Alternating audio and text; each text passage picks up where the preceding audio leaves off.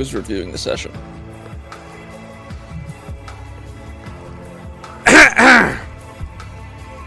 Alicia, speaking as a third-party observer with absolutely no interest in the matter, the good ones, so that's you guys, experience the highs and lows of trying to save some friends.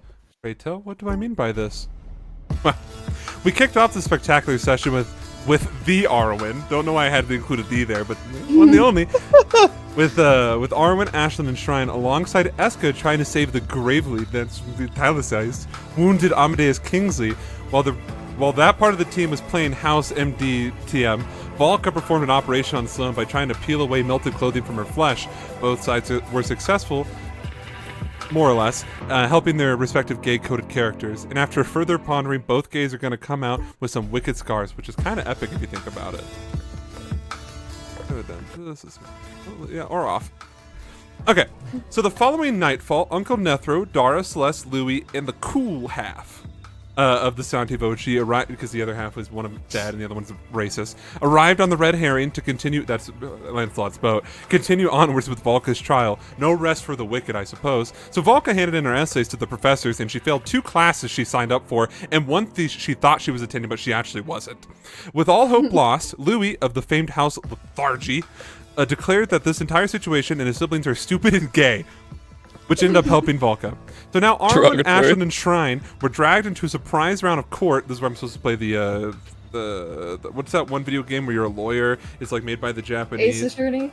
Yes, Ace Attorney. We're dragged into a surprise round of court where they gave individual testimonies, and to my glee, all of them aligned with House Famish. The words written by Volka combined with the words spoken by everyone else encouraged the Grinch to give Whoville back their Christmas. Volka got to fondle Dash's boobs and got successfully drained by the Dami Mommy while the rest of the Lambruscos watched. So then the rest of the good ones, that's you guys, were subjected to Yuri content. That's when Dayu was telling you about her like sexual exploits with Celeste. So Volka woke from her euphoric daydream in her bedroom roasting alive due to her new profound weakness to the sun. She is now canonically becoming Irish and or an incel. This only encouraged the boat to leave Lysima, and it did just that. So the good ones were shipped off to Stone Garden, where they met with the Child Queen and were promptly escorted to Mama Oxton's house. All right, goodbye, house music. We won't see you again until I kill off another character. Oh, wrong one. We won't see you until I kill off another character. That's a 5 out of 5. I have 3 options for quotes. The Arwen, stupid and gay, or Dash's boobs. Pick your poison. Dash's boobs. My favorite. You could. Yeah, oh, absolutely you could. What? Hey, thanks. I forgot. Yeah, you should. Yeah, that's really funny, actually. Alright. It is the afternoon of the 21st day of Slothaw, 676 AU, the 3rd age year of the dragon. The Oxton estate is far from unique when compared to the rest of the Land of Iron. What do I mean by that? The infrastructure. The dwelling, at least from the outside, consists of old and new, a seemingly common theme in this land. The cottagecore girlies on Tumblr would go crazy for this home. The warm lighting coming from within is welcoming, to say the least. Now, as you approach, Oxen said, something along the lines of, "Mom, I'm home," and then you heard, like Irish, swearing, I suppose. That's how they greet one another. Trust me, they like it. They like that way. As you guys are standing there, Oxton nudges you because he's waiting for the door to, be answered by Mom Oxton. Oxton nudges you, Arwen. It's not a nudge as much as just like a hand, a very firm hand on shoulder. Tense. Yeah.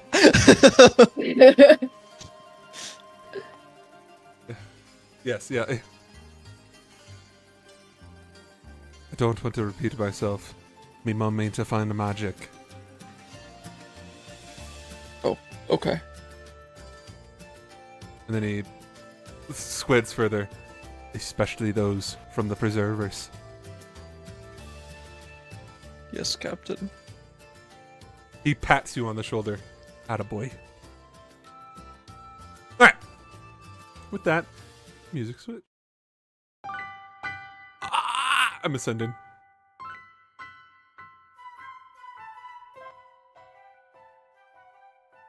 The door swings open. Let me show you guys what she looks like.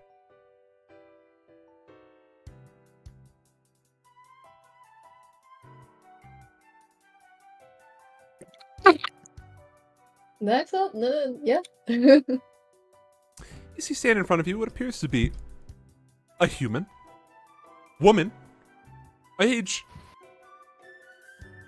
probably in her late 50s, early 60s, which is crazy because it's also Oxen's age. We'll move past that. It'll be revealed later, or it won't. You see... Don't laugh at me. You see that she has this wrinkled red-brown skin, this thick rain black hair cascading down her neck and resting upon her shoulders. And her eyes, this light brown, almost like a light honey. Not as nearly like yellow as Oxen's, but definitely approaching that caliber. She's wearing what appears to be like thick canvas clothing with a apron atop of it. And not like a little bitch apron. We're talking like the full fucking like butcher's apron.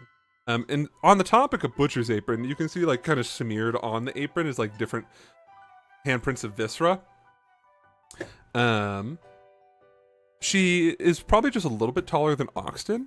And the gold piercings and light scars that you see in the photo provided, it was directly taken of her, of the image provided, are canonical. She, because Oxton announced her presence, looks at all you guys. And you guys have met only one Oxton in your lifetime here in the campaign. Yes, that's canon. And that one is kind of a mean old gruff, the guy you travel with. You know, he's a little bit like he's warming up. He's drinking now. That's kind of cool. Look at that. Dad's drinking again. He's happy, I promise. This is good. This is good. She and that was your first introduction to him. Varying different degrees have all pretty much been the same, which is cold. And maybe even, some might say, a little unwelcoming. This woman looks at you guys like she has seen her grandchildren for the first time in ages. You see this look of a gleam in her eyes. She seems very excited. She, without saying anything, lunges, that's right, lunges, forward at Oxton, wrapping her arms around him. Blood and all, yes. Now, I'm sure I don't need to describe this in great detail, but you know, like when a cat, maybe this is just speaking from personal experience, you know when a cat's being annoying, so you're like, let me just pick you up, and then they look like they want to kill themselves? We don't know what that looks like because our cats don't look like that. Like if Oxton's ears could go back, they would. Baby boy. And she's like, her like face is like buried in next to him, and you just hear like a muffled my boy. Very excited to see Oxton. She pulls away from him and gives him a little kiss on the cheek. You can see that some of the viscera in him now. That's okay. She stands there, she places her hands on her hip. Hip? Yeah, singular hip. Her hands on her hips.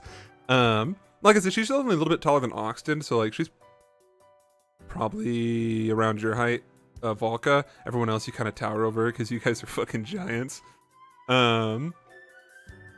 She, with her hands on her hips, she looks at you. Well, Lucy, are you going to introduce me to your friends? He like looks at them and then looks back to her. Mom, there's no reason to play dumb. You've already heard about them. Listen, I don't get much entertainment. Can you at least entertain me just a little bit tonight, Lucy? And then she turns to just address one of you. Let's see who's going to be first. Shrine. Audibly screamed under her breath when she heard Lucy. It's so much better coming from the mom. It is. Like it's like so much better than anyone else teasing The him. evil fascist. I just is like this one. This time I'm excited. Oh. she just look at you. What's your name? Shrine, and then I'm gonna bow like very dramatically. She reciprocates a bow. Of course it is. We'll go down the line now. She then turns to you, Volka. And who might you be? Velka Katzenbach. It's nice to meet you. Likewise. She goes for a handshake. We'll shake her hand back. It is calloused and also very strong. Is it also covered in viscera? No, see, that was on the apron, so it's okay. Okay. Yeah, that's where she wiped it. Shake hand. And who might you be? Looks at you, Arwen. Arwen. He holds out his hand. She'll shake it. Same vibes. Calloused. Strong. And last but certainly not least, Ashlyn. nice to meet you. She goes for a handshake if you're... Oh, yeah, there we go. Yeah, there you go. We don't hear much of your accent from these parts. Just consider this your home away from home. Right. Here's the deal. You caught me in the middle of preparing supper. So here's what I'm gonna go do. I'm gonna go walk back in there. You're gonna join me. And we'll talk it out. We'll have a good time. She looks at you, Shrine. You seem like you're good with the blade. I don't know if it translates to cutting things with a knife. Try and study the blade. I feel like it's such a technical yes, because of the monk's spade being technically like sharp Bladed at some weapon. point. Yeah. I have a sword, but it's constantly wrapped up. Like Your sword does bludgeoning. No, it is slashing. I can throw shuriken. Oh, nice. Yeah, you can. Those are little knives. I can chop things. She wraps her arm around yours. Shrine has cooked exactly one time in the past 200 something plus years, and it was for Luke's first character, in which it was absolute dog shit. Dog shit rice porridge that was not good Okay, that he ate. but you know how like Yor can't cook in Spike's family, but she's really good at cutting food? I thought that'll be me. Alright. So she wraps her arms around yours. Or she wraps her arm around you. Alright. She points with her free hand to you, Volka. I can tell by the hammer, you're much more of a beater. I'm still gonna need your help. Follow me as well. Aye. Boys! Points to you two, Ashlyn and Arwen. What can you provide in me kitchen? I can do anything else. I can do anything that you need me to. You'll be peeling potatoes then. Incredible. And you, Ashlyn? Help wherever. Alright. You'll be the sous chef. Alright. She guides you in, Shrine. Oxton kind of sighs. and follows suit. It wasn't made clear to me, but as soon as you guys step in, as soon as you guys take a step in, Oxton announces for you.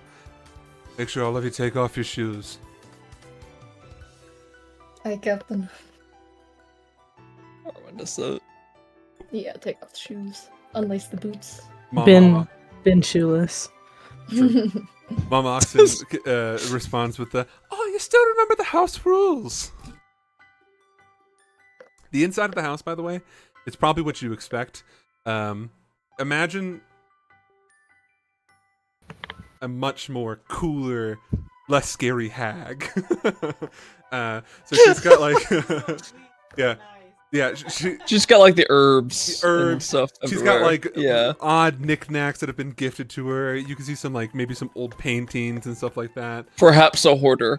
No, definitely not a hoarder. It's tasteful It's tasteful. trinkets. There's a lot Okay. of there's a lot of like tapestries and it's kind of like a mixture between a cottage mixed with like It's a Egyptian- collector. Yeah, mixed with like this Egyptian like housing. So there's a lot of like rugs and stuff everywhere. It's very like cozy and very warm. And also because of the amount of padding from all the different like textiles, it's a bit it's not echoey in here. It's very like cozy. You can see the hearth going on. She leads you guys into the kitchen. It is nothing crazy. A stone offset of the house. I just realized I didn't post a picture of the house. Hold. How dare you? Does it give like that sense of like well-traveled person, or is it like? Yeah, well traveled. Gotcha. Okay. It's like, ooh, look at British all these Museum. knickknacks I've gotten. No. It's so pretty. And remember, I said there was like a waterfall outside. There's like this little, you can call it a creek. It's and a water well, exactly. Yeah. So yeah, she leads you guys into the kitchen area. The stone offshoot where there's a lot less like textiles for obvious reasons. Don't want to catch it on fire. And you can see that she goes over to this. If I don't have a stroke here, she goes over to this wooden chest, like this huge wooden crate. She opens it up, and you guys can see kind of coming, not coming. Oh my God! You can see coming out of it this aura of cold. I mean, she pulls out the meat that she was working on. Yes, it's a glorified Yeti cooler. No, it's not a refrigerator. It's really funny if we do it this way. Some of you guys are familiar with this when you were first meeting Faye in her house. She had that. The Yeti cooler. The Yeti cooler. You see, there's like a what is it? The wooden burn mark of like a Yeti. That's canon now. And she gives you guys little tasks to do. Shrine, you're tasked with cutting meat. Arwen, you're on the potatoes. Balka, you're on beating duty, which is to say, like, tenderizing. And then, no. And then Ashlyn, you're just kind of being directed wherever to go. You and Oxton, I suppose. The flexes. Something that I was waiting until the session to describe is when you guys are walking onto the farm. I'll break down what you saw besides the house. It's a fully outfitted farm. Including a full range of animals that you can hear right now as it's just a bit quieter, and as well as a garden that you guys passed. I want to make sure that you guys are also aware that the farm is not in the city or right up against the city, but it's within a close enough distance where she could reasonably walk, and it wouldn't be like a day travel or anything like that. You walked here in a short amount of time. However, with that being said, because of where it's hidden or where it's placed, it is pretty well hidden, and if you didn't know where you were going, you would completely miss it. At some point, some of you are directed downstairs. There's a little archway that connects off to the kitchen, and it leads into a cold basement holding preserved food in jars and whatnot. As well as some other things as well, like some produce. Last thing.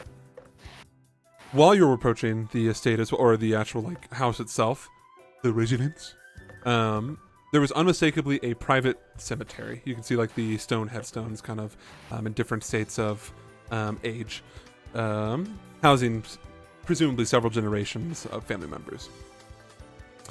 As you guys are with her, you're given a very specific task, unless she tells you otherwise. Nothing crazy. It seems like you guys are just making some form of stew and also gonna be making some type of fresh bread. But as you guys are just minding your own business, was there anything you guys wanted to talk about to her as you guys are just kind of minding your own business and she's just kind of catching up with Oxton? Nothing crazy. If not, that is okay. I don't know when is an appropriate time to ever bring up the dream stuff with her.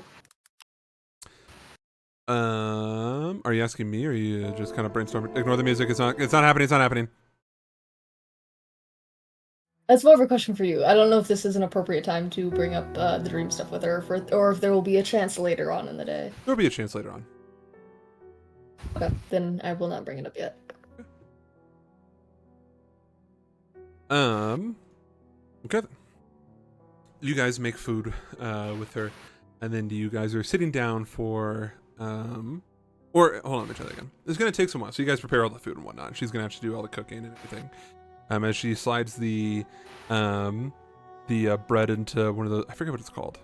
I almost said kiln. I guess it's kind of the same thing. More or less an oven, yeah. She slides like the tray in and everything. Dutch oven. She turns to you and she wipes her hands off on on this rag, her apron. She takes it off and hangs it up. Well, it's definitely going to take some time before food is ready. Thank you all for the preparations. It only makes sense that you help make if you're going to partake. That was one of the rules she had above the kitchen. Is there like a list, or are they in different spots? You know how like white moms have like live, life, love, and like this house is full of laughter and four-leggers. My mother. Yeah, it's like that. She's just got like that's like the one prominent sign. It's also in a scary font. Similar vibes as work sets you free. It's a threat. It's in German. Anyways. So, if there is anything you need to do in the city, do it, because there's a tight curfew around here. I don't mess around. What's the curfew? Somewhere between reasonable and unreasonable. What time is it right now? Yeah, look at the sky. Like, no, she has a clock. She has a Just a clock. clock? She has a clock. We use clocks in this I house. told you she has knickknacks. Yeah, but does she use them, or is she like a, it's this one she sunset, where the does. fuck are you type person? She's one of those you know? people. She has the clock, doesn't use it. The street my lights point. are on. It's Get just an home. aesthetic. Yeah, like, just look at the sky. To answer your question, it's probably around like 2, 3 p.m. Yeah. Okay. If I need it. If you need to go into town, absolutely you can. You can borrow one of the horses. Pride and Prejudice ass. Fucking need a horse to get into town. Helps you get around faster. This is so cottage vibes, so cottage core. Getting a little pony to get into town. True. She's making tea if anybody wants to partake. I will take tea. I'll partake Yes. in I'll take tea. tea. Valka doesn't need to go into town or anything, so she'll hang out. Is that it? Are there any chores that need done? Like around the grounds? Probably. With it? I used to be a shrine maiden, and most of that is just like fucking doing yard work. So there's a reason I had a fucking spade as my weapon. Did you want to ask her? Yeah, but like, at a normal time over tea. Okay, yeah.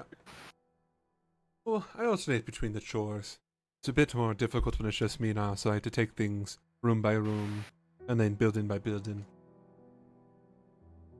But, with that being said, you're always welcome to go down to the barn and give the animals treats.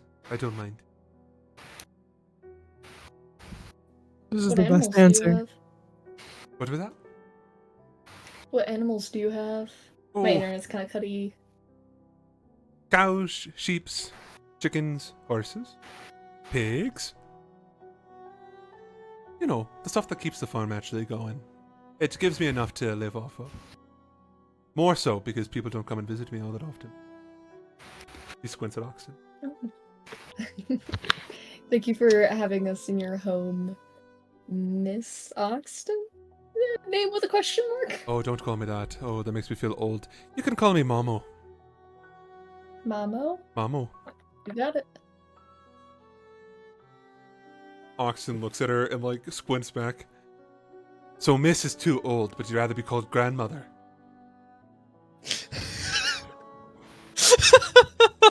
I suppose it's less formal, you cunt.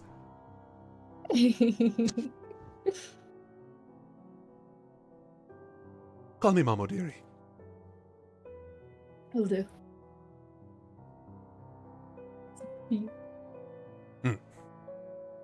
Now, I know there's nothing exciting to do out here. It's not as fancy as a castle. But I appreciate you coming out all the same. We don't have any servants here. Well, unless he pisses me off. I think you know who that was directed at. Yeah. So, I was given a short notice that you were showing up. So, what are you all doing here in Stone Garden? Look at Oxton. Business. Oh, I see. You only visit me when you're on business. That's nice. That's nice. Alright. I'll cut past the pleasantries, because apparently we don't play games here anymore. She looks at you, Shrine. I'm gonna say that you're probably the messenger. Or am I wrong? I was at first. That would make you probably... team leader. 1 for 1. She looks at you, Arwen.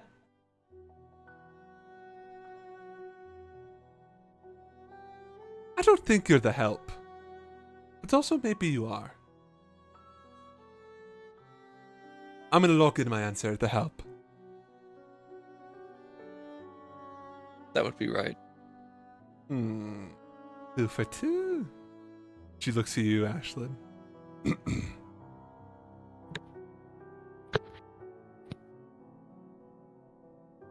You don't look very rat-like.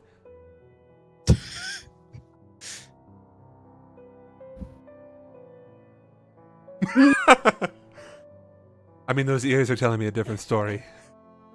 You look more like a dryad. You know what? You got a nice voice. You're probably the messenger. That's correct, Mamo. 3 for 3. She looks at you, fucker. I already know what you are. I can tell by the look in your eyes. You must be the martyr. You're half right. I have 2 roles. I'm the martyr and the rat. Ugh. Don't cat, it's all the same. Basically, you're telling on yourself. It means nothing. Yeah, you do have to tell her. It is quite it's a vicious cycle. It is a vicious cycle. And I can tell from the get-go you're the martyr. When you were Stop laughing, Arwen. when you were smacking the meat, I saw you flinching.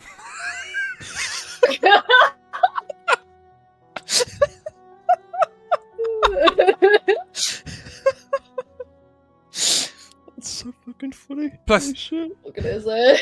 You're the youngest and probably the cutest here, so it only makes sense that you would be the martyr. And then she looks at Oxen. Thank you. We're just beating up children now for the fuck of it? He chuckles. He's actually a lot older than she appears. Velka starts laughing now. Oh. Oh, we're all too familiar with that. How old are you? I'm not going to say 12. That's a bit insulting. I'm going to say 23. So I've experienced 18 years, but I've Sure. technically been around 28. That's a weird way to phrase that. Were you in a coma? Frozen in time. Coma? Yeah. Listen, you can't claim yourself to be an oxen if you haven't been put in a coma once or twice. I get it. I probably lost some years. Oh, I see. Well, all of you are in surprisingly good spirits for having to put up with Lucy all the time. He's not so bad. We don't have to put up with him all the time. He has to put up with you. No, he Oh. goes off and does stuff. He does do that. He likes to go off and play. when he was a wee lad, he would run off into the forest and just kind of disappear. We were never worried about him. He always came back. Yeah, he still does that. Yeah, that doesn't surprise me. He finds peace out there or something.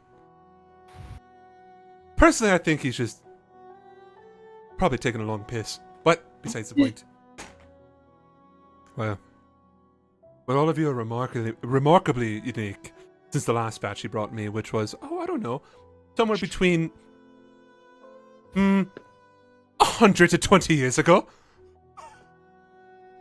It wasn't that long, Mother.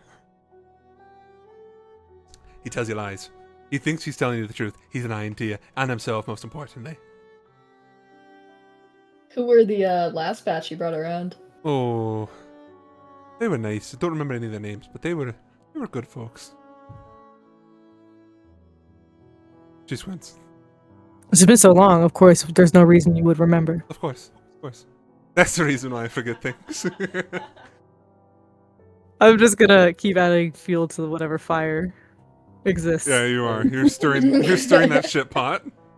This is how you get grandmas to like you. You take their side. It's working. She's like sneaking you a $20 bill as we speak.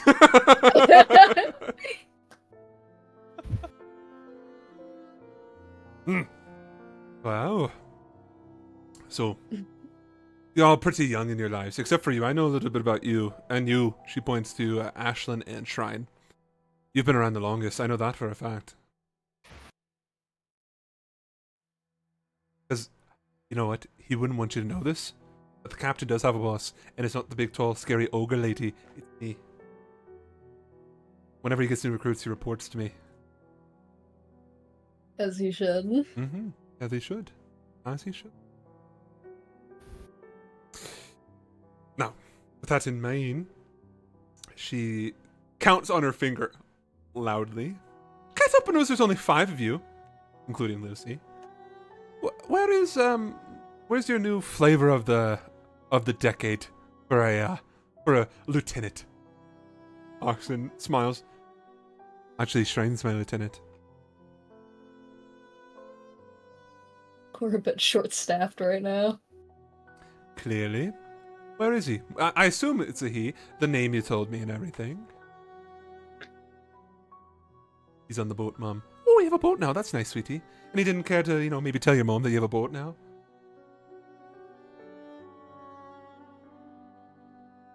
He just closes his eyes and takes a sip of his tea. It's not our boat, Mom. Oh. So you have a friend with a boat and you didn't introduce him to me?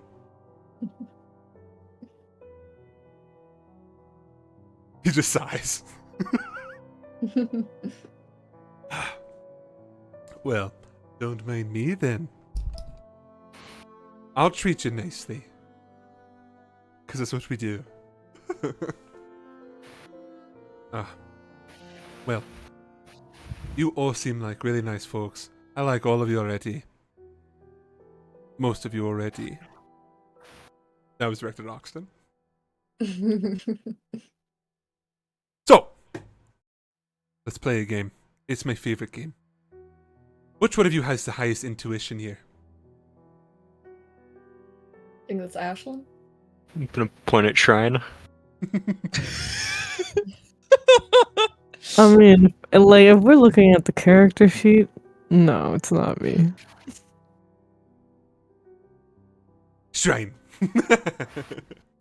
Okay, please don't make me roll. You're made of stone, which makes me believe that you don't age. And Oh, that makes sense. don't try to flatter me now, lass. I'll be insulted. How old do you think I am? Oxton puts his hands on his head. Puts his head in his hands.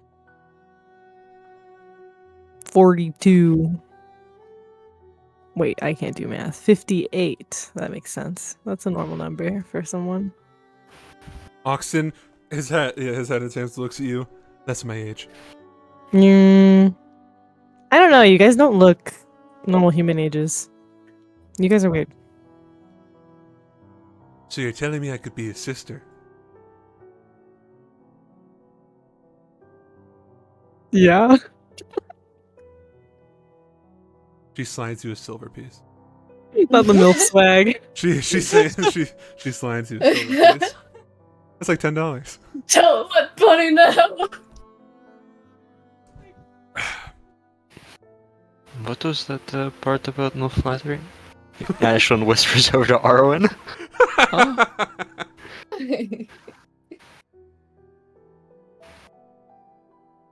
I'm just a little bit past the year of 80. Don't let that fool you. I can still kick ass.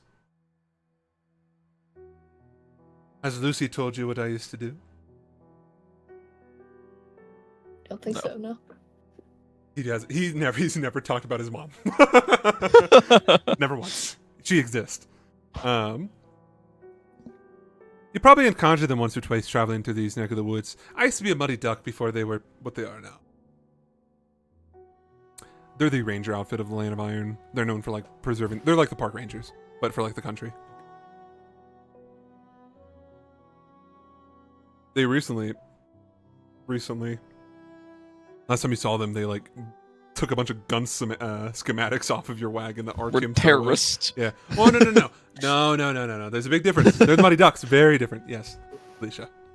I cut out. I did not hear this part. What did she do? She's a Muddy Duck. She's a ranger. Okay. Terrorism. Eco-terrorism. No, we don't But go for the that. betterment. The cool eco-terrorist. No, Yeah, the I kind was we born like. on the Dublin street where they... no, it wasn't terrorism. Did Mama get up to some explosives in her day? Probably. But you're a federal agent, so I won't tell you a damn thing. She's saying this on a farm with massive amount of fertilizer. Fertilizer making machines, if you would. Wait until you meet their names. It's TNT, bomb, hand grenade. One of the cows has "This machine kills fascists" like painted on the side. This is me praised heifer nitroglycerin. It is completely up to you to determine whether or not a Mamo was a fucking an IRA operative back in her youth. She definitely was. You like look around the room. You're like, I'm noticing a surprising amount of iron nationalism in here. What's that? Is that a balaclava? Yeah, I was just gonna fucking make a joke about a balaclava. Yeah, there's a sign that says iron need not apply. Stole that from a ship. There's canonically now a sign that says iron need not apply and a balaclava. That tracks. I'm just grabbing what? I thought you said lesbians. You can have it both ways. The lesbian balaclava. That's just the movie Spring Breakers. Is that the one with They Selena all have Gomez? like, yeah, and they all have like colorful. I can't Balaclavas. say this. The thing you guys are saying. I want to say baklava. Isn't that a dessert? Yeah, it is a dessert. It's really good. It's like a flaky phyllo pastry, pistachio. Freaking dessert. terrible. 10 out of 10. Faceware is a dessert. And they have like pink ones, and they have guns. Ah. But yeah, that's all of my fun, all my youth. She looks around, nostalgic. Now, I told you weren't here for too long, that you only be here this night, and then tomorrow night as well, before you head off to do whatever you Moonies are up to nowadays. Is there anything that any of you want to do in the meantime? I know Stone Garden is a bit of an ancient city, but there's still a lively scene. What do you do for fun around here? Me, I don't have fun. I'm in bed by 8. What do the locals do for fun? Depends. Mostly due to the conflict. A lot of the younger folks have gone out to resist. To kick up dirt. To humble, amigos.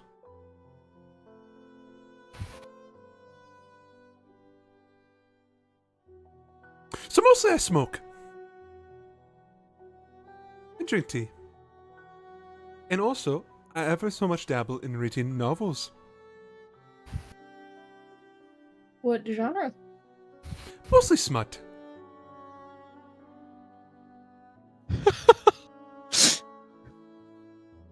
She's so a valid grandma for this. thing. No, it's not. It's a normal, average, It full-term is. lifestyle female thing. Smut I and know. crime novels. It's so fucking based. It's such a, let's say, very normal.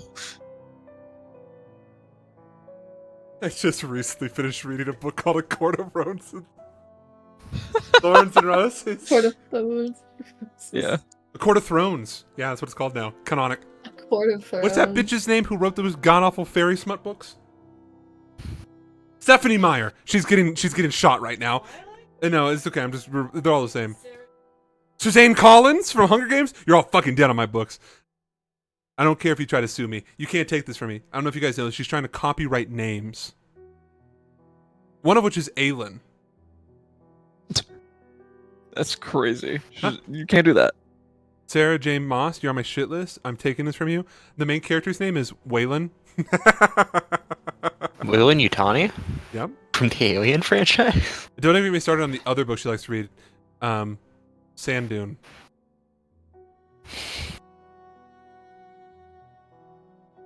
What are you doing over there?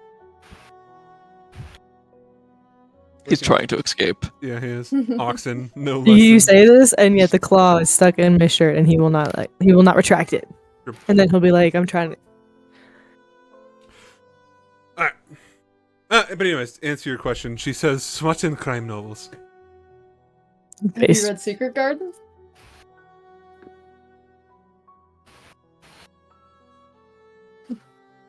No. What is that? It's a sapphic romance novel. That's girly on girly. Yeah. Oh, sorry, my cat is attacking me. She looks at you like, interesting. Oxen just goes, Mom, I'm begging you, please move on to any other conversation. Oh my god. He's just mad because he's not getting any either. It's funny, but also sad. You know what? I'm gonna point out one thing and I'm gonna go beat the shit out of my cat. When you guys walked in, or maybe it's more relevant now, Shrine, you recognize it immediately. There was I'm blanking on the term right now. It'll come to me. It's actually, I think it's just called a shrine. You know, like how in Japanese households they have like the area for like deceased family members and stuff like Yeah, that? So, like a shrine or like a little altar, something people altar call thing, it. yes. There was one of those in the house. Presumably, you could probably put together who that might be for. But she maintains it even 20 years later. But yeah, she continues. It goes. Take 5. He's gonna go beat the shit out of our cat. Now would be the time to get a snack. Sheesh.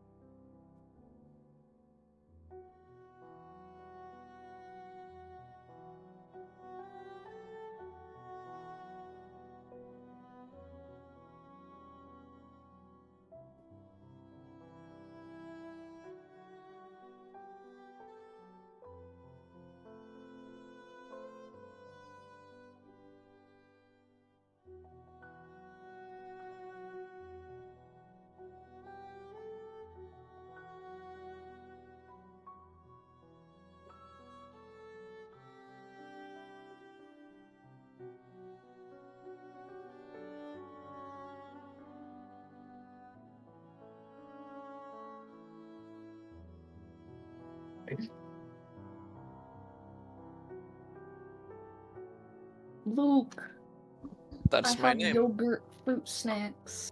What? The Welches? Yeah. They sell those in yogurt flavors now? I'll show you what they look like. They're just little balls of yogurt with like fruit gummy inside. They're delicious. Interesting.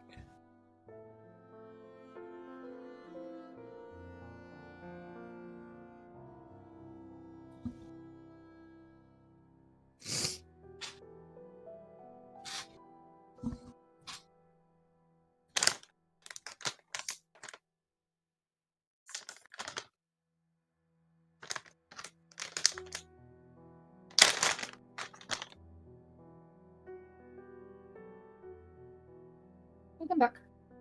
Thank you. Successful break. I got to beat the shit out of my cat and use the bathroom. I got yogurt fruit snacks. Efficient. Oh no. Alright.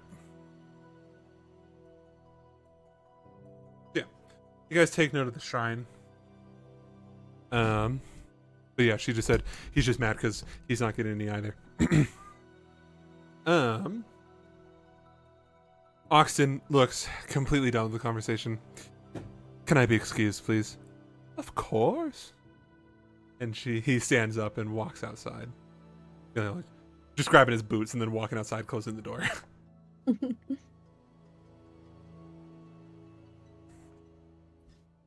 She looks around and then stands up and walks over to just a portion of like the living room, maybe a bookshelf or something like that.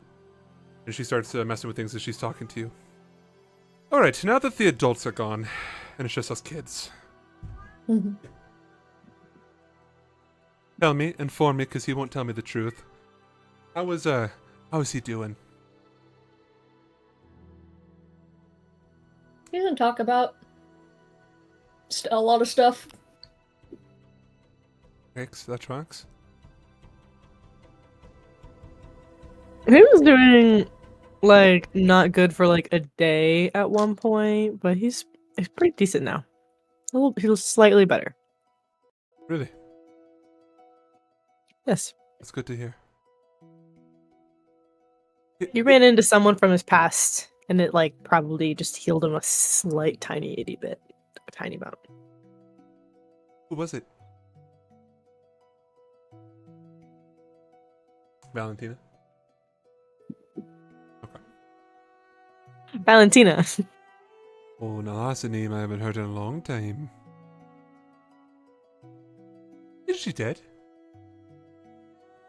Kinda. Right, that makes sense. You can see she's like messing with a couple things and like kind of gathering a small pile of stuff. I see. What else do you have to share? How's he been holding up ever since the loss of his boyfriend?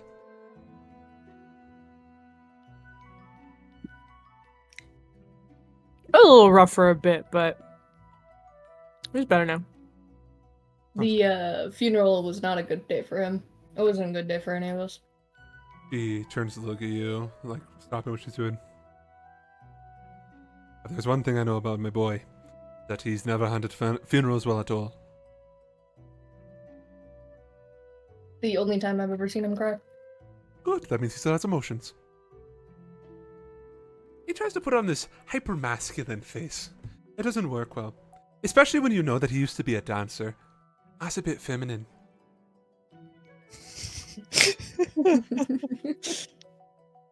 I would never judge. We got to see him act in a play recently, which was very fun. And he didn't invite his own mother? I haven't seen him perform. It was kind of in last decades. minute. No, you say that, you're lying to me, aren't you? There was more than just one play on one evening, right? There was definitely more. He didn't invite me on purpose. Especially when he has magical friends who can just go bloop bloop in and out of places whenever they fucking feel like it. Sorry, forgive my French, my gall.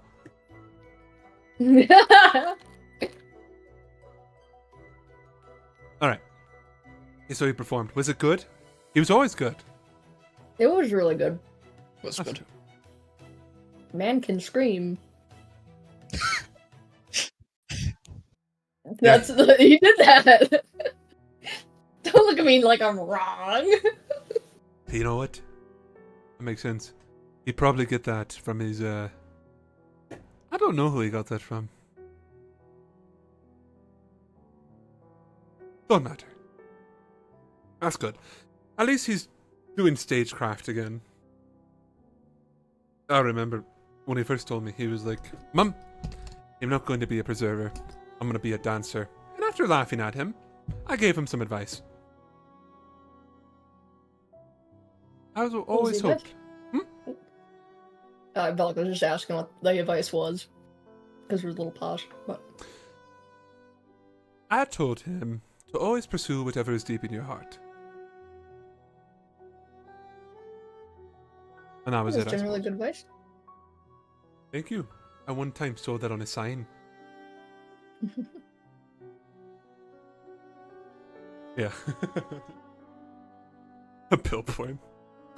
But yeah. I knew it made him happy. So who am I to deny that? He was 14, 15 at the time. So it's been a couple of years. But enough about me. She approaches the table. She is carrying what appears to be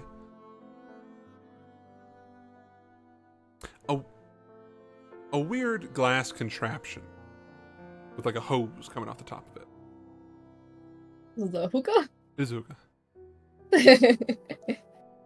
Could you not tell by the fact that she's fucking brown? And she sets it The down. Egyptian aesthetic in here. Yeah. I get you. She sets it down, begins to prepare it, and she also has a stack of books.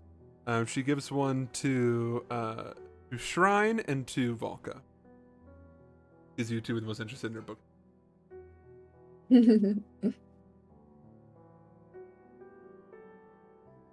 What'd she give us? Do you got fun titles on hand? No, I'll give you one though. It'll be funny later. I just gotta think of it. Okay. Yours is definitely smut though, Volka, and yours is about crimes. Be gay and do crime. That's another sign she has above her library. I love her. She's so good. Now, you don't have to engage in the smoke sesh. But I will. She sits down laughing to herself. She sits down like a very normal person, which is to say she's on a chair, but she's sitting with her legs crossed. That's what I, Alicia, am doing right now. What can I say? Be gay, do crimes. Well, I'm sure there's so much more to talk about. Food will be ready soon. I'll know. Is there anything else you guys want to talk to her about? Who's engaging in hookah? I'll taste. Cool taste. I don't know anything about hookahs. I don't know if it's for the feeling or like a flavor thing. Well, it depends. It can be either tobacco or marijuana. Which is this? Tobacco. Hmm. Arwen? Arwen will abstain. She doesn't call you a bitch, but that's He what her eyes seems tell you. he seems like busy writing things in a book. What are you I writing? don't think Volka's ever done. What's the proper terminology here? Done a hookah? Just smoke. She'll try it. It's a sweet flavor. I was told not to tell you. You were told not to tell me? I was told not to tell you. Tell me what? What you writing? Yeah. What could it be? Well, not this specifically. You're in my house, boy! What are you doing? It's to help a friend.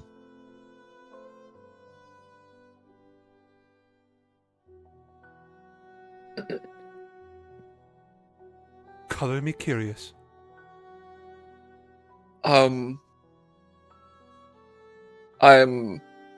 trying to come up with a spell to help someone.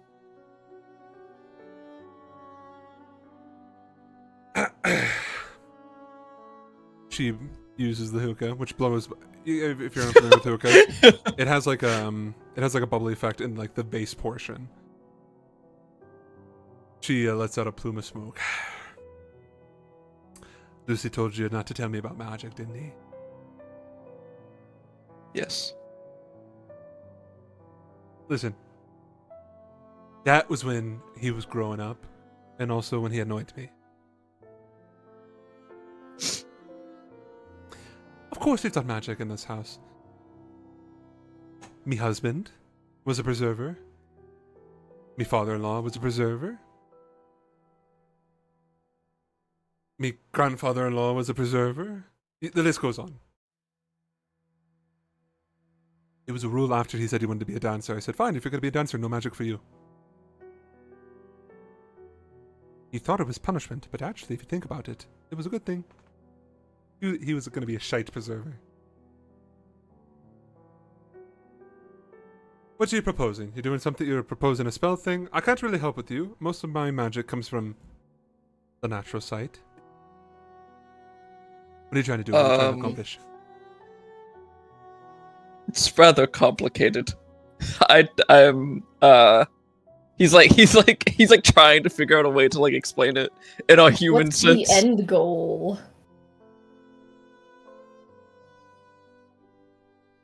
But it's for Merlin. Gotcha. Okay. That is a bit more complicated. I've read that one before. Thank you. He didn't say that.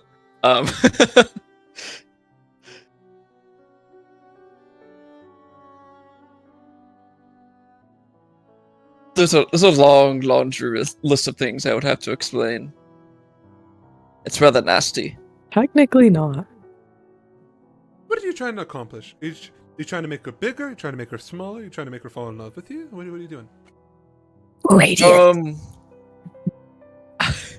She She's like dying, and we're whispers trying to you. save her. Radiant. It's a radiant magic. Right.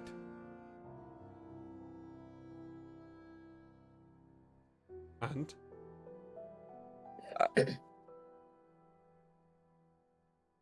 Do you know anything about the rots? I don't know what their names are around here. I only know of two things that are like a black sickness that takes the foot, like a spider web. Mhm. And then one that's eternal.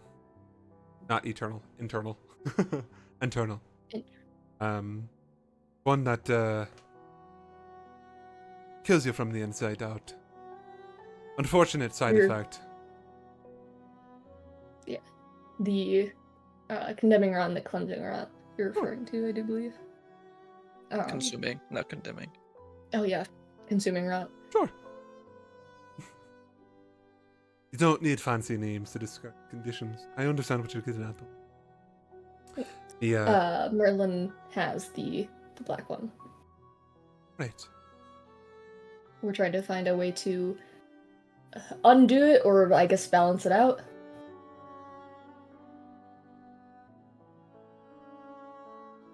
My knowledge is a bit lackluster in that side of things. But here's what I can tell you. My husband, for what he was worth, may he rest in peace, was an inquisitor.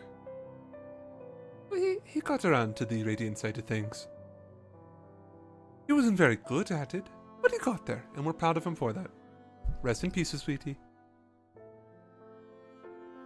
Typically, from what I understand, and he told me everything, it is my given right. Wifey privileges. Correct. He told me that whenever people got the black rot test, they had two things to do with them. He told me that, well, either he would arrest them, that's what he was told to do, arrest them, or they fought back, kill him, because they were sick, and they were going to spread the sickness. In my youth, I might have believed such a thing. As I got older, I realized that there are very few sicknesses in this plane where there isn't a cure. So it made me question why they would send me husband to arrest these people. Were they curing them? Who knows? Well, best of luck to you, Merlin, friend. Seems to have a rocky road ahead of her.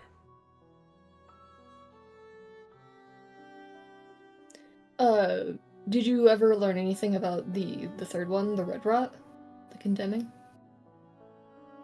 Didn't know there was a third one. Didn't even know there might be a Fair. fourth one. There's not. To your knowledge. We don't know that. To my knowledge. Who knows what the gods have in store for us?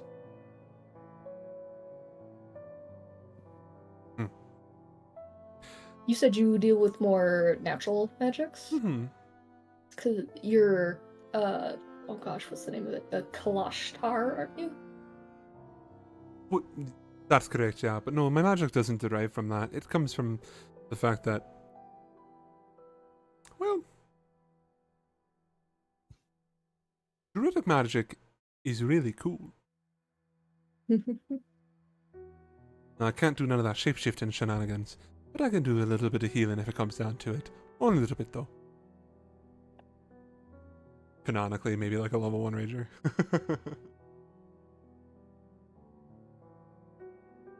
I was told you deal with dreams as well?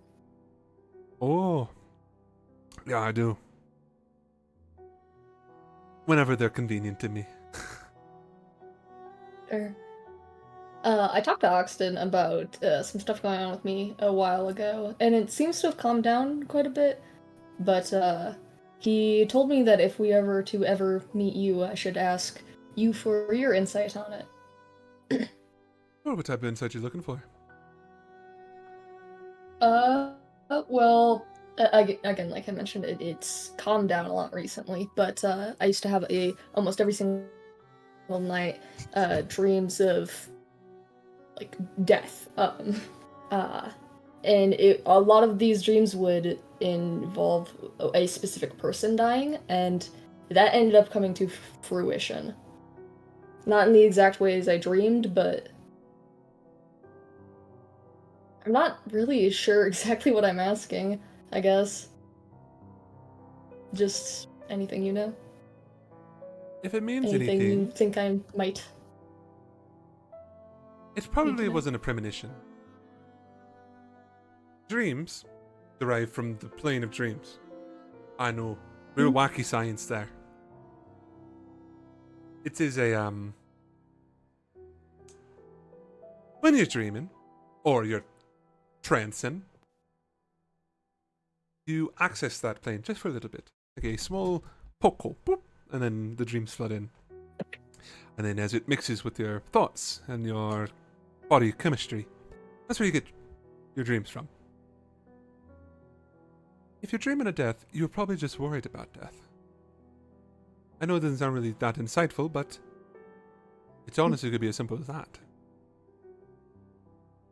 Fair enough. You're surrounded by That it. was something I was worried about, yeah.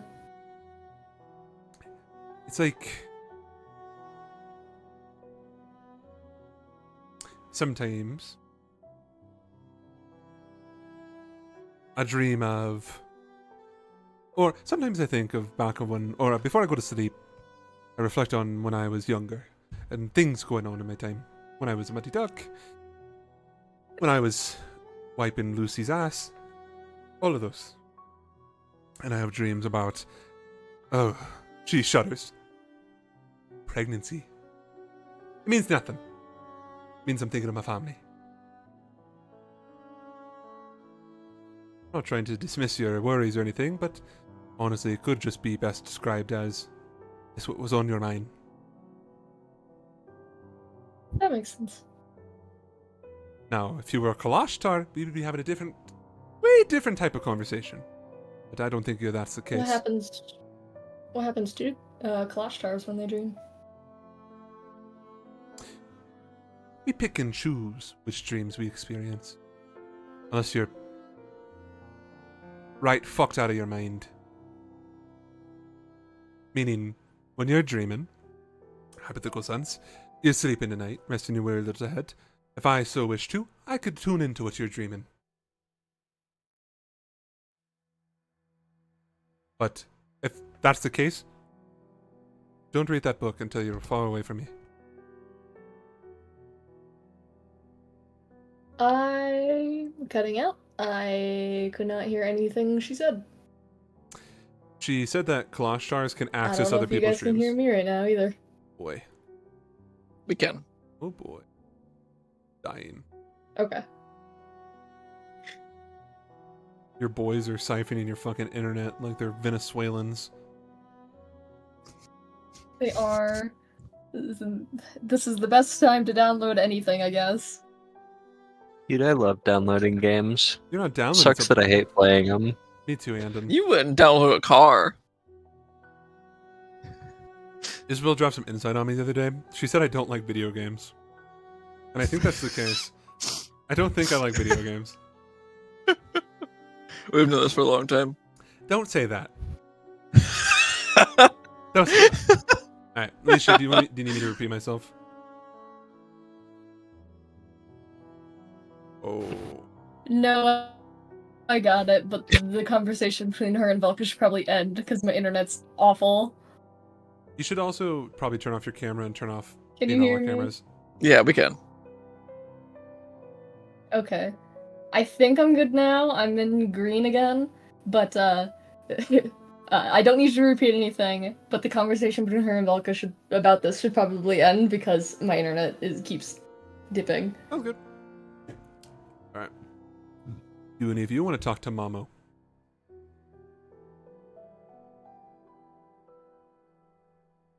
Alright. Sounds good. No. Let me tell you what happens. You guys, so the four of you, plus Mamo, serve yourself some nice homemade meal. A very simple meat stew with veggies and potatoes and some nice fresh bread. It's a very simple meal. You guys are also given the option of water, or if you're so daring, milk, or if you're cool, wine, mead, or whiskey.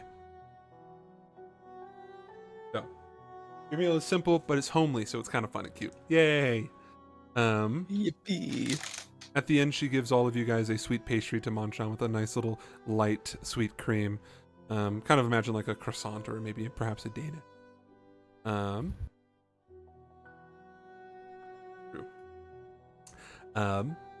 And night kind of just sets. You guys don't see Oxton. Mamo shows you guys to your rooms. Although it is a nice estate, you guys will probably be... My apologies. Whew. There's like the master bedroom where obviously Mamo's going to be at. There's the what appears to be Oxton's room. It's door closed. You don't get to see inside. That's not for you. It's not for you. And then an office area, and then like a spare bedroom or two. So you guys are kind of doubled up in the spare bedrooms. I will let you decide right now who's going to be in what rooms. Go. I know. Andon, are you looking at me right now? Is that what you're doing? Or are you No. just looking over? Okay. I thought you were like So looking over I at am- like the camera. I'm looking over here. So here, you're gonna join me. You're gonna join me next to my head, and you're gonna see what I'm looking at. Okay? Oh, epic. I see. I mean, I wasn't wrong. True. You were looking at him. Yeah. I see. Doesn't really matter. I'll let you divvy it up. But I either mean, way, our usual divvies are Orwin Ashland. Look Uh, Shrine. I have no preference, so sounds good. works for me. The boys in one room and then the girl in her own room. Yeah. Is there anything the three of you want to do before sleep? Shrine, will you keep teaching me giant? What day are you on right now? I probably like 3. What do you mean, probably? I have no idea. It's Everyone's somewhere in gonna my notes here. Or was gonna practice meditating. From Ashton, you say this. Valentina. He's really bad at it. Keep learning how to meditate. This is so good. I'm gonna Ashuna pill you. Yeah. Okay. Prime will say maybe after a little bit of teaching Volka some giant. Do you want to wander the premises? Here it is. I have it. It says I got 3 out of 10 weeks for giant. Okay. And one day. One day. And one day. Well, technically, it's, yeah, I don't care. You have to not pair. Yeah, who cares? She can keep track of every individual day, and maybe by the end of the campaign, she will know giant. Maybe. Maybe. Yeah, I'll teach you some giant. I'll walk past Arwen trying to meditate and be like, Gambare. I'll explore the premises. Now, Mamo does show you guys where to find things if you need anything. Your bedrooms are they're nice. It's not like a shitty little guest room. You're like, oh, this just feels like someone's room. Nice little room for us. But Shrine, as you're walking out, you can see like the lights are dimmed everywhere, just like a nice little candlelight or oil light, perhaps, to illuminate the main living area. But you can see past, like by the main front door, or like perhaps on the back porch area, right on the picture, that's staring over the water. You see sitting outside, you see Mamo, minding her own business. Do you want to join her? She's smoking. Not a hookah. Yes. You can see she's smoking some type of wrapped thing, and it smells ripe. That good. Yeah. Ripe. As you come out, she looks at you. Did you put the kids to sleep? Shrine's gonna laugh. Yes. She pats the chair next to her. It's like the medieval equivalent of like lawn chairs. Like the porch, I was thinking like the granny on the porch in like the south, yeah. and then they just like watch the neighborhood. She's just looking out the across the river as you can hear insects chittering around and everything. It's very peaceful. You see fireflies. This is a very nice smoking spot. Oh, I've been coming here for years, if you can believe such a thing. Can you fish here? Of course. It's honestly what I do in my downtime. Very peaceful. Shrine is like starting to understand why the Irish and the Iron and the Shunans are always like in various families and stuff. He offers you the devil weed if you want to partake. She calls it the devil weed. Hell yeah. Hold up, let me turn my dragon pulse off. I have to channel my chakra away from my lungs. Lungs and brain. Only the blood-brain barrier, Nervous please. system. Chakra Shut off. stored in the balls. I still have all of these things. They're just rock. Okay, that's maybe. I don't know.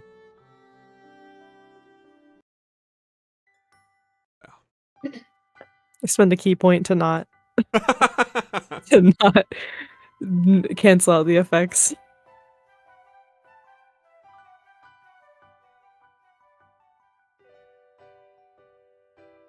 Yeah, she's by herself. She's farm animals. Well, yeah, they're out over there. I will be visiting them later. That's fine. I'm just waiting for my own ox to come back home. He's got a lot going on. Yeah, he always has, ever since he was a wee boy. There we go. Such is the burden of talent. You call it talent, I call it, Misfortune. A little bit of both, a little synonymous. It's not his fault that his mom and dad were very cool.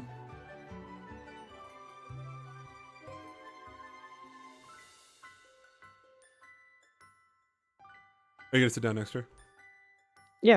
I assumed I was already seated. You know, when he does write to him, he does mention you quite a bit. Favorably, for what it's worth. Hell yeah. Because this is the only thing I've been doing in this lifetime, so. Mhm. He's always had a soft spot in his heart for the Ashunans. That bastard. Me too. I thought he was gonna pick up everything and move over there. Some parts are nice. I don't know, there's always a lot going on over there too. Oh, you don't have to tell me twice. I have no plans of ever going over there. We're going over there after this. Ooh, send me a souvenir. I don't know how the mail system works. Okay, hold up. Figure it out. Do you have an address? Are there addresses in this country? Like, we just use the grid system. That makes sense. No, if you just send it to Stone Garden and address it to Morning Star Farm. And that's morning spelled like one who is mourning.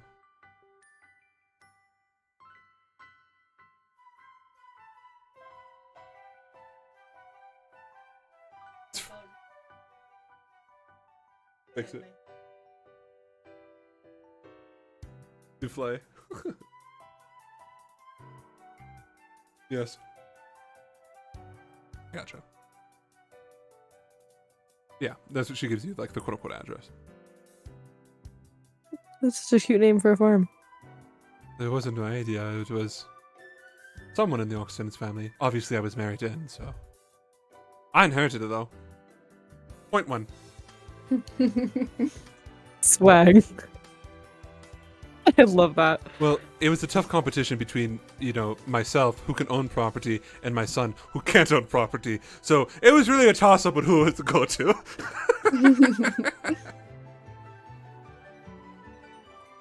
I mean, he's out there using the property of his many friends, like the boat that we're using right now.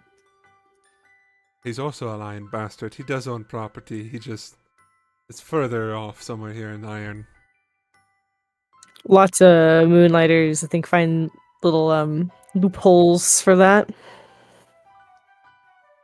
Oh, well. Speaking of loopholes, then, right, with that, I don't understand why he's still in the Moonlight. I know. Okay, let me backtrack. I know why he's in the Moonlighters. He's But- crusty. I know, but his father, or not his father, look it up. His double great grandfather was an Iron Lord, meaning feasibly he could just ask the Queen pardon him, and it would probably work. I think he likes his lifestyle You say like in a think- crusty way. I think he's still punishing himself.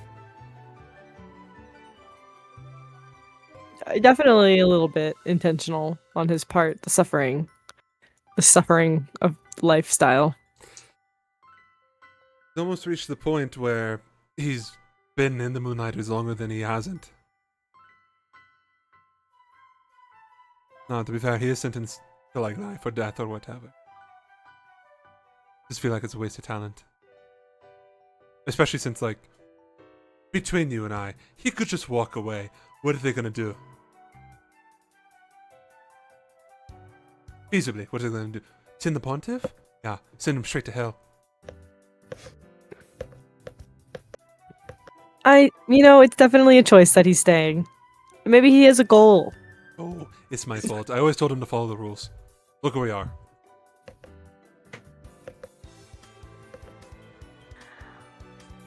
Just trying to think of there's no polite way to be like, how do we force this man to retire? 'Cause it kind of sounds like, how do we injure the fuck out of this guy? You can just be blunt with her. She's been blunt with you. This Shrine's just talking to herself out loud. I think if he finds a nice person to settle down with, he'll settle down. He's only 58. He's not even that fucking old. If he would talk to women or men or whatever his preference is. Oh, honey. It's just women. Yeah, I thought so. You do not want to see him around men. I have. He's like, go away. To most people, though.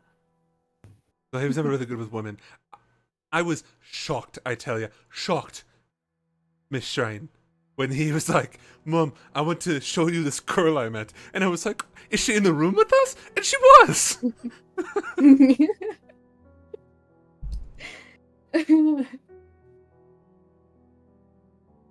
I mean, if I ever see him speaking to a woman. You have seen him speak with a woman on numerous occasions. Fucking barely. Are you kidding me? Virtue being like, damn, would smash does not count. I'm gonna go harass him now. That's not the same thing as Oxen being like, wow, I'm feeling healed enough to date again. There was one girl he did write about after the bone's passing.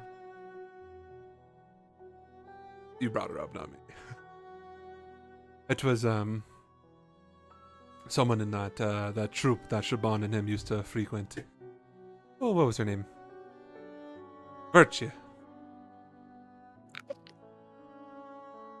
Oh, he was. She does that. Oh, I'm sure of it, with a name like that. Probably met her once before I moved out here, so. But she seemed kind. No Shaban, though.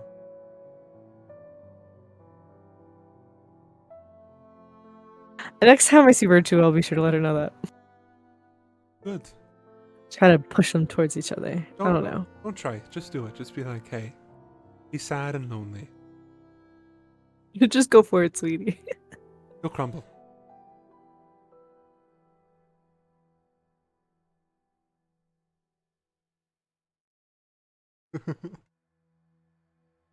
Just tell her to start quoting famous plays or something. I'm sure he's into that. What do you mean you're sure? Like, Like, you how hate sure? that. How sure are you? Pretty sure that's how him and Shaban met.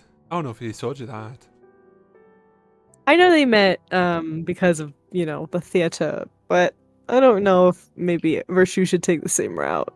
That seems a little weird. It has been nearly 30 years, Shrine. 30 years, Shrine. Just they can have a different love story. It doesn't have to be the same one.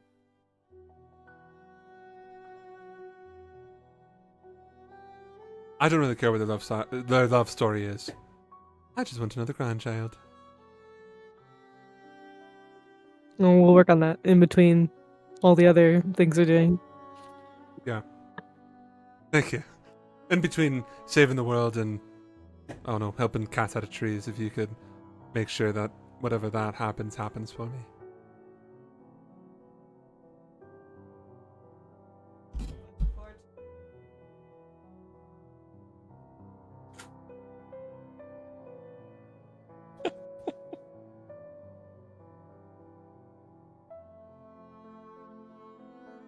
It's like that one meme where Virtue's just staring at him and goes, I want to fucking breed that man. What do you mean boys can't get pregnant? Surely you haven't tried hard enough.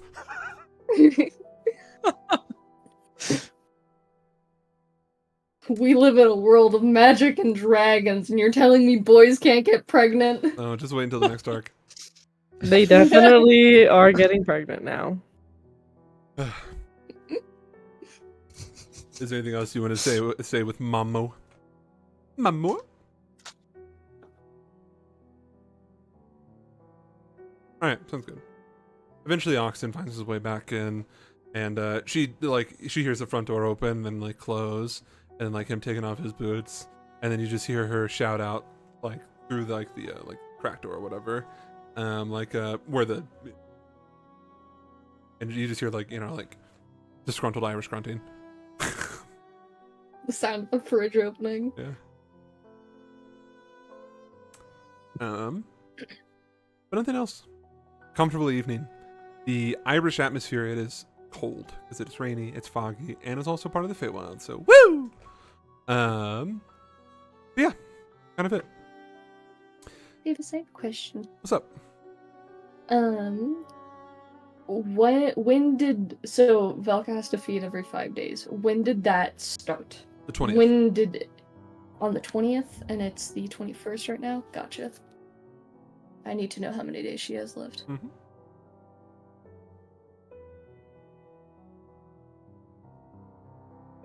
I remember now.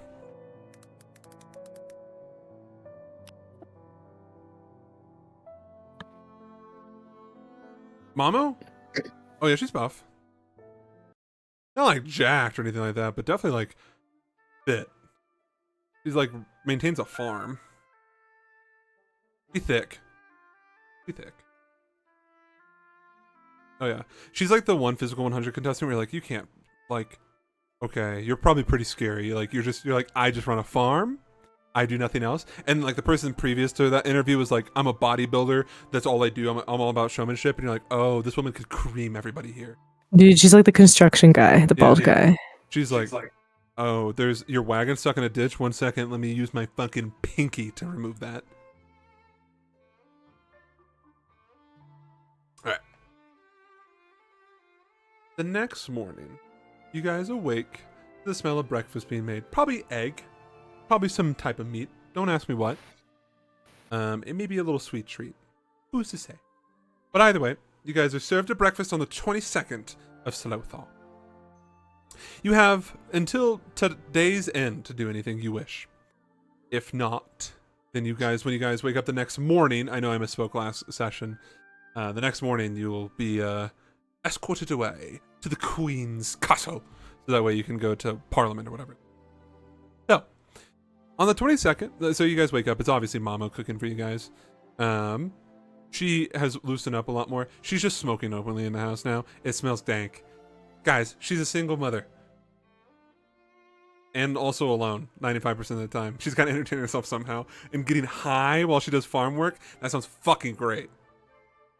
So anyway, Sounds that's mine. dangerous as hell. No, it's not like she's using like actual like heavy farm equipment. Also, she's been doing this longer than you've been alive like 3 times. Fair. Yeah, that's Mama you're talking about. The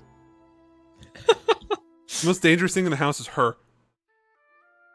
So, is there anything any of you want to do before we just kind of cut over to the next day to Parliament? Anything you want to say to Mama? If I were to feed today, would I have until 5 days from then to feed again, or would I have until the 28th to feed again? Nah, I'm just gonna just do every 5 days. So like, every. Oh, I see what you're saying. Yeah, once every 5 days. So I don't care if you do it at the beginning of it or at the end of it. Either way, the next 5 days starts over. You got it. So if you do it on the 5th day, on the 6th day, it's just a new week. You have to do it, or another 5 sets. Basically, that way it's easy to keep track of. So I have to do it before the end of the 24th day. End of the 25th day. So before morning comes on the 26th day. Okay, so like the 20th did not like count as one of my days.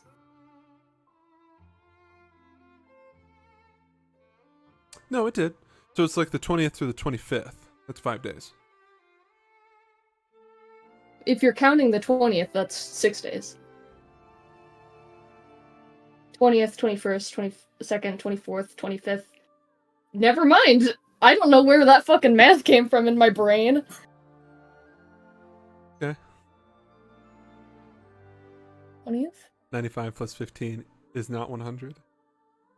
20th, 21st, 22nd, 23rd, 24th. Yeah. No. And then it's not the 25th. Because the 20th counts there. 20th, 21st, 24th, 25th. I guess it's probably like Oh the my God, morning. It's from the 20th to the 21st. So that's one cycle of however many hours the day is. 24th. I think she's done.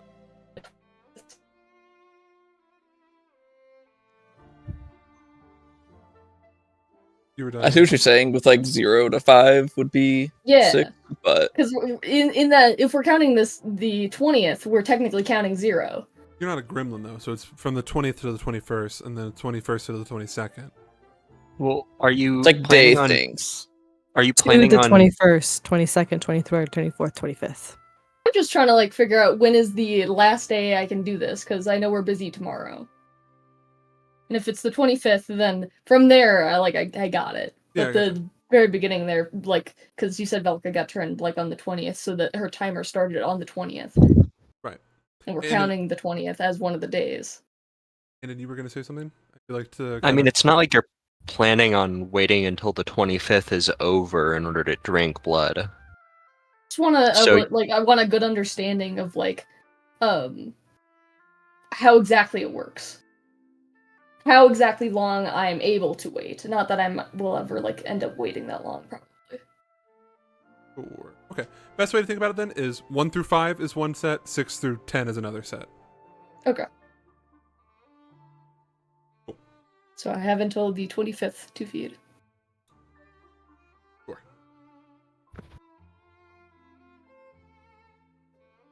Okay. Day's end of the 25th. Okay. Okay. And then Shrine, you said you had some questions? What do people wear to Parliament? What is the vibe? What is the outfit? That is a good question. I'll just say through Oxen, they'll provide you with whatever they need you to. Oh, so we don't need to get any outfits. Nope. They'll provide you with. You're basically like guards. Not basically, you are guards. Okay, sounds good. All right, Balko, is there anything you needed to do? Wanted to do? You still have a boat full of like friends you can talk to if you want to. You don't have to. Who all is on the boat again? Everyone that isn't you guys. Fair. Velka will go hang out on the boat with her girly pop. To answer your question a little bit more specifically, Merlin and Arthur are the only two people who are no longer there. Merlin left the night of the vampire thing, and then Arthur left while you guys were traveling, probably. Okay. Velka will hang out on the boat for a little while. Sounds good. Arwen? Arwen will ask Dash if she wants to go window shop with him. Oh, absolutely. Oh my god, absolutely. That's what he'll be doing. Oh, sick, cool. She'll maybe drop some lore blurbs like, I think I remember this place.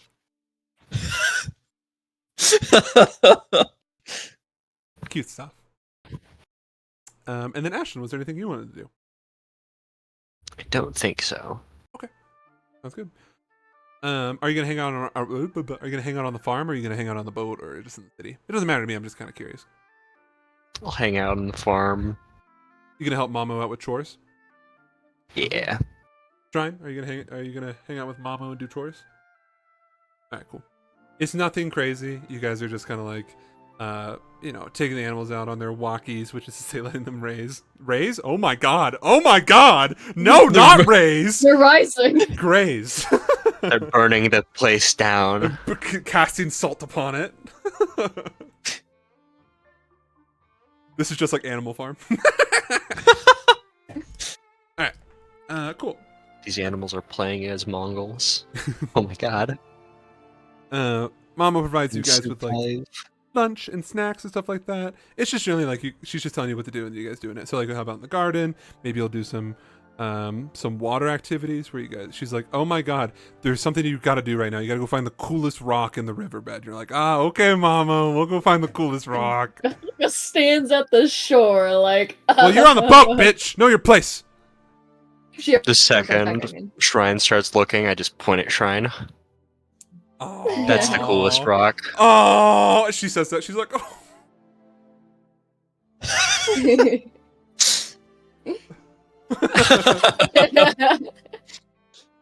while you guys are doing chores, Oxen is joining. He's like, mysteriously, his like normal like adventuring clothing is gone, and he only has his like old like dungarees here. So he's just like got his old like farming stuff, and Mama looks at you, Shrine, and goes, "It'll humble him to remember his roots." Not the dungarees. Are dungarees what I think they are?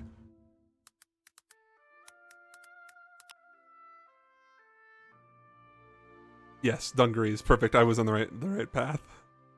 They're like the overalls, aren't they? More or less, yeah. They're fish and clothes. Yeah. It's fun. It's it's kind of boring perhaps, but it is, a breath of fresh air. Cool. Cool. Arwen, since you went to the boat, I feel like you might have been curious at one point or another before you went window shopping with Dasha. Because, she has to get ready. She's like, hold on! Sure. Do you want to check on Amadeus? Yeah, I'll do that. Okay. I don't know if I mentioned this last time, but they've moved Amadeus back into his quote-unquote quarters. Yeah, makes sense. And Eska's just been, not mopey necessarily, but watching over him, Tending to him. Yes, tending to him. Going as far as to, sponge bath and stuff like that. Because, he's bedridden. You don't want sores. Oh my god, you don't want sores. But he's doing fine. He's comatose. Yeah. What is he? What is that one movie with Brendan Fraser, fucking Mr. Funny Bones? He's that. Yeah, sure. You know whatever what? that means. Eska needs to go into his head and move his lamp. Right? That's the joke? That's the joke? Rearrange the furniture. No. They start like noticing the lamp. Oh, Yeah. okay. It looks Something different. wrong with that lamp. Oh Yeah, yeah. it looks. I can't place it, but it doesn't look right. Eska's got to go extend his Barbie dream house by 12 inches. Or, 3 inches. Oh, what is it? I know that he finds a whole nother door and there's Moto like, Dojo Casa like, House. crawling through like this, Oh, this Joy cavern. Dojo. Read the Casa rest of the House. book. You're right. I need to. Okay. Cool. I will say successful date on Arwen's part. You guys go window shop. It is fun. It's an old city, so you get to do whatever. What's that fucking thing called? What is it? What is it called? Fucking smash bomb peewit. It's British, okay? It's British. Not We're in Irish. Irish. They have culture here. Okay. They still have a single guy, like a single stand. Nobody goes there. You don't know why he's a business, but they have smash bomb peewit or whatever it's called. We will I think not that's eat it. that. What in the fuck? Don't worry My about it. hero. We'll show We got a whole thing. We'll show you later. Alright. Cool. I will say, successful date on Arwen's behalf. Dasha is very happy with you. You can see on the top left of your screen, Natasha Lambrusco approves. It also says there's like a little quest marker above her head, and it's like, oh, this is fun. This is cute. One of the Ashlyn, little grayed out hearts becomes a filled out pink heart. is that a Stardew reference? Kind of. Just any sort of relationship meter Yeah, in a that's video game. That's a fair point. Not like the relationship meter in Hooney Pop. Okay. Yeah, definitely a little bit. Ashlyn, Shrine, you guys have a great time on the farm. It's maybe rewarding, or maybe a little annoying, but either way, I think you would have fun. Especially since you get to see cute small animals, like baby calf, compared to an adult calf.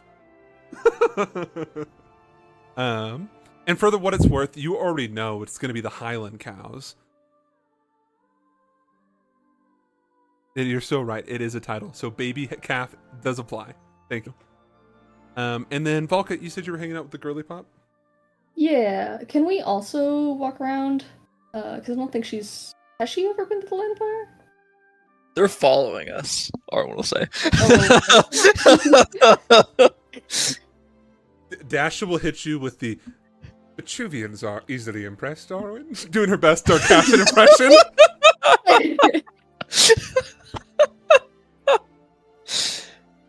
Oh, Yeah. that's so funny.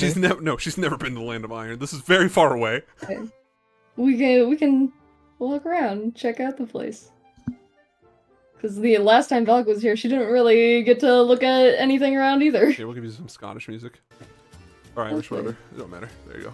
This is desert. Fuck! Hold. Not the sand people. Here, Bloodborne ambient music.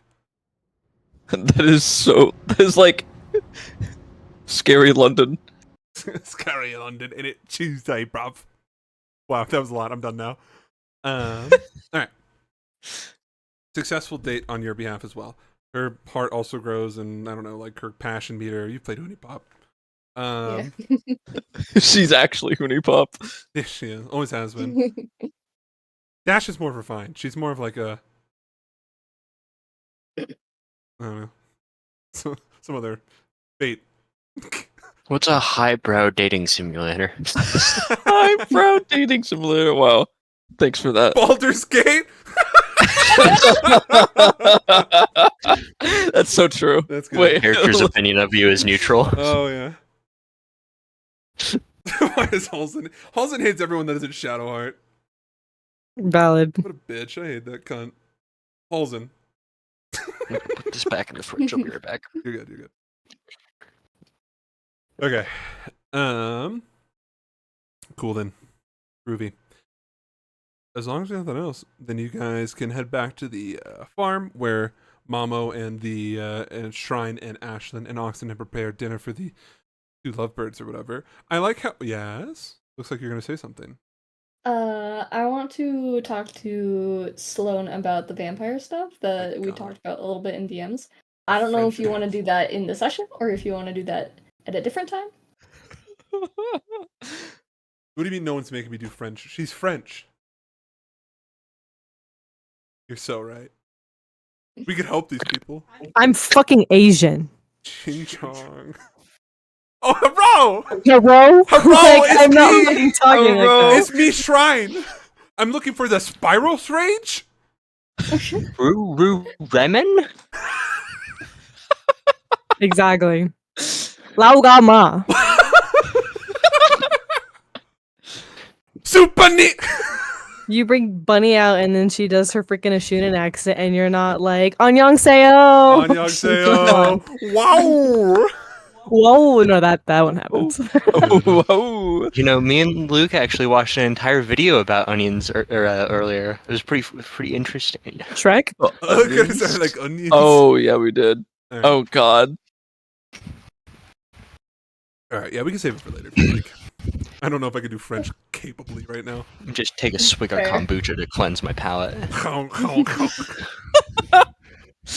Pretend you're Pepe Le Pew. And going to commit so many sexual crimes against you. Exactly. See, you nailed it. have the accent. Easy. You have it. You already have it. As long as I You play them got- as a sexual predator, we're fine. Easy money. Rapist? Checked. Let's go, lesbians! Alright, enough of that. We'll tackle that later. Woo! Where were we? That's right, Pokemon music. Okay. Cool. Successful day over.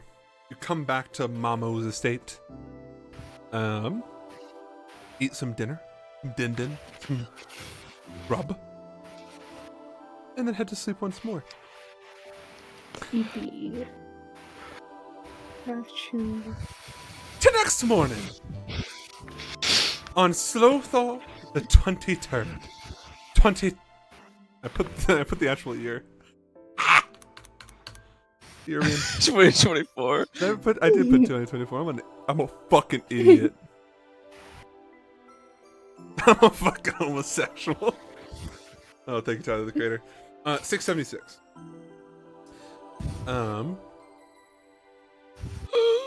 Longma. What is this? Are those Oxen's dungarees? Anna, what the fuck is going on here? Okay. Because of the one Get crab. it? Yes. It's like a dungeon. Yeah. Yeah. I eat seafood. I get it. I hate you all. Okay. You wake up the next morning. And to perhaps your none of your surprises. You guys wake up early enough. Oxen wakes you all up and it's like breaks into your room and goes, "Wake the fuck up." Very normal. He smothers me with a pillow, like old time's sakes. No. I got you. I almost killed you. No, he wakes all of you up so that way you guys can bright and early walk over to the castle. As you guys are leaving, Mama wishes all of you a a fine adventure, specifically just not being, goes, have fun with whatever castle you're trying to explode, whatever wagon you're trying to pick up, whatever cat you're trying to rescue, whatever princess you're trying to marry, whatever, the list of things. She gives all of you a shot of coffee. You have to take the shot. Sorry, no, you can't escape this. She's got like a tray. Part of the culture. It is part of the culture. And you're like, wait, this is not just whiskey, or fuck, Freudian slip. It's not just coffee. It's also got some whiskey in it because they're Irish and they're alcoholics. Yay! She drugged you. Yay! It's okay. I didn't let down my defenses. I know you didn't. You enshrine? A-okay. You're like, ooh, strong coffee. This coffee tastes different. To the man drinking cold brew concentrate on the subway I just saw, I just want you to know that you're drinking 32 cups of coffee and not just a cold brew. He is going to shit himself. He was going to shit himself. I can't believe you didn't stop him. I can't Dude, believe that guy I know. posted a video. It's a gay man thing. They're just like, nah, I'm not going to help you. You got to learn from this. That's awful. If I saw someone drinking fucking coffee concentrate, I'd be like, sis. Your slacks, different color. Sis, like, is this intentional? If not, go Whatever it home. was. They'd have to be like Eastern European. Typical Balkanoid activities. Exactly. Exactly. You're like, wait, stop. And then they pull out their backpack like a fucking gallon drum of Grey Goose vodka. And you're like, never mind. You're fine. You see a flag with like bright yellow on it in any place, and you're like, oh, okay, they're good. They're also bald. You're okay. It's from the campaign, right? Okay. Cool. So next morning, you guys walk in over to the castle. Up to you to determine your stay with Mamo. But I personally would say that all of you have just a little bit of like, oh, that was nice. Oxen's mom, cool person. Yeah, no, I'm definitely gonna rate this bed and breakfast like a 5 out of 5 on Yelp. Good. For what it is worth, I'll say as you guys are just kind of, perhaps Ashland and Shrine, as you guys were working, you passed by the private cemetery, and you saw the different names. You see Lucian, Lucifer, so on and so forth. But on Lucian's headstone, you see simple text, his name, date of birth, everything like that. Typical tombstone stuff. And then it just says, cherish his dearest wife, Nasreen. So that's Mamo's name. It's not spelt the way you think it is, but go ahead and put it that way, whatever way you want. It's Irish. Yippee. If you want the proper spelling, I'm gonna go ahead and put in people underneath her token or her image. But it is pronounced Nasreen.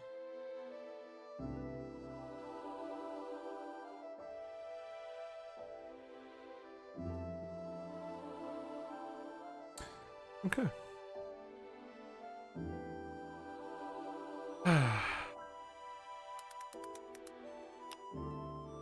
Cool.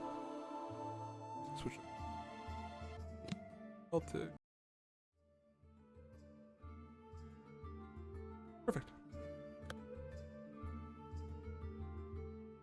You guys find yourselves at the castle once more. You guys are let in. You're well known, at least to the staff here. You guys are brought into the throne room once more. This time, the queen is not present. It's still pretty bright and early in the morning. The sun is still beginning to rise.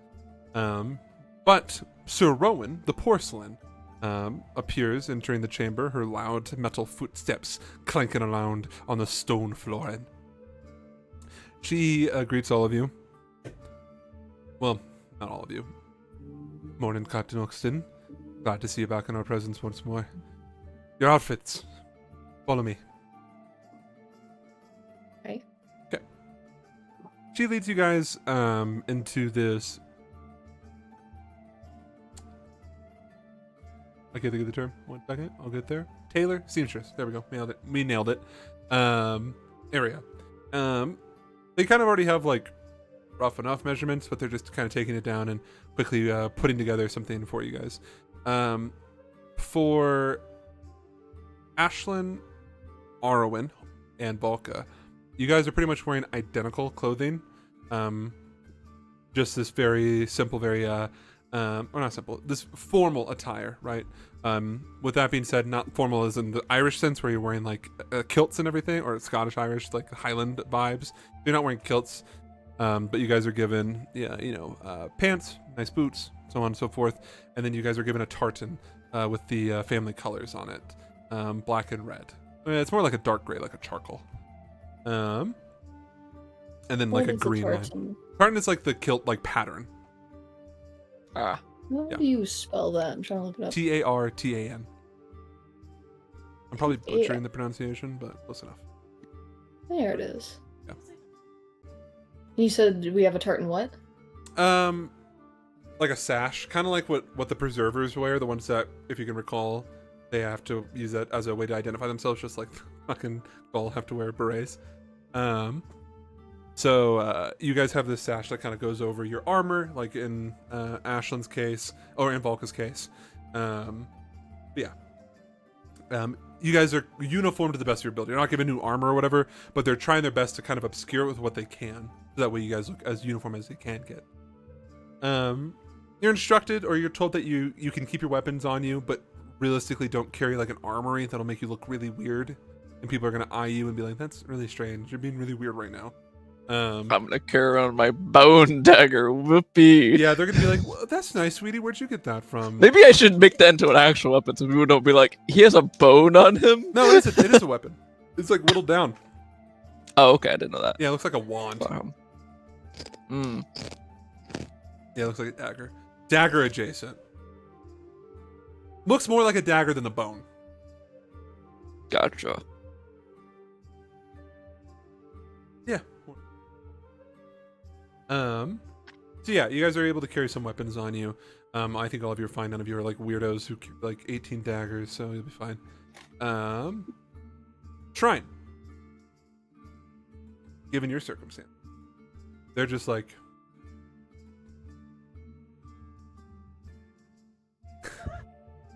oh, well, 19 is a cutoff, so you're fine. They like look at you and they're like, can't really assist you with your attire. And, they asked to offer to help anything, but I think you look fine. You're already wearing traditional clothing from your culture, so it's okay.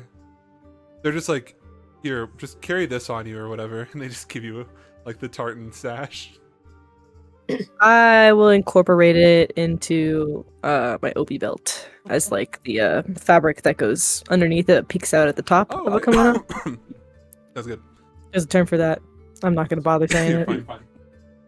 All of you are also given the family pin. It is kind of similar to the Moonlighter pin in terms of like construction. It's like this thick metal pin that just can stick into any piece of clothing or flesh, if you're daring. And it is it's a rose. Nothing crazy.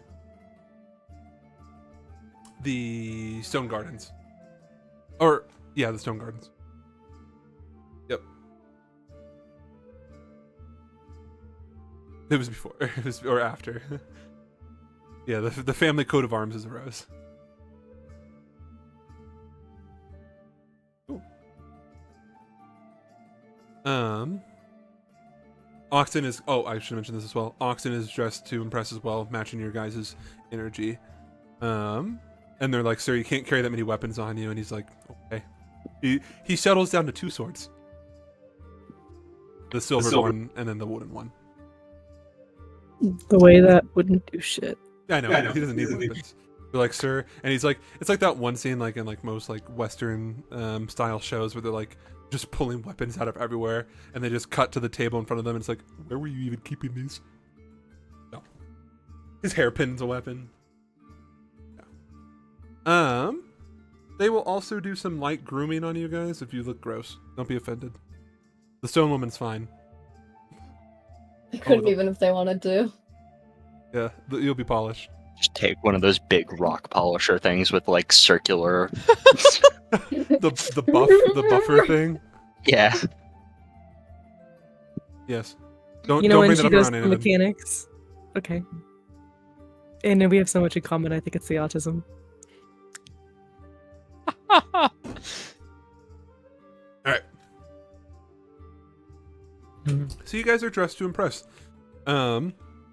Anything that you guys don't want to carry or can't carry, you can keep here at the castle. If they okay. And they'll take it back to the boat. Whatever. Don't worry about it. Whoop-pow. Magically it goes away. You guys are only carrying what you have deemed necessary. You probably won't need gold or whatever, so if you want to take that back to your boat, that's fine as well. You can trust the queen, I promise. They're not going to be like, oh, I'm going to steal all your gold. So, yes, what's up? I would probably, okay, so they're going to tell you explicitly, like, you could bring in some magic things, but there are certain things that they won't let you to bring in. So, like, bag of holding. Yeah, so they probably won't let me bring my pocket dimension with me. Anything that you think would be like, maybe TSA wouldn't let me to have. TSA, but they're cool with weapons. So. Okay. I think all of you are pretty much fine besides bag of holding and the book of holding.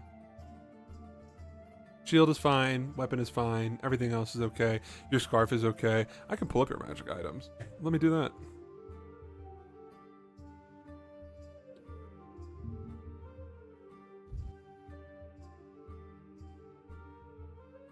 Yeah, you guys are all good. They're gonna look at you a bit weird, Volka, because you're wearing sunglasses indoors. That's okay. They're just gonna think you're cool and mysterious and definitely not autistic and gay. Yes, and your character's written like a Hideo Kojima. Everything else, I think you guys are fine. Yeah, you can bring in potions if you want. That's okay. Cool. Any further questions as you guys are getting ready? Your old clothing shipped off back to the boat. Everything's going to the boat. Sound good? Cool. I have one question. Yes. We talked about me buying a potion Uh-huh. at some point before the session. Do you remember what it was? I think you put it down on the sheet. I want to make sure I didn't get it wrong. Yeah, I can pull it up. 1 second. I have you wanted to rebuy the potion of superior healing that you got from Amadeus. I just want to make sure, yeah. And I believe you spent the gold already. Yeah, I already spent the gold. I just didn't remember which one. No, you're good, you're good. So this is the rare one. Yeah. So yeah, you're good there. Epic. Cool. And then yeah, you got that in the city. Cool. Trying to think if there's anything else I need to discuss with you guys. I don't think so. Cool. So all of your old stuff taken over to the boat. All your new stuff, you're looking great. All of you are looking spiffy, and looking good, looking great. Cool. Oh yeah, they'll do your hair and stuff like that as well, because you guys gotta look present. You're gonna be with the queen. We're dingy little adventurers. Yeah, here you go. Take a bath. I can't relate. Cool.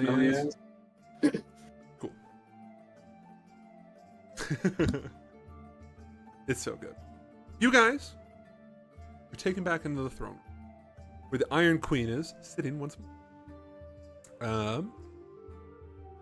As you guys enter, once again, uniformly, in unison, I assume you guys take a knee until she tells you to stand up. Typical proceedings at this point. Yeah. You guys are understanding. Oxen's always going to do it. He respects his queen. As you guys, she's like cutting past. She tries to go past. She's young. She's younger than all of you. So she's like, oh, let's move past that. Oh, yeah, you guys can stand now. Please stop. Ooh, you're being weird. She approaches you guys. I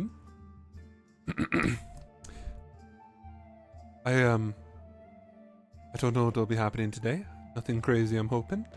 But I want to thank all of you for being here. And for what it's worth, I know a little about the situation.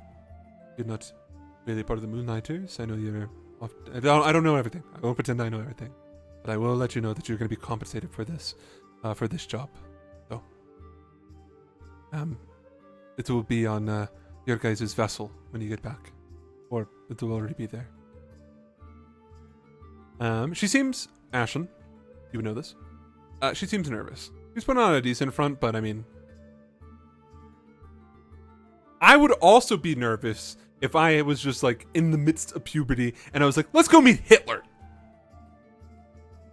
And also like, I don't know, like Hoover. Why not? It sounds like fun. Does it, Andon? No.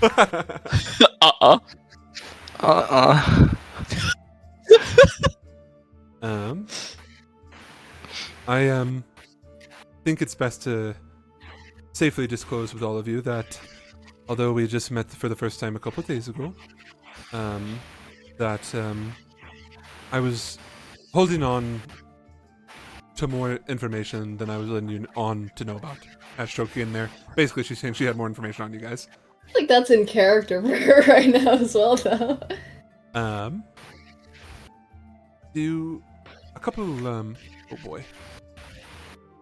Yeah, a couple months ago, you met with an individual named Sir Stonedance. They are a member of my court. They were sent in secrecy to infiltrate the Moonlighters and gather information on you. And I can say with certainty that you will pass with colors, or flying colors.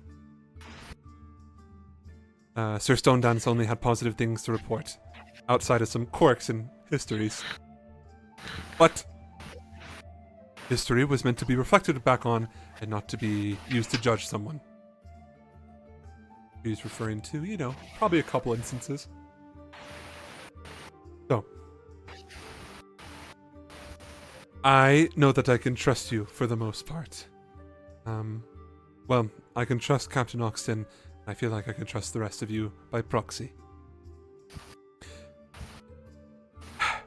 This is going to be something else. This is my first time going to Parliament, or one that I'm paying attention to. So, we'll see what happens. And she clears her throat. Ashton, can I take you alone for a moment of privacy? Ashton's gonna look to Oxton. Very well. He walks away with you. We'll just say maybe there's a little balcony that connects to the throne room. And she walks you out there and then waits for the doors to close. She's the queen, right? So people are like, making sure that the red carpet is thrown out and everything. As you guys are out there, there's a sense of privacy, and she looks at you.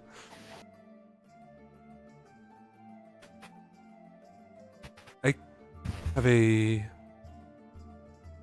request from you. Ashton, if you would humble me so by hearing me out.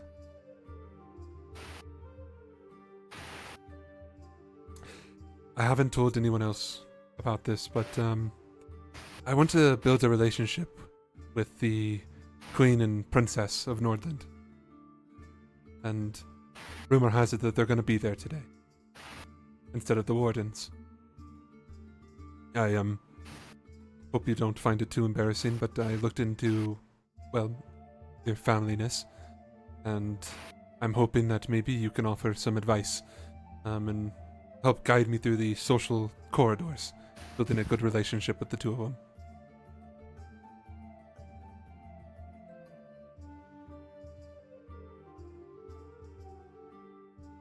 Ashton's gonna look away for a moment. Do you know what they call me in Nordland these days? No. Neither do I. But it's not what they used to. I can say that much for certain.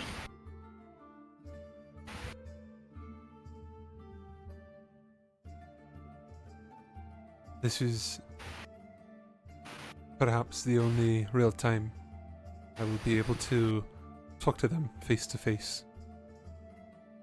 And I'm going to use whatever resources are at my fingertips to ensure that something happens. I don't expect it to go well. I don't expect it to go good. I just expect it to happen. Will you aid me?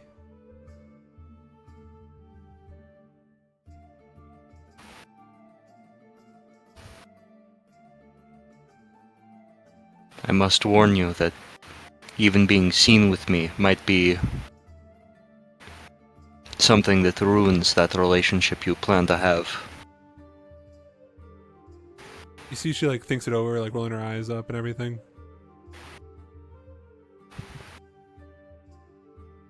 I'm not sure if you might be able to believe this, but my family, my people, my land, we're already seen as social outcasts. We're already pariahs.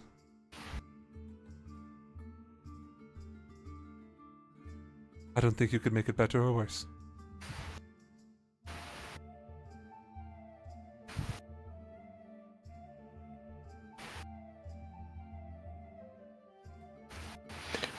I will help you. He looks at you super excited. Really? Yes. She looks at you and like you can see she's like kind of like jittering back and forth, and then she like you can hear it. She like mutters to herself, "Fuck yes." Very well. That's canon. Very well. She outstretches her hand to you. I will take it. A handshake. Is this what they do in Northland? No, but this is what they do on Momo's farm. Chuckles at that.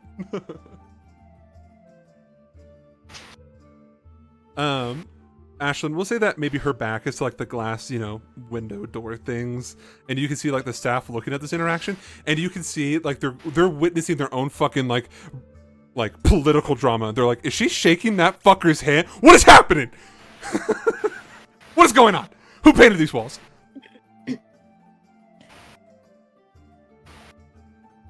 Alright. She goes to the door, they let you back in. Rest of the team, as they are having their conversation outside, someone enters the courtroom. This is someone that is not attacked on sight, so they must be a decent enough person. Allegedly. True. You see what is without a doubt a mage. I think the picture tells Incredible. you everything you need to know. Without a doubt, a mage out there. There's so mage. Definitely a mage.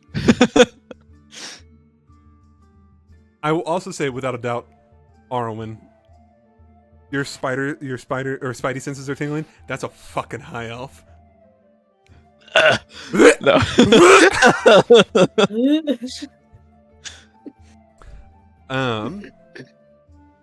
They approach. They, they're based off how they're dressed, that's also how they act. The walk, everything, whatever strut you're imagining, it's correct. It's canon. Whatever you're seeing, it's happening. They approach you guys. Sir Rowan gives them a nod of approval, once again showing that they are not a traitor to the state and are allowed to be here. As they approach, Sir Rowan greets them by just saying their name simply, and referring to this individual as Spellbinder Soraya.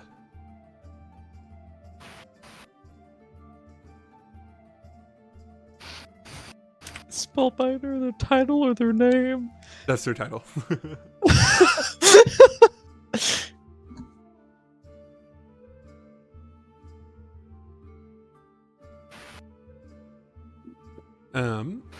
They give like a nod of acknowledgement, and they respond back with in kind. So Rowan. They then focus their attention on you guys. You must be the guards hired to protect the queen today. Aye. Even though you just heard the name, they're going to introduce themselves. You may call me Spellbinder Soraya. And they give you guys a little bow. Butt back. Cool. They kind of just stand there with the purpose of being there, meaning that they don't really have anything else to say unless you have anything to ask them.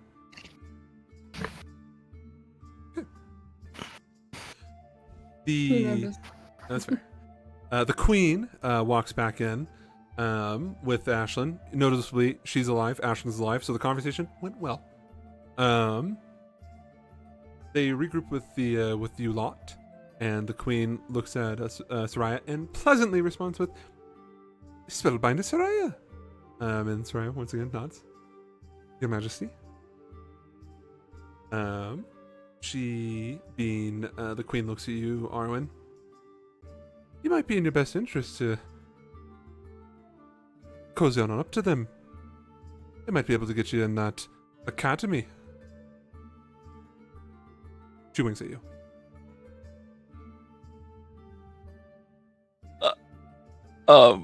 She doesn't even know you're already in it. No, that was what the wink was insinuating. Oh.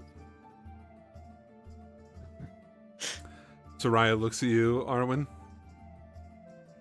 Are you interested in the Lucidium Academy? I guess so.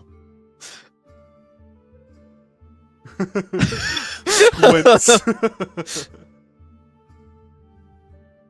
What are you studying?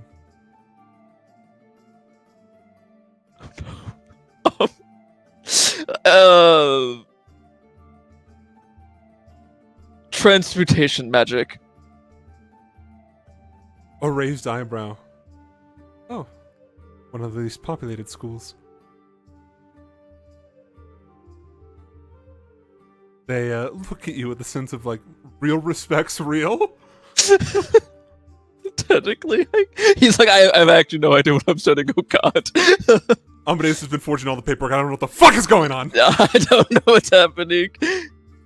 They respond. My home ec quest was killing a dragon, man. I don't know. Your gym credit.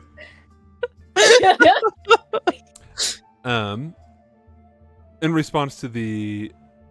Oh shit. Okay. I guess my foundry crashed at some point. I call it back in. No biggie. Okay. Sorry about that. I fancy myself as a master of the illusion school. Impressive. Thank you. You can see. Give me an insight check. Yeah, sure.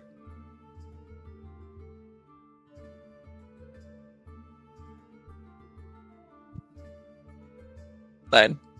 You're gonna have to tell me your rolls. My foundry's broken. My apologies. A 9. Nothing out of the ordinary. They're just like, oh, thank you. And they kind of like. There's something illusionary on this person right now. I can Perhaps. smell it. Yes, these fucking hands, bitch. Whoop-ah!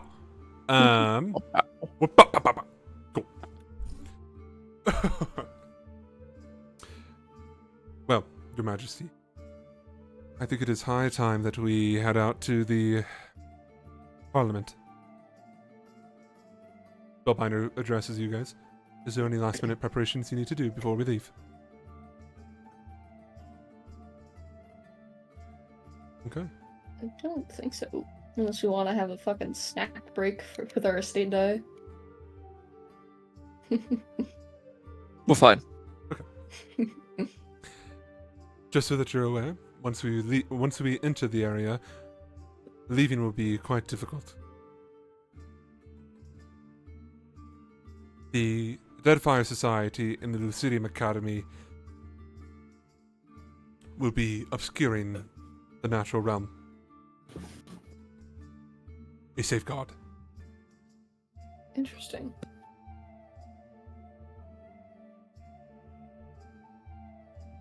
You guys, those two, well, Lucidium Academy should ring a bell. Deadfire Society, Yeah. yeah, we don't like it. Well, Merlin doesn't like it. If Merlin doesn't like them, then I don't like them. Hey, Wasn't that the? Wasn't it? Yeah, weren't the Deadfire Society? Weren't they the people that Elias was kind of working with? he was going to join them. Yeah, they were like, "Hey, we got a slot open," and he was like, I'm a bit busy at the moment. He's like, actually, I'm really busy can dealing change with that. this depressed man over here. My schedule completely booked up. I have to babysit him, or he might kill himself. "Sorry, what's that? I'm adopting a new child, or two, actually. I've Make decided." that 3. Fourth time's the charm. All right. I also think Amadeus had neutral things to say about them, so you guys have the range of unpleasant, mid, and then pleasant. So, alrighty. With all of that in mind, Soraya doesn't tell you to hold hands. Just says, "All right, everyone, stand together." And you watch as from beneath their cloak they pull out a spell book. Arwen, you're like, oh wow, this is a real mage, not a fucking charlatan. Oh shit! What? Put that away. Put that gun away. Oh shit. But they begin to cast an incantation. And then in a blink of an eye, you're no longer within the halls of Dragarden. New music time.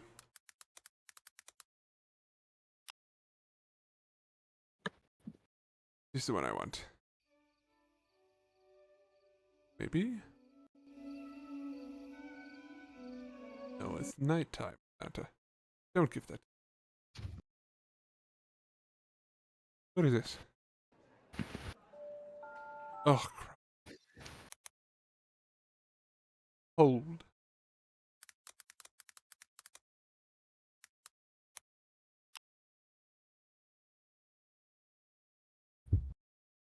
Gonna be probably. Don't worry, it's fine. Don't worry, it's fine. We took care of it.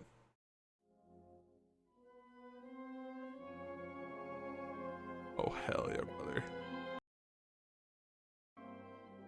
Okay. Spellbinder Soraya teleports you guys, including Oxen, the Iron Queen, and Sir Rowan the Porcelain. You find yourselves within a mysterious set of halls. I think I have an image. One sec. Oh. No, they know the secret. We don't have to hold hands. I think Valka grabs her partners beside her, on either side of her As per hands tradition. anyways. The secret's out. This is a little too normal. Normal. Give me some normal music, please. Normal ball music. I want some normal music. This playlist will make you feel like a 19th century villain. Click. I'll be the judge of that. Oh, this is a good song. It's Swan Lake. Okay. 19th century villain. I know. Yeah, I know. A bit weird. People don't know fucking centuries, Andon. What, like a Confederate general? Yeah. They should have said literally any other one. Maybe not past that, maybe below that. Whatever. Alright. 20th century villain. You guys find yourselves in this hallway. I did post a picture. The theme and decor is foreign to all of you. You guys can see through the these closed windows that there is a protective ward around the castle. This globe, as it were, that surrounds the castle as a dome. You see the rainbow sheen through the windows. So, okay, this is a lot. Come on. Oh my god, can I please just have some... You're a spy who's about to be exposed? Like... You just... I'm not immune to propaganda. Okay, that one's a lot too. Fine, Hollow Knight it is. Not immune to propaganda. Dude, we can't go wrong with the dirt mouth. Ah! Alright. What was I doing? Okay. So yeah, you see this protective ward outside. You see this hallway is full of individuals of varying degrees of culture and aesthetic. You guys, take a minute to yourselves. Take in your surroundings. Your clothing, you fit well here. Okay?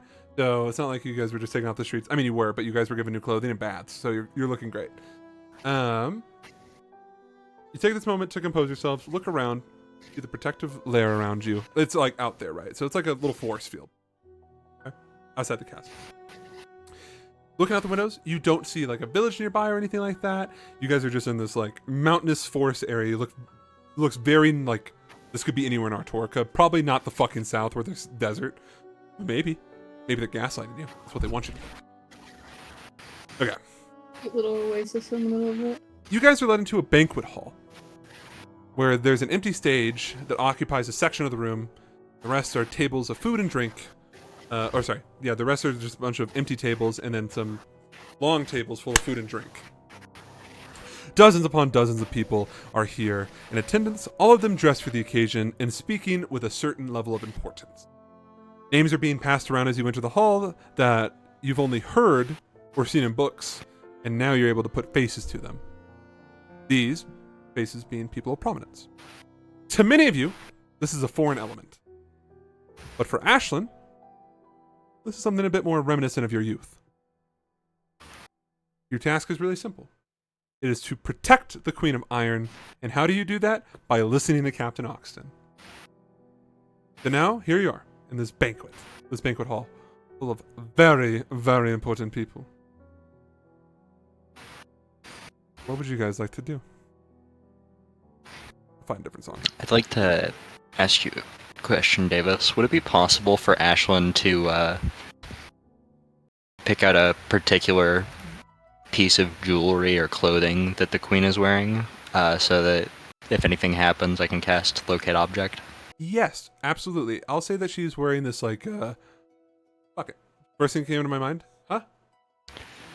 That's a fair point. You see that she has a coat of arms, like the same thing as that you guys have, like the pennant, except it's wrapped around this emerald.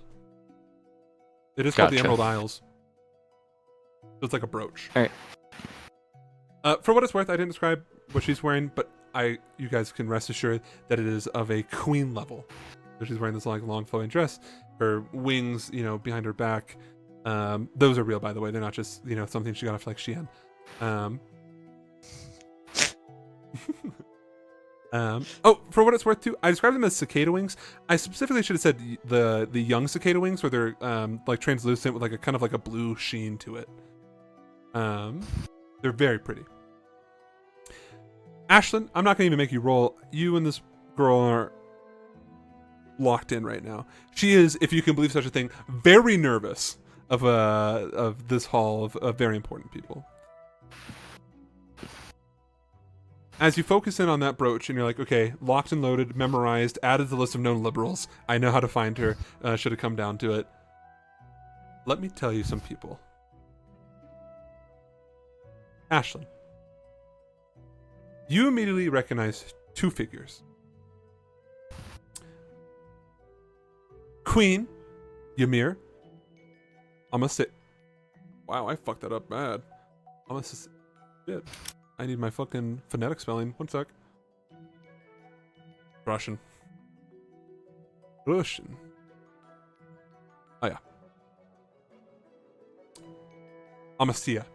There we go. Amasia. My apologies. Let me go back to my notes. Do you see Queen Ymir Amasia and Princess Yrsa Amasia? You recognize them. I have images. Every NPC I'm about to mention, I have an image for. Woo! Oh my god.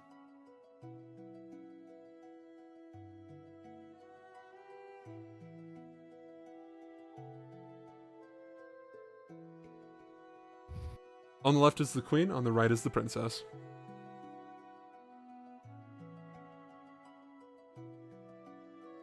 They're dressed, of course, in their finest Nordlandic furs. They don't need guards. They themselves are guard. You can see that They are the weapons. They are the weapons. You can see that they're their own walking arsenal, the two of them to themselves. You can see that there's like these designated table areas, like sections of the room dedicated to whatever part of the parliament they're, kind of like a UN meeting, right? So they got like tables, they got little nameplates, right? The one that the queen is at, it is for Nordland, and the one that the princess is at is labeled Tooth, which is the little island off of the southern Nordlandic coast. All right. Going through my list here. Arwen, Volka, Shrine, and Ashlyn. You all recognize the Winterbank representative, Hugo Blase Lefrancois.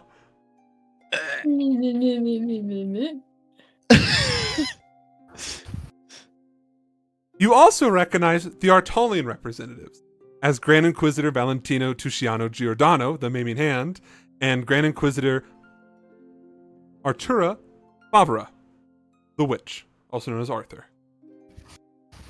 Woo! Arthur mentioned indeed. You guys also recognize the Velizima portion. You see Apostle Vladislav Zolotovo. Apostle Apostle Dayu, and also Apostle Hamish Stackert. They got over whatever they were fighting about, I'm sure of it. Some other people you don't. Funny meeting you here. Yeah. You guys also recognize some other individuals. Most notably in the Winterbank section, you see the Pontiff. Moving past that. And I'll, if you want, I can repost all their pictures, but I feel like you guys know what they look like. You also see Jun Wuxi, also known as Celeste, with someone you don't recognize. I have their image. They're dressed in a Shunin clothing. Damn, the vampires really are at all of the the governments, huh? The shadow government. They really are the shadow government. You also recognize some figures not of political power. Most notably, you guys see Anya Kotzenbach and majority of the headmasters of the Lucidium Academy. Not Gatwick, though. He's not here. Remember, they did say that they were here to administer and make sure this place was safe and secure. They're like the CIA that was hired here. Arwen. Gotcha. You also notice in the Winterbank section something really strange. Inquisitor Vivaldo Astaldo. Alongside him, Preserver Emiliano Siciliano. Uh-oh. And the two of them are guarding Luther Greywind. Uh-oh. Isn't that your daddy? Uh, Is his dad? You see this out of the corner of your eye. It's like you guys are like in a convention center, right? So you have all these people talking to one another and whatnot. That's what you see. You walk in. You also noticeably see in the Nordland section, this is a good reference for old Ashlyn, you see none other than Baba Easton. Arms crossed, looking like a badass. She's with the... Wow, did I just make all of the Nordlandic individuals girl bosses? Yes, and I would do it again in a heartbeat.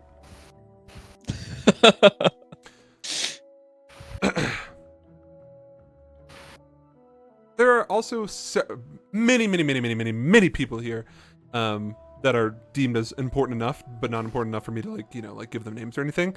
But like city leaders, on the same level as like Baron Aniel, but not like Renoran, right? So like major like city leaders, about 50 or so. So in grand total, with all the guards and all the different like mages that are here to protect this like UN meeting and everything like that, there's probably close to 100 to 150 that you can see. For what it is worth as well, Ashlyn, is that you don't see any of Papa's guards around the queen, but that doesn't mean shit, as we've previously discussed with your mom.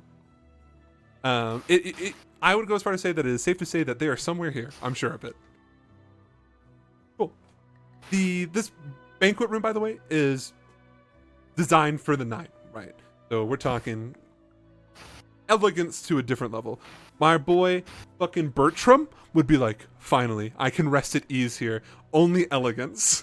Bury me here. Yes. Yeah. Welcome to the Artorican Spring Equinox Parliament. There are many people I'm sure you want to meet. And so with that, Oxton kind of turns to you guys, group huddle, as Sir Rowan is here, is watching over. We'll rotate people out. I'm sure that you have some people you want to talk to, and quite frankly, I'm sure nothing bad will happen here today. Me and Sir Rowan could take care of most of the defense here. So, I'll just take one of you at a time and then the 3 others can go and spread out and make sure that nothing is afoot. Sound good? Yes, Hi, Captain. Description. He looks at you, Ashlyn. You're up first. Yeah. He meant as in like he had to be here. Okay. Arwen, Balka, and Shrine. I'll get back to you, Ashlyn. You guys kind of have like an extended leash. Where would you like to go? I'm looking at this list right now. There's so some many people more. I definitely want to avoid. Yeah, the person I want to talk to is right next to the person I want to avoid. So Yeah, that's fair. I don't. He's sitting there with conflict in his heart. I'll go make sure nothing's magically jank. So where are you going, Arwen? He's just gonna like make sure there's not like a, I don't know, like a fucking trap or something. In the Winterbank booth, as we'll call it. Yeah. As you approach, there is a Land of Iron section that is obviously not occupied. But you do see that there is a section for Vicklin and... Get my fucking... Oh no, I was right. Yeah, so Vicklin. I will go ahead. They have like a little name like plate for the individuals. You see this person here. I'll show you them right. It is a sign that says Premier Foster.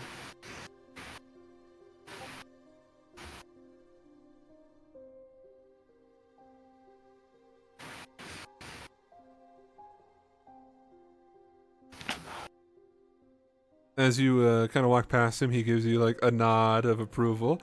Not really recognizing you, just like notably, the land full of convicts, not a popular destination for people to chit chat. Yeah, if you can believe such a thing. He does have a lot of Crazy. friends though in the Preserver, so that's good. He doesn't seem comfortable there. He's like, God save me. I don't want to be here right now. I was brought here against my will. They're holding my family hostage. You see that in his eyes. Me too, man. As you approach the Winterbank table, you can see your father. He seems distracted talking to what appears to be quite a bit of city leaders. He seems to be kind of like the science fair project of Winterbank. And he has his own little area where it says Minister of Transport. Well, I think good it's for him. Minister of Transport. Yeah, I think that's what you said before. Yeah, Minister of Transport. Or transportation. Ah, yes, Winterbank Chief of Transport. There we go. You see he has a little model in front of him. It's a train. And he's explaining like the inner... He's already autistic and he hasn't even been introduced. I know. He's like going into great detail and like excited detail, very passionate about like, no, and it's not like your modern like train or anything like that. It is like basically a slab locomotive. Yeah, literally like a locomotive. And they explain how it'll cut through mountains faster as long as you can build the railways. We're going to use the Chinese for that. That's what he says, not me. We'll use cheap Chinese labor. But as you approach, you perhaps maybe hyper fixated on being like, oh my god, Dad, I haven't seen you forever. And like, you've been threatened and everything. You're blocked by none other than, that's right, Count Chocula himself. Count Chocula. The trans icon. Arwen! You're blocked by Grand Composer Hugo Blase Lefrancois. Hugo. No, the pleasure's all mine. We've skipped past the pleasantry parts. What brings you here to this shindig? I'm protecting the Queen of the Land of Fire. He feigns a look of surprise. How did you land that role? Oxton did. Oh, of course. Daddy can't go anywhere without his children. It's so good to see you. I assume you're here to speak with me, of course. Yeah, Hugo. Good. Well, Oh. fortunately, the pontiff will be taking over my place and discussing whatever they want to discuss about. You and I can have a nice long talk. I feel like we have a lot of catching up to do, wouldn't you say? Yeah. Perfect. I'm famished. Like winces. Perfect. I'm famished. He looks at you. Stares daggers into your soul. That famish was like a hard famish.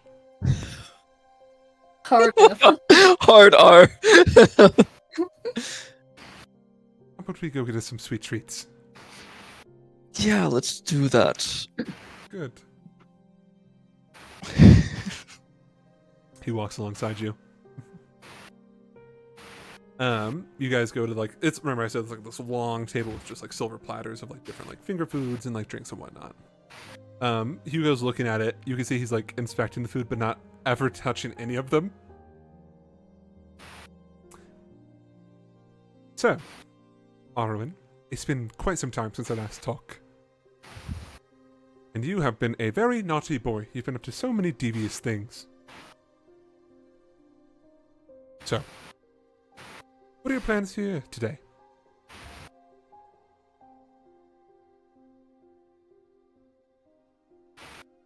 What do you mean? I told you what I'm here for. No other motive? Not that I know of. You bore me. You're just doing a task. Correct? Mission success. Look at that. I'm sure you'll earn your pretty copper. And you'll move on with the rest of your boring life. If only. I know. Tell me, Arwen, how was your trip to Bellissima? Did you enjoy it? No. Well, you and I both know that's Not quite untrue. particularly. I saw, and he like leans in, whispers to you, I saw your ear getting tongue fucked by that dashing woman. That's weird. It's my job to know things. He boops you on the nose. Like cringes, like just like backs up. Marwin, I am rather thrilled you're here. It's not very often I get to play with my food. And you are shaping up to be a full-course meal with some extra goodies. I feel like there's a sense of lost animosity between the two of us. But also, the last time we talked, I believe I told you to play nice or your father dies, and as you can see, still very much alive. He gestures over your dad. He's all the way over there now. Yeah. Look at him talking about engines and things. He's so smart. You know, the saying is that the apple doesn't fall too far from the tree. Don't see you. What are you insinuating here? No, I'm just saying that maybe you're just as smart as your papa.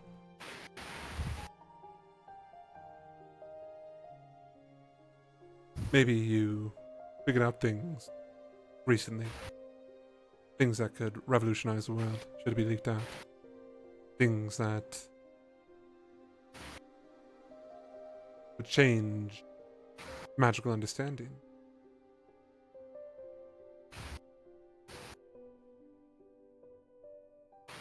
Well, Crazy, wouldn't it be? it would be crazy. It would be really crazy. How's your friend? The, what's her name? Merlin. Going well? Not well. No, say it ain't so. She's still succumbing to the rot. She is. She didn't look too good when she was in a Bellissima.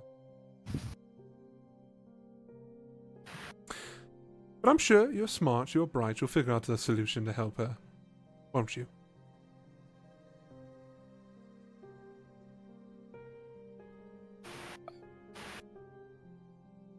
You know I will. Well, of course you will. You're a preserver through and through. Ugh. If there's anything that we're good at, it is irradiating. And he like looks down as he like grabs for the first time like a little finger, I don't know, like a little sponge cake thing. He looks at you as he's like looks up as he picks it up. And what if your friend, the other one, ironically another mage in your sphere of knowledge that's dying, the one who had a hole punched through his chest? He survived, Did he? but I'm sure you already know that. Perhaps, but it's always nice to hear from the source. Rolls his eyes. I assume it affected you greatly. I know you've grown a rather tight bond with him. The eccentric type seems to be your party's best friend.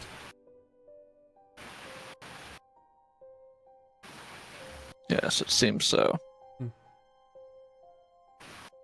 Good. I do like catching up. He looks over at Volka, who's like, I don't know, meandering over there. How has she recovered since killing her father? Since we're on the topic of fathers and dying.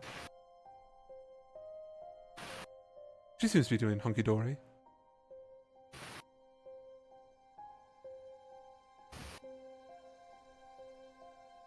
I think it's been rather tough for her.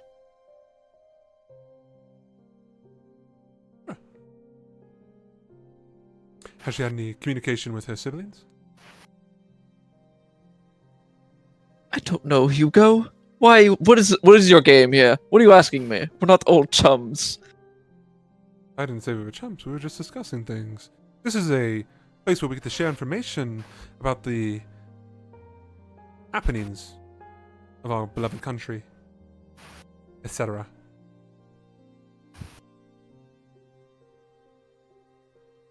And I have information and you don't, and honestly I just like to talk to you. There's not very many people who can look at me with such hatred as you do. I'm glad you get up to such things. No need for that. Vocal commentary will not be tolerated. And he does like the finger. Shame on you.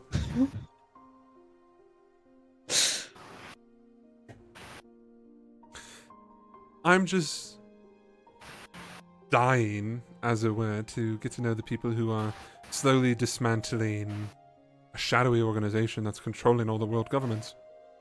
And I'm not referring to the vampires.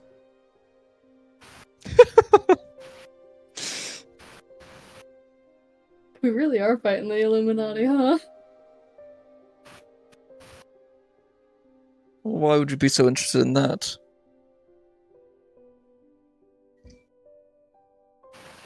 You know what? It's my job to know things, to find out things, and to change how people view things. I think this instance I will share with you a piece of knowledge. For the first time in many years, your group has been one of the most interesting things to come across my desk. It goes without saying that I've been observing Oxton ever since, well, the great incident. And I've monitored his teams as well. And besides his first and a half one, you lot have been truly extraordinary. So many people can say that they've survived court as many times as your group has. And you walk around with a living legend. And I'm not referring to Oxton.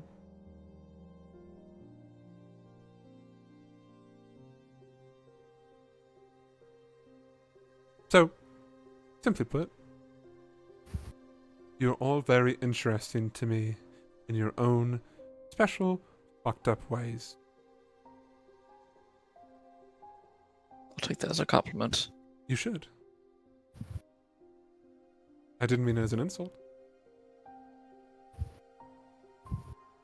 So, there you have it. My master plan. I want to get to know the people who were just files on my desk.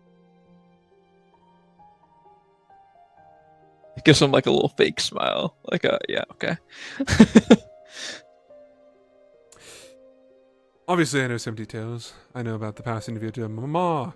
I know about Ashland's troubled history with his family. I know...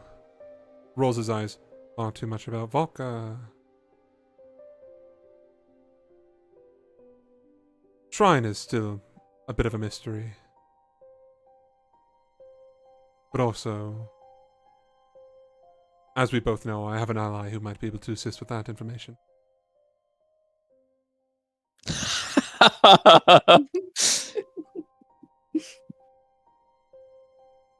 You leave him alone. He's a good boy. Leave that little guy alone.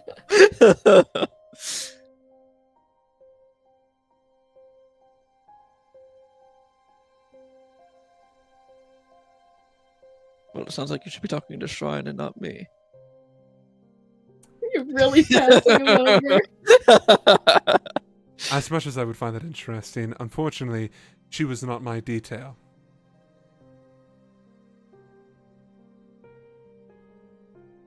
I was told to keep a close eye on you and your other friend who have a, well, urge to murder the defenseless. Right.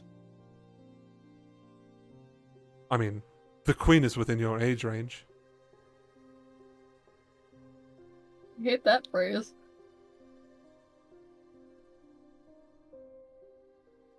Although you would be doing me a favor if you were to lop her head from her shoulders. He like moves past someone and goes, "Oh, wonderful day to you too," and then looks back at you. Oh, once again, I'll remind you that in a lot of people's eyes, he is seen as a grand hero. Hero. Yeah. Hero Hugo. They're like, we heard about your grand exploits in Artorican. He goes, it was really nothing. It was just something we took care of. And we will continue to take care of.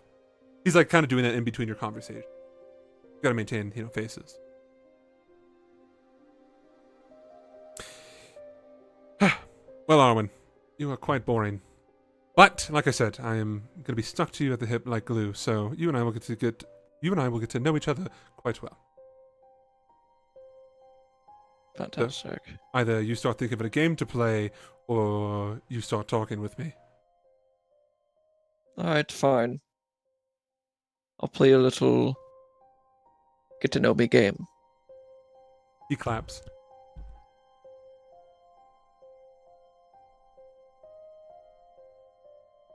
Oh, I have to ask questions. My apologies. Sometimes- just there. Sometimes the lines blur. I have an inkling that you will be leaving today, or leaving here today, alive, don't worry, and heading probably westbound over to the land of shoes.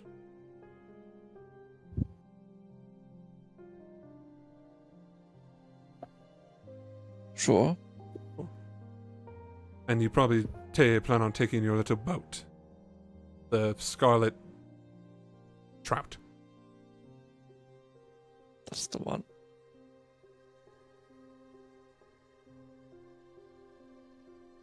I will have you know, for what it is worth, I am deeply concerned about the well-being of your friend, your mage, Amadeus. His father had a good reputation with our circle. He's referring to yours and his. Our circle. Oh. And it would be a real shame if another Kingsley were to end up in the Hall of Heroes. Hall of Fallen Heroes. So give him my best wishes.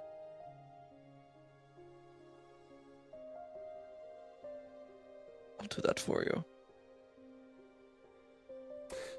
And how is Lady Dasha holding up after the execution of her brother?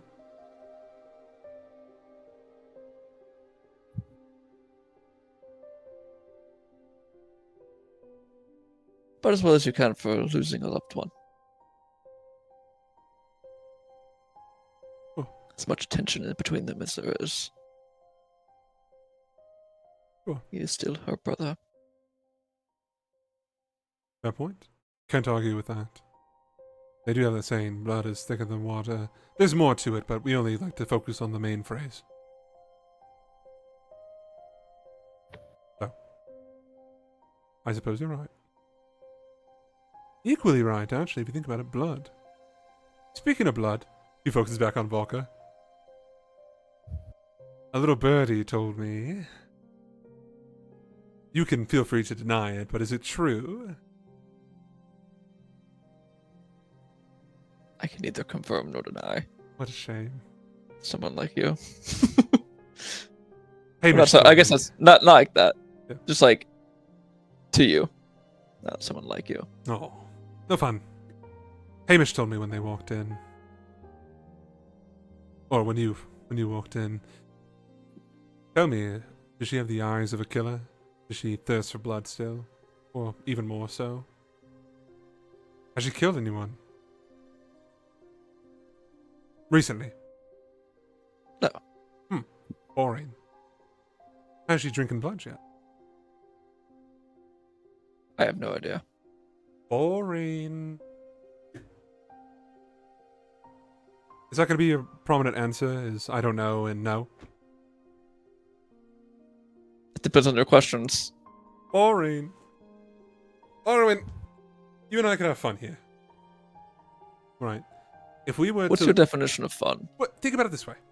If we were in some grand story, and each one of my group members had a opposite to your group member. Let's do some math here, okay? Envision this with me.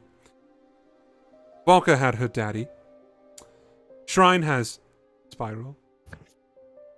Ashton, this one might be a bit controversial, I think would be Micaiah. And I think you and me line up just well. You are a great thorn at my side. That would make sense. It is my pleasure to be that thorn in your side. Let me dig in.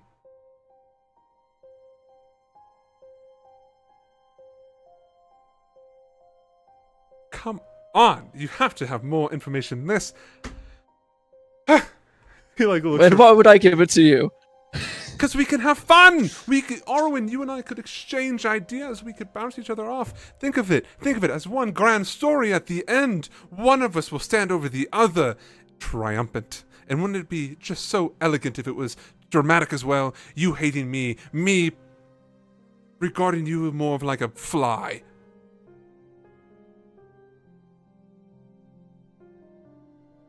And if you were... Then why do you keep me around? The annoying little fly. It's fun. It is so much fun. When you have seen all the things I have seen, it's nice to focus on the little things, and by all the divines, Arwen, you are the littlest of things.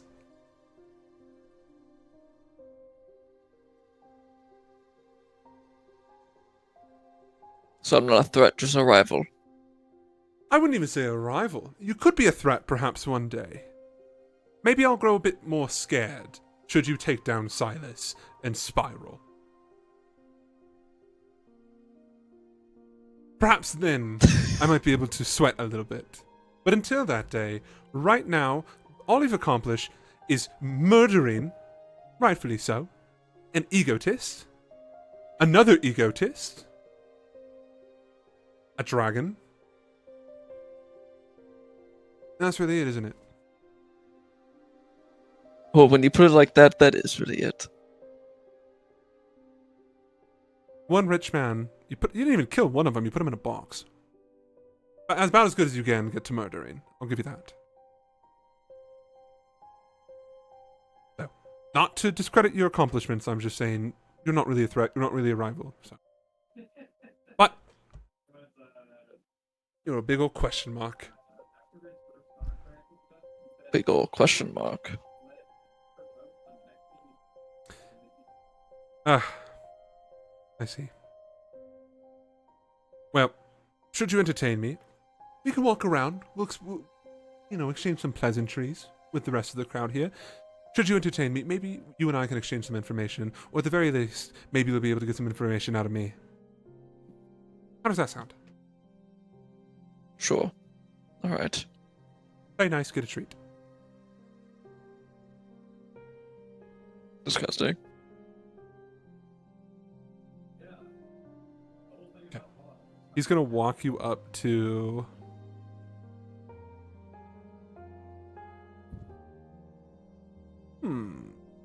He'll just walk you up to a crowd as they're like, oh my god, Hugo. And he's like, ah, it's me, Hugo. Oh my god. And they're like, wow, this is so cool. You're so cool. Thanks, dude. Who's that you got there? And he goes, oh, this is my dearest friend. And he like snaps his fingers and goes, oh, I'm just kidding, of course. Moratelli Shirelli.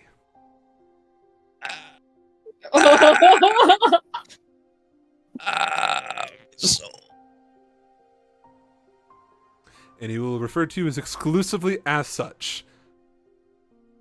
absolutely awful. That's what your purifier name was gonna be. Oh my god. Ryan, you want to go talk to the handsome fella with the bomb ass? You go talk to the handsome fella.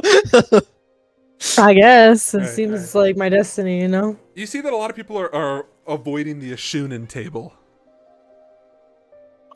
Wow. As you Wait. approach, you can see that Celeste is just kind of entertaining herself, just like crowd watching, and the handsome gentleman is just kind of beside himself, just doesn't really seem to want to be there. But as you approach, Celeste stands up and like runs over to you, like like going in for a hug. For sure she's gonna get the hug. I'm gonna tell her I'm so excited to see her, actually. I'm so excited to see you too. You just, I'm gonna let her know. She just wait until we're in Ashuna. I have such a surprise for her. Trying not to spoil it. I'm very excited. It takes a lot to surprise me, Shrine. You know that. Yeah, but this is what is commonly referred to as a surprise. I do like surprises. Well, he looks at you and grabs you by the arm. She's your girly pop now. And she goes, let me introduce you to someone as a reward for a little surprise for me. This, and she points, is the prince. Of our country, or Oh yeah. Oh yeah.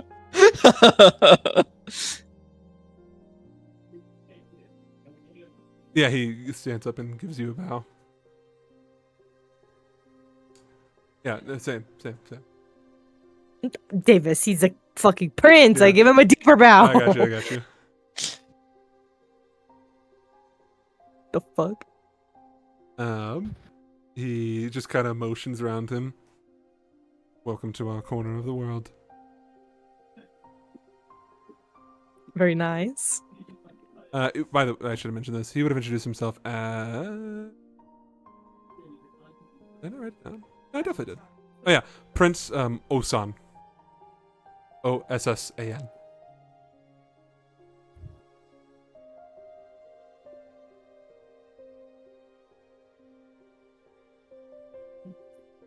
I guess, do I have to introduce myself, or is Milady No, introducing introduce him? you. You'd be like, this is the fabled stone sage.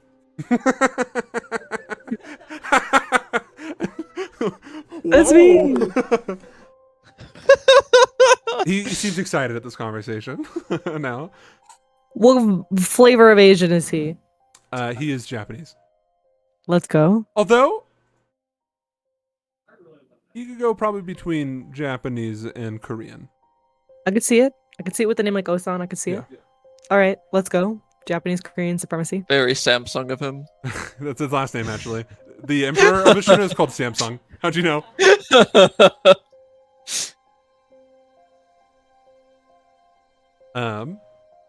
Why is this corner so empty?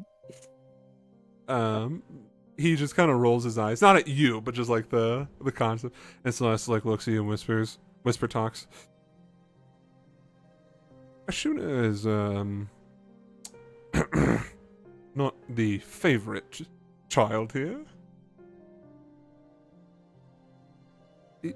Well, you know how the sovereign's family's son was abducted? Turns out it might have been an Ashunan pirate warlord named Fujiwara Sumitomo. Yeah. Wow, that's crazy. No way! No way! Yeah. It is crazy, and fortunately, somehow in some fucked up world we live in, the Moonlighters are seen as the heroes here. And the Moonlighters have higher praise than the Ashunans. So a group of like 100 less people have more favor than an entire country of people. Isn't that fun? But wait, there's more. There's so Did much you hear more. what happened in Artalia? Then, get this, there was an attack in Theros where a fourth of the city was blown up, and then the entirety of the Tajir were assassinated.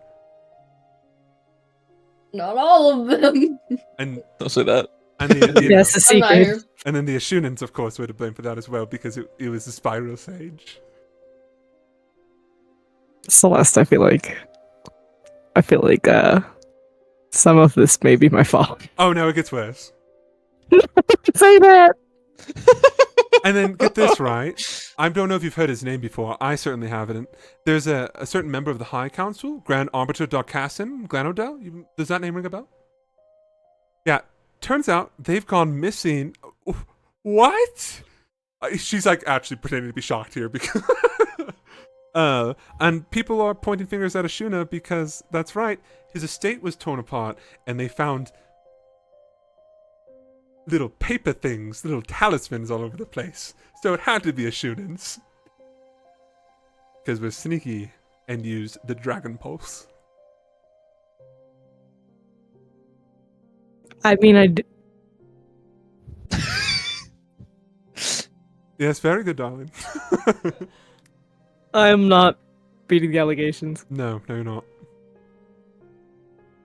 On the bright side, you know how Pirate Emperor Fujiwara stole one of the heirs to the throne, and then the Moonlighters brought him back, and it was facilitated by Gadwick. This is a thing that's happening, I'm sure you're aware of it.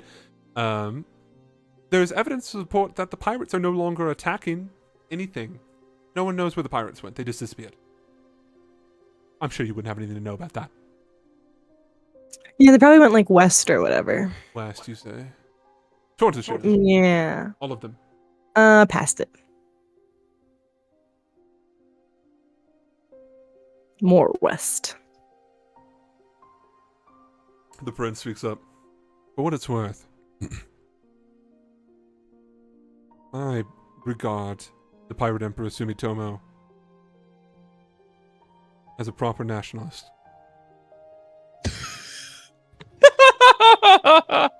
That is true. Everything is because of his actions.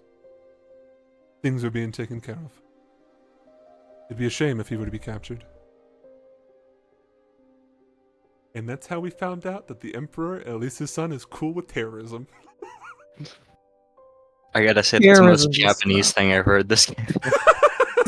Terrorism is a strong word, okay? As for what happened in Theros, I see it as an act of self-defense. It is clear that the Tajir were not properly equipped with handling their country. Oh my god, he doesn't know. If they can't handle one Ashunan, how could they handle all of us? He's so right. He's so Japanese. He's so right. Spiral really is just that OP. Why Facts. they should be pressed. And if there are some assassins who got their hands on the fabled Grand Arbiter Darkassin Glanodel, send back his head.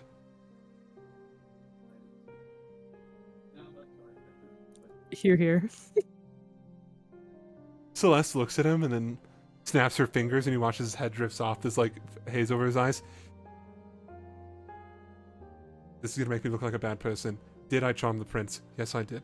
We're gonna move past that now because not the shadow vampire government. As you can see, things are not going well for him.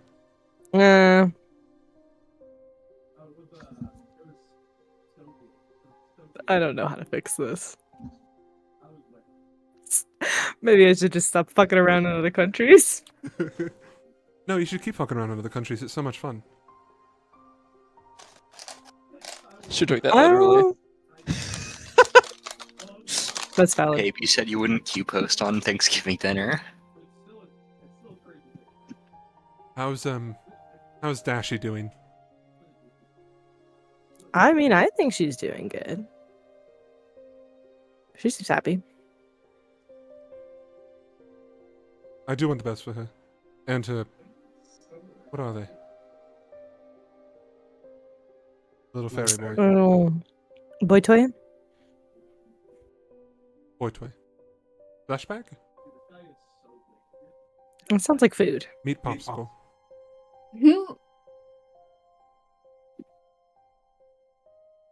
Personal tap. I don't know if they're doing that. I guess probably. Would hope not. They seem happy though. And how's my niece?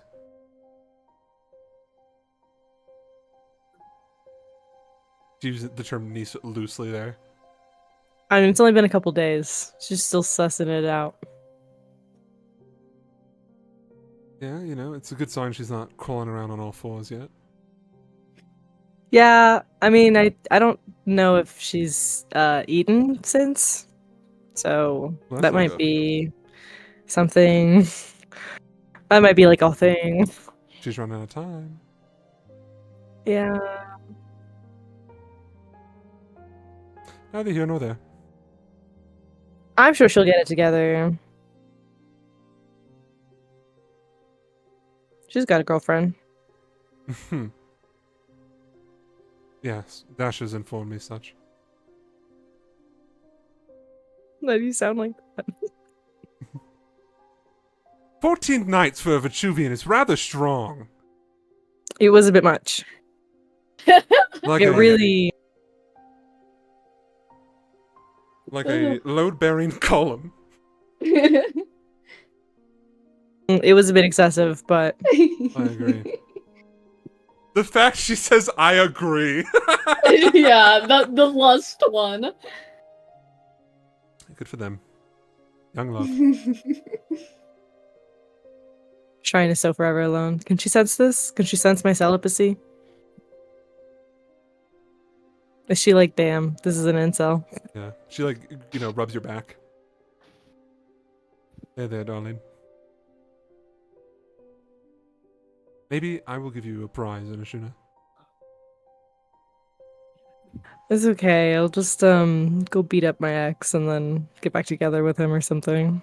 That is so beautiful and natural of you. So romantic. Can I watch? From For afar. sure. I'm sure you'll be there. Probably. I always seem to be ending up in other people's beds. That sounds fun. Not like that, like the bed of woes. I see how that term might not translate as well as it used to.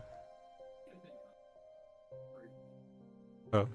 Accompany me, ignore the prince. He'll respond automatically. Is he like? How do I make him like me when you're not around? Oh, darling, he already likes you. You're a Shunin. Base. And you're one of the Grey Sages. And she looks at you. I mean, just look at you. You're pretty much. Oh, I don't have my map pulled up. Fuck shit. You're Northern Ashunin. You're all right in his eyes.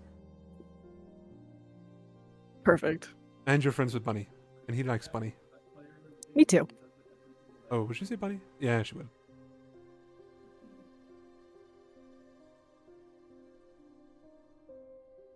Well, sit with me, and this is my favorite part.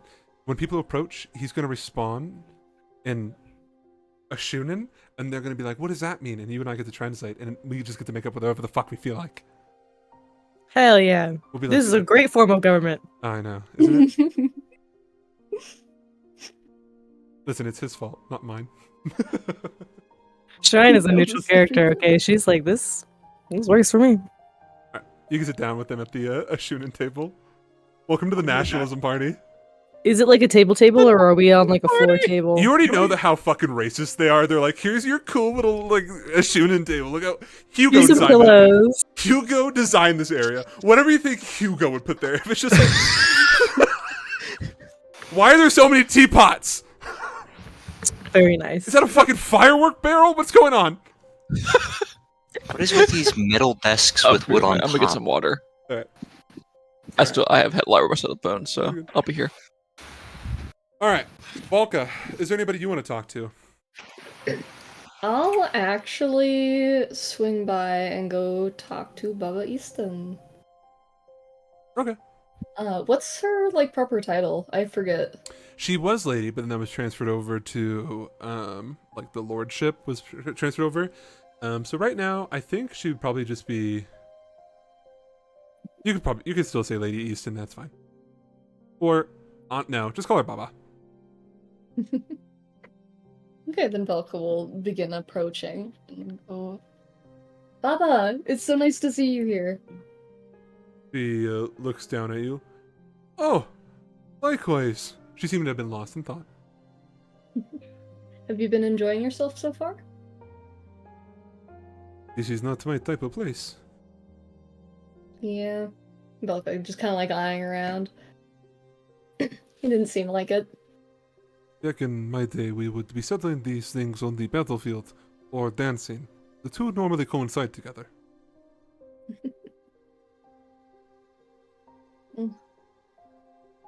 Seems people want to do things a bit more, what's the word? For verbally. Not democracy. Diplomacy. No. Dip- Diplomatic. Seems people want to settle things a bit more diplomatically now. Well, they do hold this parliament every quarter, give or take. This is just one of the largest ones, given the circumstances surrounding our kingdom.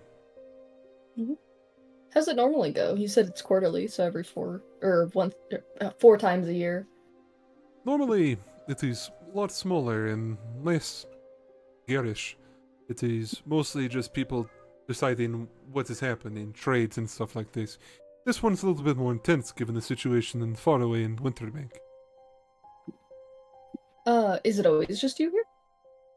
No, normally I am not here. I was requested to be here by the Queen, and who am I to say no to the Queen? Fair enough. I suppose you'll speak with her eventually here. But in the meantime, you're all mine.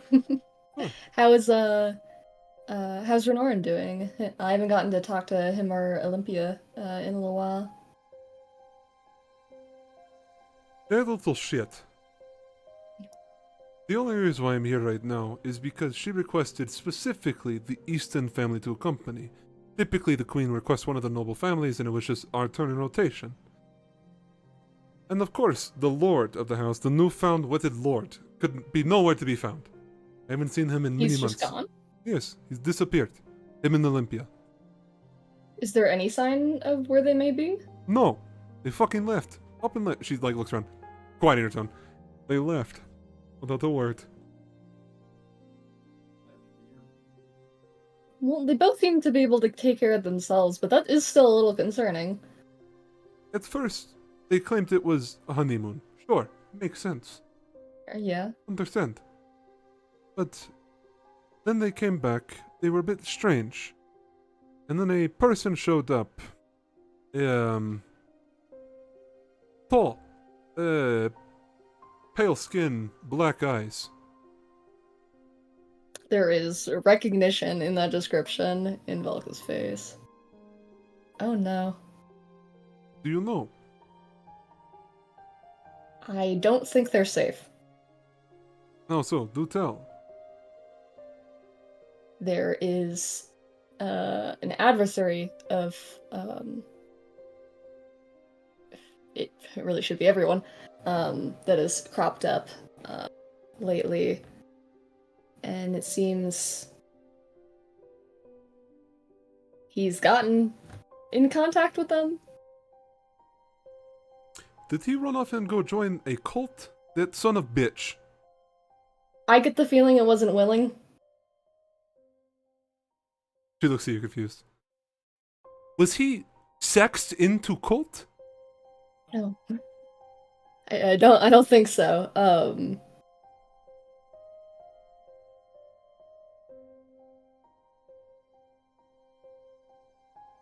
I think this person's name that showed up at your guys' doorstep is Micaiah.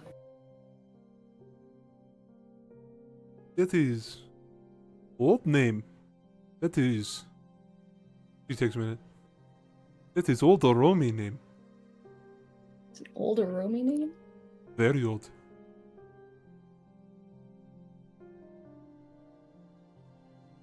How do you know? Is it like familiar? No, not in that sense, but as you know at Nordland, we have many travelers who come through. Many of them are Oromi.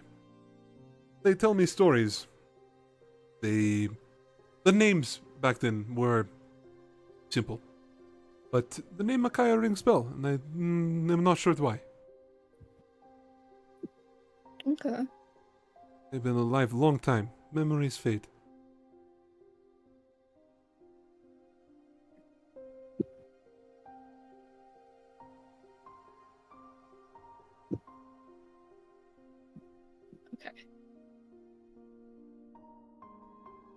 I definitely think we should find them.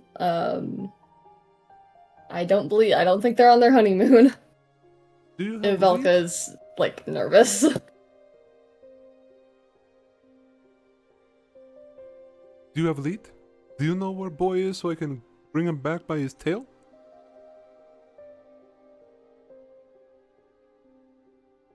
I'm trying to think of how much she knows. I don't think she knows anything about what's going on with like our group or anything.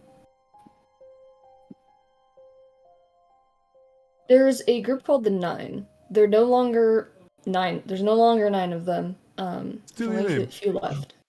Yeah. There's only a few left, but Micaiah is the leader of it. And I think Milk is like talking like hush hush like to her. So they've been terrorizing us. And I believe Renoran and Olympia are in danger. Nice. I can't say I know where they are or know where they could go. Last time I saw them, it was during the attack in Theros. They were there. I thought their behavior was odd. This makes sense now. That boy is stupid. Runs off with first woman marries. Joins cult. Or is kidnapped by cult. How stupid. You think he would learn lesson? Now, Baba has to go rescue boy. Before he loses more fingers. Thank you for the information. Of course. If there's any way we can help each other, we should keep in contact somehow. Do you have theory where you think this 9 might be? Well, one of them is here today, so they might be in the area. I don't know if Renoran would be in the area, though. There's one in room? Yes. Is it creepy preserver boy? Yes. I It's not fucking a whole knew lot it. we can do about it now, though. And, like, in this setting. As you.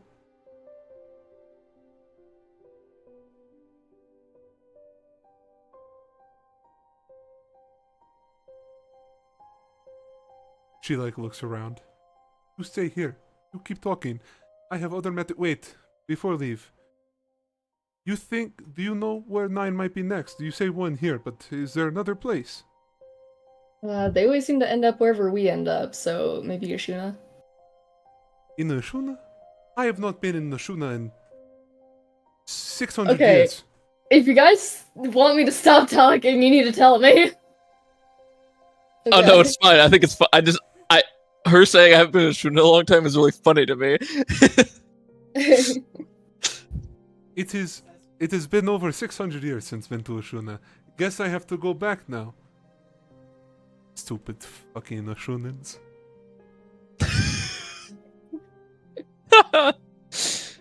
I believe you should know this because it is your Yes? boy. Oh, I see. I thought there was more. Okay, thank you for this. Mm. You've been great help. If there's anything I can do for you here, let me know. If Of course, I want both him and Olympia to come out of this safe and sound as well. we will see. I might have to smack girl around. Stupid. Runs around. They don't want you to know this. This is what happens when daddy issues. Walks away. She rolls up her sleeves as she's walking away. Oh God. She's walking to Hugo and Arwen. I'm so sorry. Oh, dude. Arwen out of the She corner. I'm just gonna win. did. I couldn't I'm just about say to- no. I'm about to witness a murder, and it's not gonna be Hugo. Oh my God. Arwen. That's me. Baba blindsides the two of you. She's like smiling. What? She goes, "Old friend, Arwen, Greywind. Nice to meet you. Oh, I guess nice to see you again. Likewise. Introduce me to friend." She's like, looks to the other crowd of people. Fuck off. I love Bubba. Oh, this is Hugo. Hugo gives her a bow. That's nice. That's nice. You, pale man, who seems to lurk around and people worship and suck dick. Tell me, right now, I have short temper. Very short temper. You tell me, do you have my boy? Do you know where my boy is? And Hugo just kind of smiles. Unfortunately, Lady Easton, I don't know, but funny enough, me and my associate here, we were just talking about that, weren't we, Arwen? Shit, you wouldn't say Arwen. Fuck, my bad. That's me. Moratelli. But tell me, Moratelli, where was your group going after this? Elga's sweating in the corner. Ashuna. You know what? I can safely say, Lady Easton, that your boy is probably in Ashuna. She looks at him confused. The way you speak infuriates me. Me too, really. You talk like... She thinks, for the best word. Like nails on a chalkboard. No. He talks like wife married to king who thinks she is important. Does that make sense?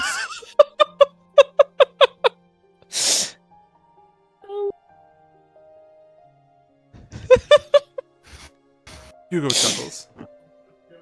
I get that a lot.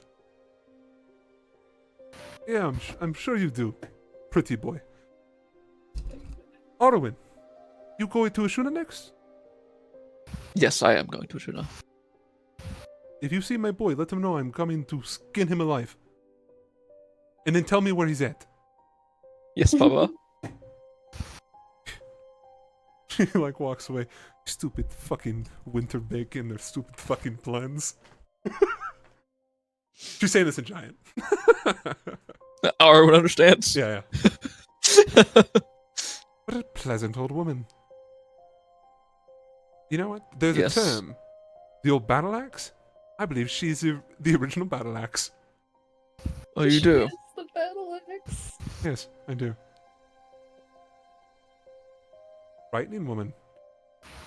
Very. Alright, Moratelli. More people to talk to. He turns back to the crowd that disperse. My apologies. You know how the giant folk are. Brutish, to say the least. Racist. Volko, is there anybody else you want to talk to? No, she's just sweating now. She's doing her job nervously. You can see that Baba is like fuming in the like corner, like sitting down at a table, like her, bouncing her leg and like tapping the table. You don't know her exact thoughts, but you're like, you I can sense know. it's like something along the lines of stupid fucking stupid fucker, stupid bitch. You can't tell if that's maybe directed at Hugo or Renoran or possibly both. She knows not to cause that big of a scene. Okay. Ashton, the last of my little group. You are with Oxen, Rowan, and the Queen of Iron, or the Iron Queen. She looks at you, the Queen. I'm a bit happy that it was you selected as the first babysitter. Do you think it's probably a good idea to go and mingle with the Queen and Princess now, or should we wait? Do you see that woman there? Lady Easton? She's like furiously tapping on the table. Yeah. She nods. She's in a bit of a state, but she is a friend. She will be able to help you as well. Does that mean we go and talk to her? Yes. Okay. She leads the way. You're just kind of following in her footsteps. Not directly behind her, but you know, like following in her wake is probably the best way to put it, Ashlyn. You can hear that she, but Baba's like muttering something in giant over and over and over again. As you approach, she like looks over, and she she acknowledges you first, Ashlyn, and then looks at the rest of the entourage and goes, "Oh shit!" And gives her like a bow. My apologies, I did not recognize you at first. Referring to Queen. And this child is just like, no, it's okay, don't worry about it. And Baba stands up, looming over you guys. How can I be of assistance? Or she pauses. Sorry. Did you just want to talk? Sorry, my mind has been scrambled like eggs. She crosses her arms. I'm done speaking now. The Queen like clears her throat and like is all nervous. I would like to build a rapport with the Norlander Queen and Princess. Oh, is there anything else? That is very easy. He looks at you, Ashlyn. I see connection now. You are watching over her. You are a puppeteer and marionette. Or is it the other way? Don't matter. You want help? I help. What want dear? She like kneels down to be like below eye level with her. If you just want to speak with them, the best advice I can offer is just go and speak with them. They are quite understanding, except for when they are not. But don't worry, you pass, because you are not stupid pretty boy who wears black and thinks he's cool. Ashlyn, the vibes here is that the Iron Queen, still very nervous. Baba is obviously just having this weird conversation, like not by herself, but just like, oh, and the Queen just goes, I just go and speak with them. Yes, that is what you are a world leader. I know this might be confusing, but you have power. You could execute people and also pardon people. You have many power. You have more power than all of the four of us combined. Referencing, you know, Rowan Oxton and her. Go, speak. Put power in chest. Make sure you speak with volume. State business. Right, Ashlyn? Yes. That's correct. She looks at the Iron Queen. Okay. Go on. Go speak. Ashlyn, you follow? Yes? With regards to Northern society, much of our values come from the sort of melting pot that we have. Right. We're communities of tribes that come together in times of hardship. So while we have customs we would like observed, we're also free to observe the customs of others. So long as you stay true to yourself, they will recognize you for who you are and appreciate your value. Lady Ramona Easton here is very wise and a dear friend. You flatter me such. You look great, by the way. She says that to you in Giant. Thank you. I respond in Giant. Aesthetic looks good. She also, like, turns to talk to the queen again and then looks back to you. You go to Ashuna next. You might find my boy, Vendoran. You find him. Smack him around for me and tell him I'm coming for him. Is that so? Very well then. And tell him that murder would be too kind to him, to what I will do to him.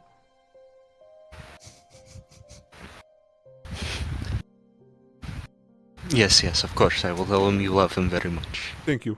She turns back to the queen. I will walk behind you. Let my thunderous footsteps introduce you to the queen and princess. For what it is worth, just talk like you are speaking to me. We are allies, given circumstances. He nods. Also, use cool title. That's what they like. We like titles, Ashlyn, don't we? Very much. What is your title, little one? They call me the Iron Monarch. Is it? No, cool it. This could be something else. Sometimes they call me the last of the Stone Guardians. There we go. I like that. Use that. Go up to them, introduce yourself. You're the last of your kind. We are the last of our kind, the giant kin. The connection. Let it run. Alright. Need any more pep talk? Good? Go get them, Tiger. She, like, pats her on the shoulder. Rowan just, like, reaches for a weapon. I am not going to harm her. Stands up. Your sword means nothing to me anyways.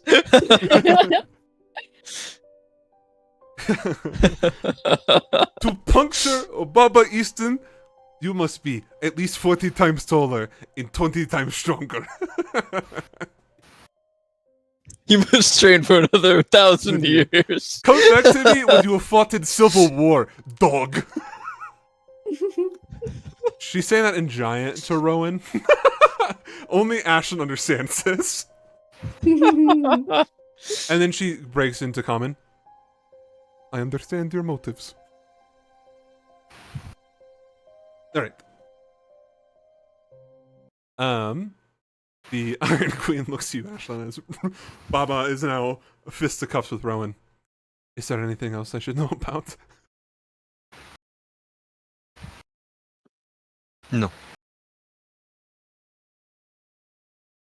She begins to walk over to the queen. Doing so, Baba's footsteps is echoing. She's clonk, clonk, clonk, clonk. As you guys are making your way over, you can tell that her nervousness is kind of subsiding now that she has, like, a full posse of, like, interesting individuals. She looks kind of cool. And she approaches the queen. Let's play some Viking music. Where go? There go.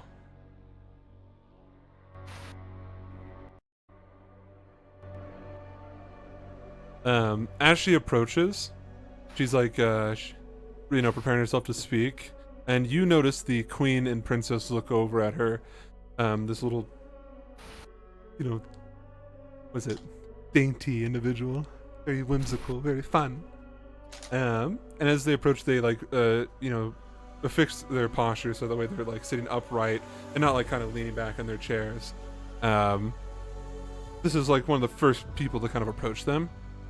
And as they approach, she being the Iron Queen, clears her throat, and she's about to talk, or like to introduce themselves. This is your own downfall. Baba goes, ladies and gentlemen of the court, She's only addressing this small section of the world. I am here on behalf of the Iron Queen to introduce her formally. May I introduce? I'm gonna make sure I get all of it right. Queen Roshin Dove of Clan Stone Garden, the Iron Monarch in Last of the Stone Gardens. Her voice like echoing. Ara, when you see this, and you just hear Hugo go, "What the fuck?" Like underneath his breath, you know, the only for the two to hear. Volka, you set this off. This was your fault. You know that meme where it's like the tiny domino going all the way up to the big domino? Your fault. You did this. No! I can't tell at this point if this is a good or a bad thing. The queen breaks her smile. She stands up from her chair. The Iron Queen, like, taken back by this, like, oh, this is going to hell. What the fuck is happening? What is happening? And the Nordlanda Queen stands up. My name is Queen Ymir. I am the Trollbjorn. She is probably around like 6'2", give or take. Not nearly as tall as some of my crazier NPCs, but tall enough where you're like, oh shit, mama. She looks at my bad. She looks at the Iron Queen. It seems that you have made a formidable ally in Lady Baba Easton. Everyone calls her Baba. She's grandma. And then she looks over to you, like her eyes flick over to you, Ashlyn. And also it appears that you have made ally within Eastolfir. She gives you a nod of recognition.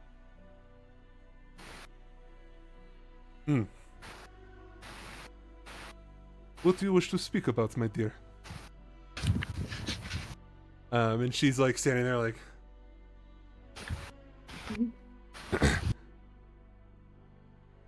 and she like creaks out an eye, and then Baba like puts her hand on her shoulder. Luther. I want to form no, she's not, she's Russian now. I want to form an alliance with you.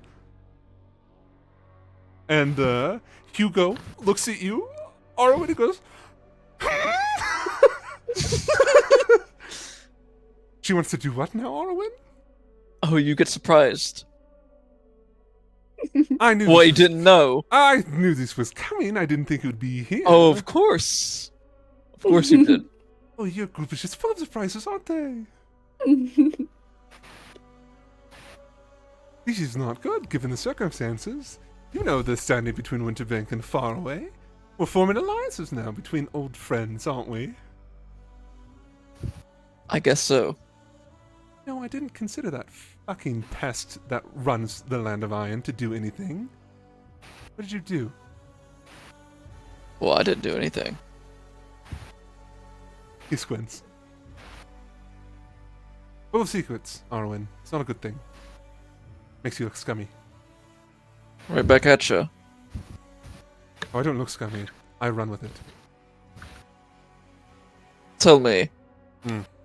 I'll play your game. How are the Watchers? He turns, raises his eyebrow at you. And who told you that nugget of information? I know a thing or two. Was it that dragon cunt? Which one? You're right. The blonde one. The one who should be dead but isn't.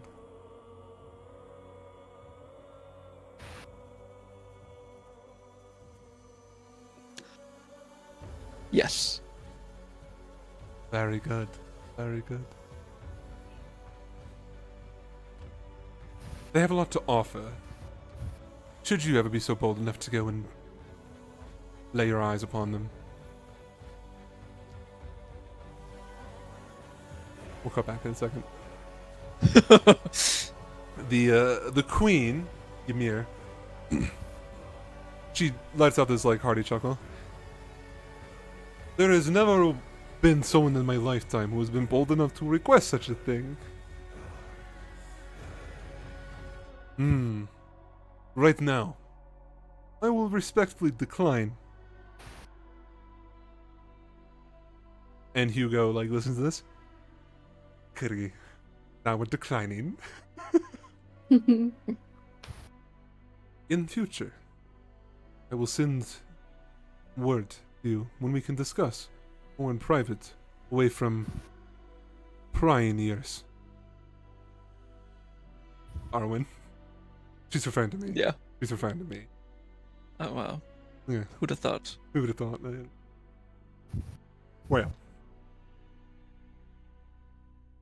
And the Iron Queen just kind of like stands her ground. And then looks back to you, Ashlyn. What are you gonna give her? What nod? Or what sign? To Ymir? No, to the Iron Queen, Rasheen. A nod?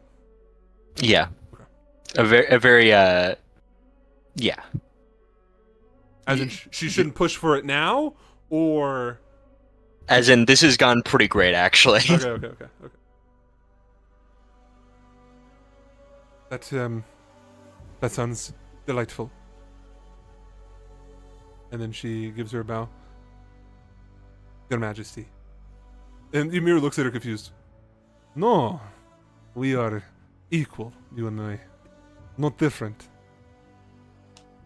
The big difference is age. But you will grow into your crown and be much like your father and mother. And she nods. Thank you. Now go on, enjoy festivities. We will discuss more in future. And then she walks up, and she says something in Sylvan, which is the shared language between the Fae and the Giants. And for what it is worth, you look rather pretty. You speak Sylvan, right, Ashlyn? No. Oh, you don't? Okay. Nope. Elvish. Got She Elvish speaks and Elvish. Giants. I was forgetting. Okay, that's fine. Cool. If you said it loud enough, I would understand. Yeah, I would say you would hear it. They're wild people. I don't know if you Yeah. picked up on that. That's the only reason I asked. Wow. Alright. The queen goes back and sits down. And the princess just kind of raises her drink to the Iron Queen. And Roisin turns back to you and walks over to you, Ashlyn. Did I do that right? I don't know what happened. It all just kind of escaped from me. Don't worry. The momentum is good. Alright.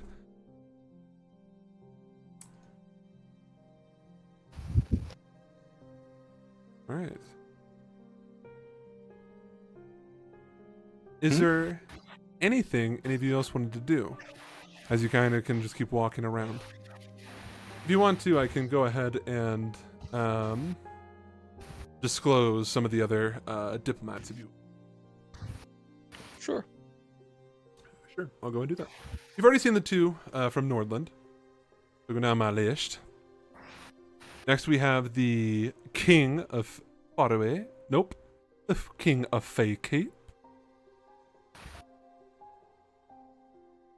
Their names are in the images, by the way, are named in the. So you have King Tiresias the Long-Lived. You have the King of Faraway. King Heinrich Kruger.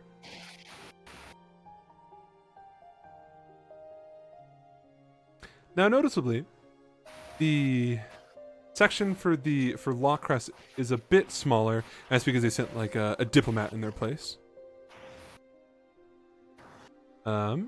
His name is Diplomat Spiro, not Spyro. You have the King of Fallmarsh, a giant minotaur named King Malachite Minos. You have the current ruler of Midland, which is owned by Faraway. And it is ran by Duke Witho, a Furbolg. This look weird. He does have horns. He's 2.5 points. Mhm. You have the leader of Gaul, known as President Clovis, it's President Clovis Arsene Gaspard. And then- President. Oh yeah, he goes by President. A tiefling man.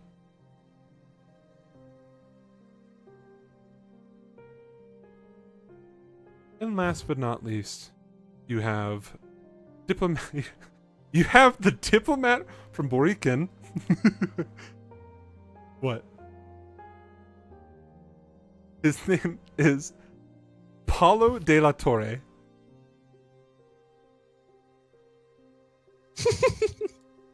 Huh?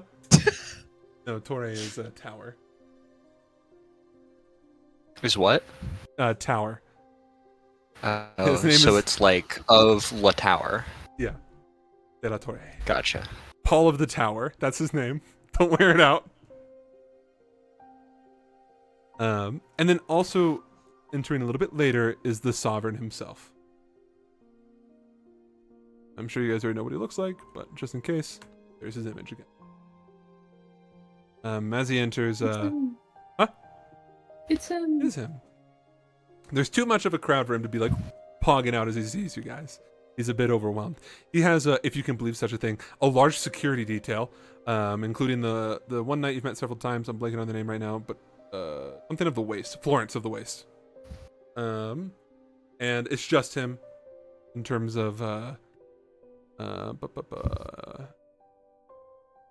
wow, in terms of the family. Someone else that I have purposely not mentioned up until this moment would be someone you didn't recognize outside of the name. I gotta post their picture. 1 second.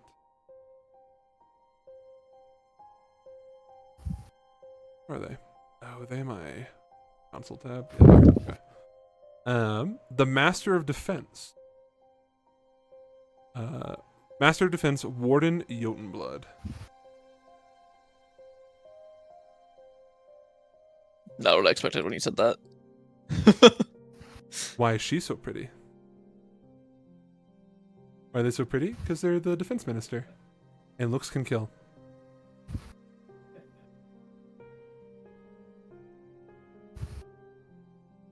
Yeah, it is. Very nice. There is, without a doubt, a large gathering of political leaders here. Notably, the only 2 council members, besides the Sovereign, who we're not going to count, is Warden Jotunblood and Hugo Blase Le Francois. Now, it should be noted, this has been lore established forever ago, is that whenever a council member goes, another one is always there. Typically, in previous instances, you've always seen Hugo with Darkassin. What happened to him? Who knows? Oops. Oopsies, we're gonna have to find a new Grand Arbiter. Our Supreme Court is missing. The entire thing. No, he's just the leader of it. So, and like I said, there's some other prominent mages. You see that one of them is the teacher for Fate, the Archdruid, as well as Miss Anya Kotzenbach. Ooh. In general, large gathering. Now, was there anybody any of you wanted to talk to? I guess not. That's fine. You don't have to. You don't have to. I don't think there was anyone else for Velka to talk to, but Besides Hugo. she has hello fucking calm down since now that Baba, she didn't watch Baba like deck Hugo or anything like that. So she's okay, we're good. Well, I'll say several hours pass, and you guys kind of switch shifts between who alternates between protecting the group. You guys get to kind of meet some of the leaders. You get to meet the different personalities. For the most part, a lot of them are very pleasant, even including some of the lesser leaders, like the leader from like Vicklin, Premier Foster. He's a gentle individual. He's just surrounded by Nazis. Sorry, no, we don't use the trigger word here. Nationalist socialist. They're different. The only quirky one is Paulo de la Torre, who is so not wanting to be there in the slightest. He is only there out of obligation, and even that is not enough to bring him here. Maybe the threat of, like, death was what brought him out here. He is so not about it. Anybody who approaches him, he just tells him to fuck off. But he's very nice about it. You just don't know you're being told to fuck off. The other, like, louder voices are King Malachite. He is not a Nord, but god damn it does he carry his voice like he's one. In general, though, most people here are pretty tame. It is a, gathering of political leaders. I need Arwen. Actually, I'll let all of you roll, and I will let you decide between a perception or an insight check. Just tell me which one you rolled. Is any of this based on hearing or smell? If you perception. So yeah, you can do perception, sight. Well, if it's hearing or smell, then I get advantage. That's fine. Okay. You're either making a I perception rolled or insight insight. check. I figured as much. I'll go around and ask.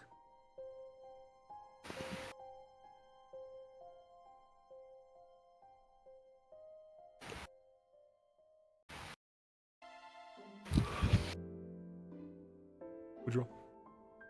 Perception or okay.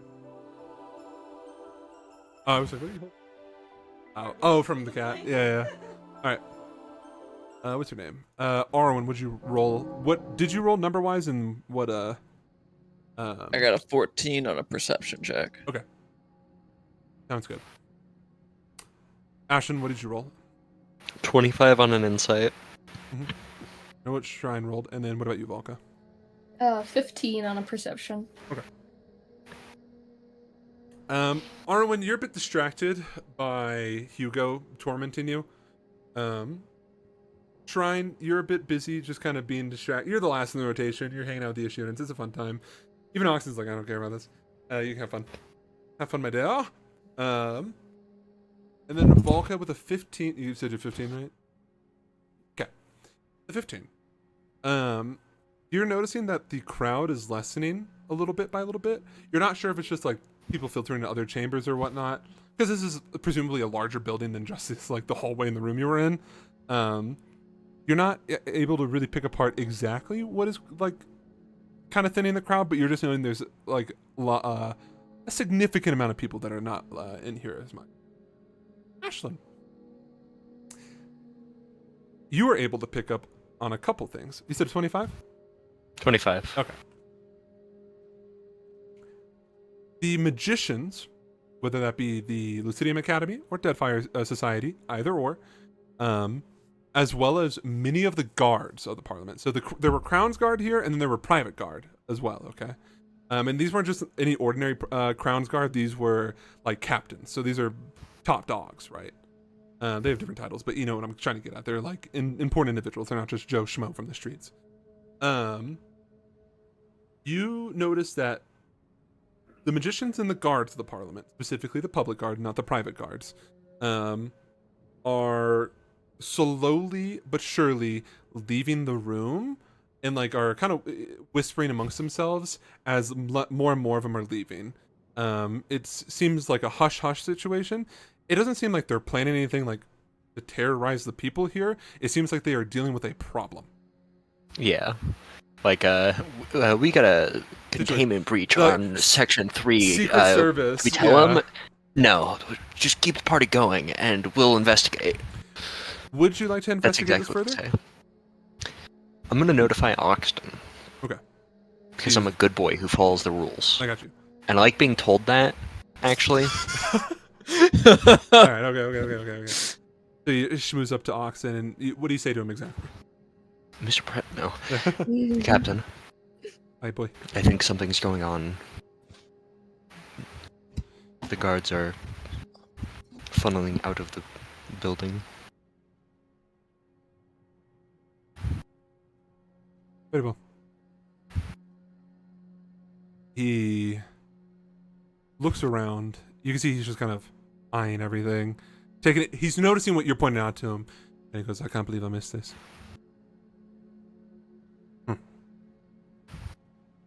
Just one moment. They haven't necessarily been tailing you guys, but Spellbinder Soraya has been kind of just been this looming presence around the group. They haven't been like directly involved with you, but are just kind of there as like your Tard Wrangler. You watch as Oxton will beckon you to follow. Ashlyn. We'll say that is your rotation back in the group. Leaving Sir Rowan alone with the Queen. They're like sitting down at the table, just drinking and whatnot. What? I'm gonna ask Oxton if I should tell Sir Rowan. Hey, tell her. I'll do that. Yeah. Sir Rowan's on high alert, and she tells you it's okay to follow after Oxton now, and you can see that like her head is on a swivel. The Queen is oblivious. She's very happy with herself. Yeah. You talk to the other Queen. They're building connection. Kicking her legs. Yeah. You and Oxton approach Soraya. Doing so, Soraya raises their eyebrows. Hello. Not very snarky, just like, surprised. And then Oxton looks at you, Ashlyn. Explain. I've been noticing that over the past hour-ish. We'll say hour or so, the guards have been slowly siphoned away from this room. I don't know where they're going, but there seems to be some sort of problem that they're dealing with.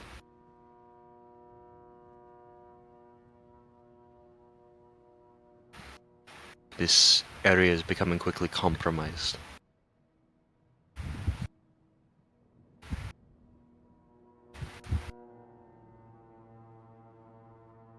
I am not allowed to say too much. But what I can say is that there is a duo approaching the perimeter of the castle.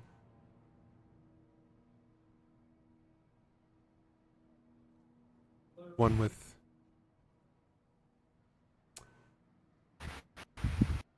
fleshy wings, another made of stone.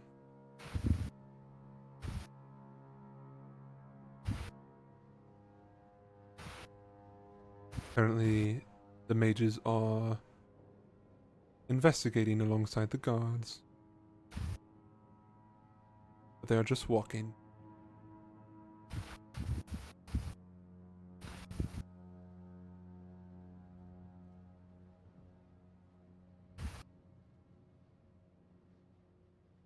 Oxton looks at you, Ashlyn. I'm gonna roll an insight. Sure. What are you trying to decipher? Does it feel like he's aware of this because of like familiar or like some sort of scrying, or does it feel like he's talking about something he realistically shouldn't have any information on? Oh, I see. Okay. Go ahead and roll an insight check. Then once again, just tell me the number. Ooh, that's just a 14. It's a bit hard to tell.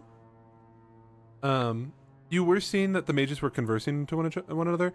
You've also seen that mages can converse to one another in different means, so maybe they do know this by just knowing because like the other mages are telling them. But you also don't really know too much about Soraya to ascertain like does this person know more than they should. Gotcha.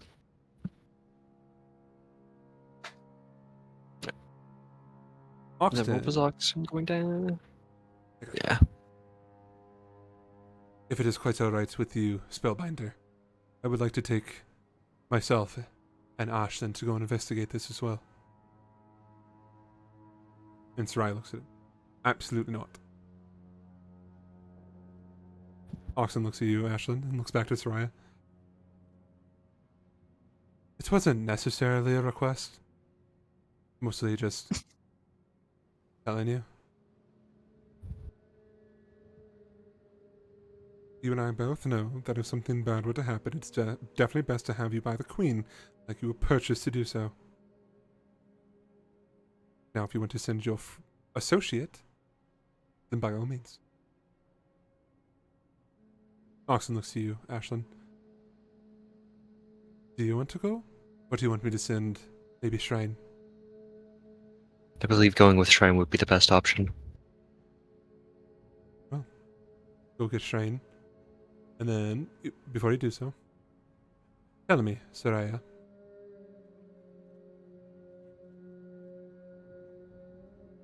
Obviously, we're unfamiliar with this place. Where do we need to go in order to assure that they get a proper viewing of these duo? You do not deliver this from me. The next couple of minutes, a group of guards will be leaving. Small group. Follow them. They'll be over there. And they point over to, like, one of the, like, different hallways. Or not a hallway, my apologies.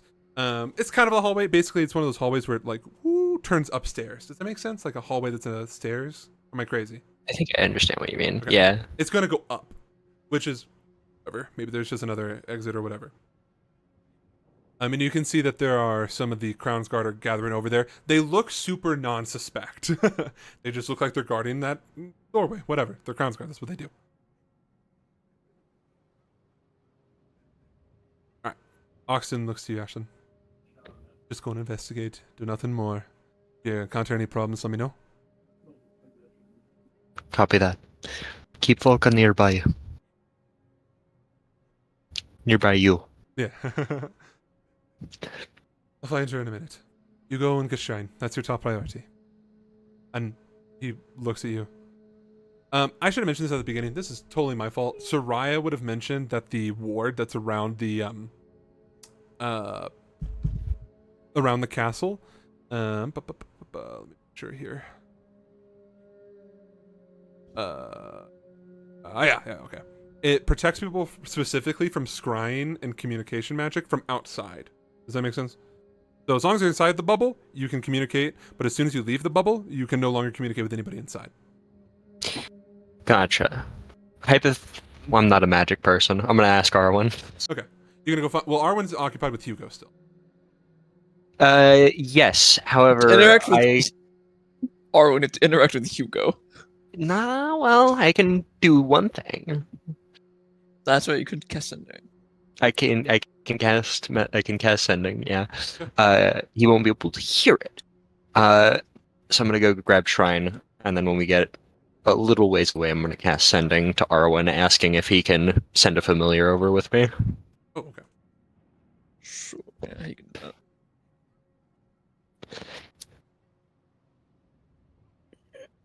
Are you gonna snap the familiar into existence in this banquet hall, Arwen, or are you gonna wait for them to kind of leave?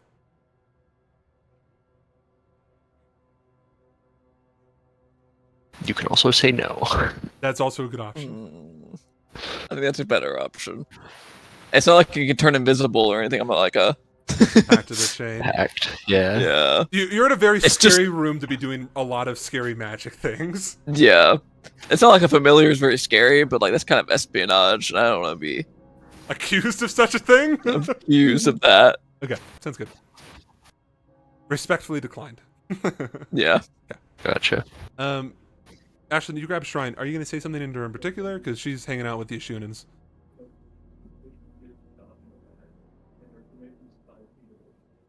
Hey, I think your boyfriend is outside.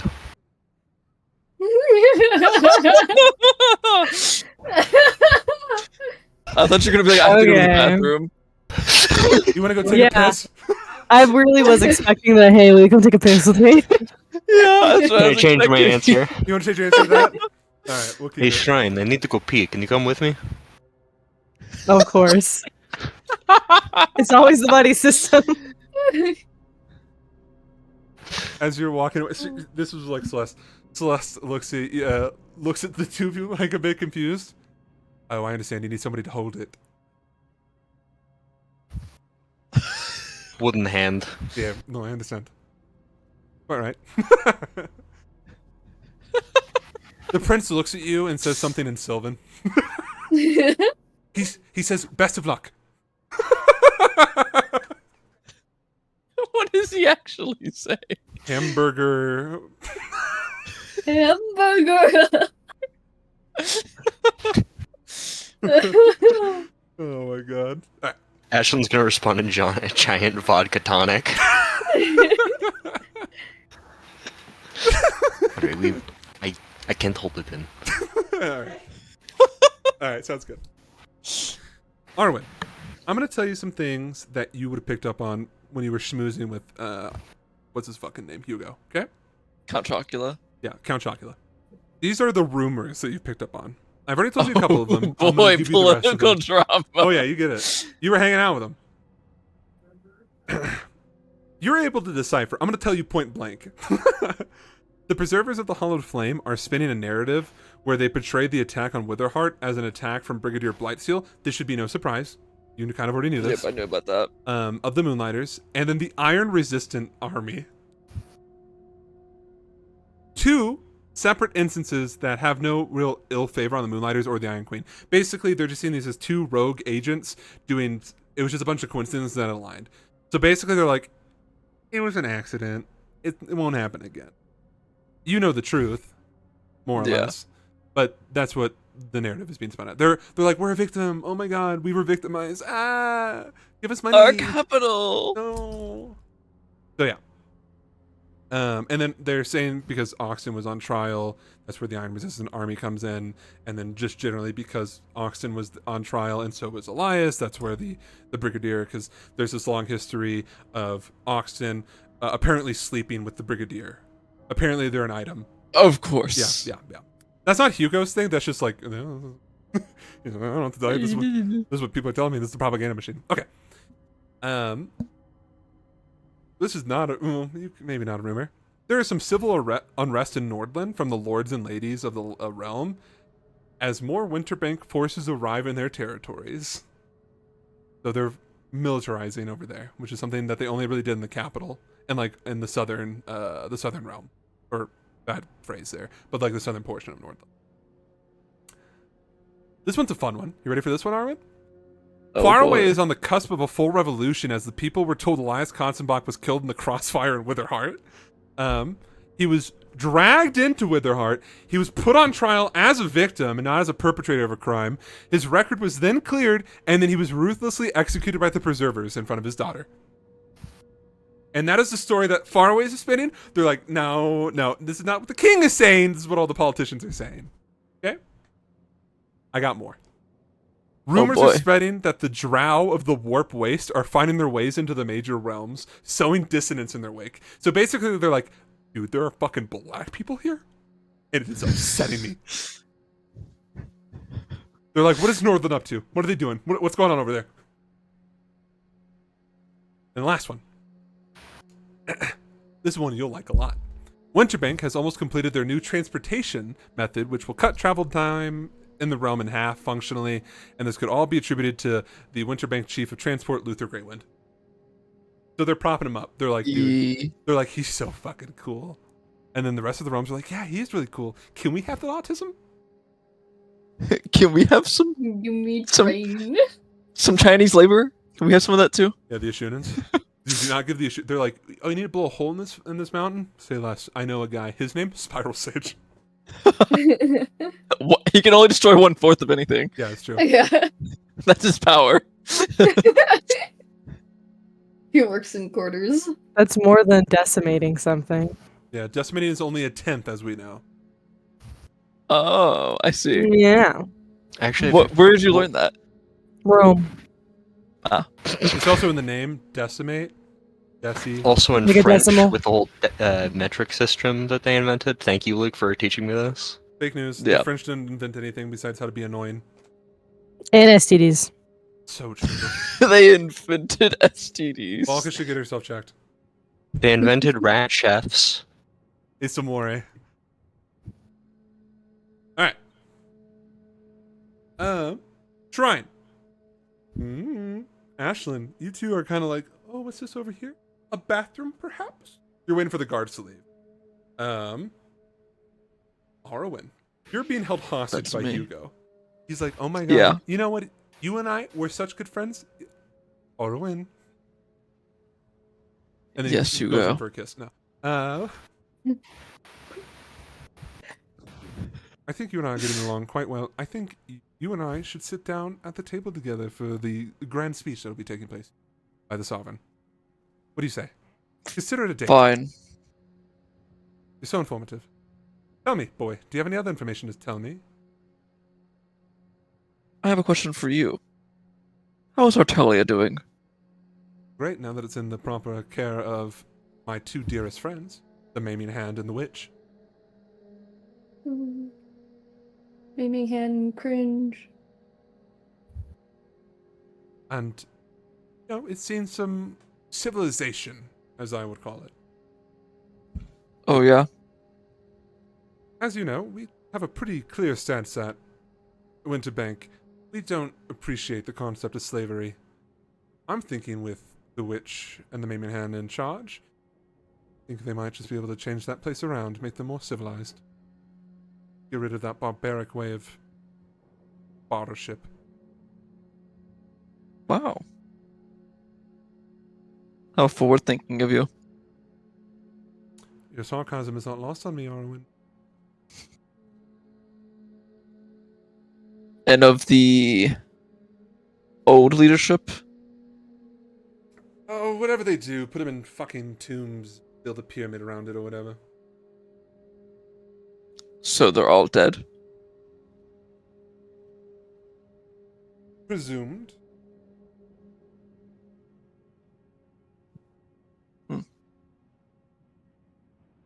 Why? Did you want to pay your respects to them? I know you met with them. Maybe I would. Look for the tallest stone structure in the distance. Sure you'll find them. It's nice to know things even slipped by you. Do you want the exact coordinates? I can draw you a map. You want me to tell you where they're No, it's not about that. Oh, so you found other bodies. I thought they were all blown to smithereens. We found bits and pieces. Had to enlist the help of the death services and the Church of Nyctos, but got the job done.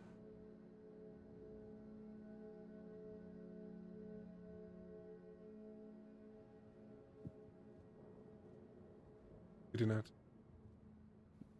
I'm just asking if they're all accounted for.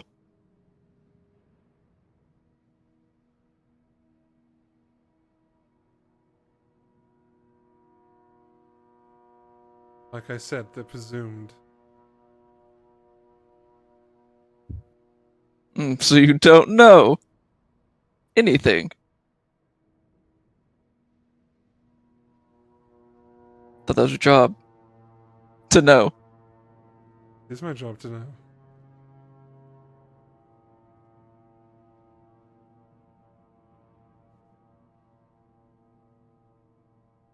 There's something you know. Oh, little old me. A fly? No, I know nothing. This is interesting.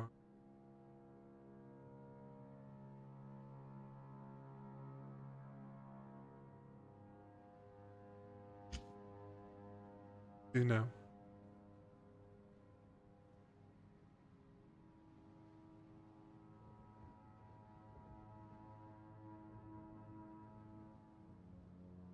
Tell me something I don't know. That was your game.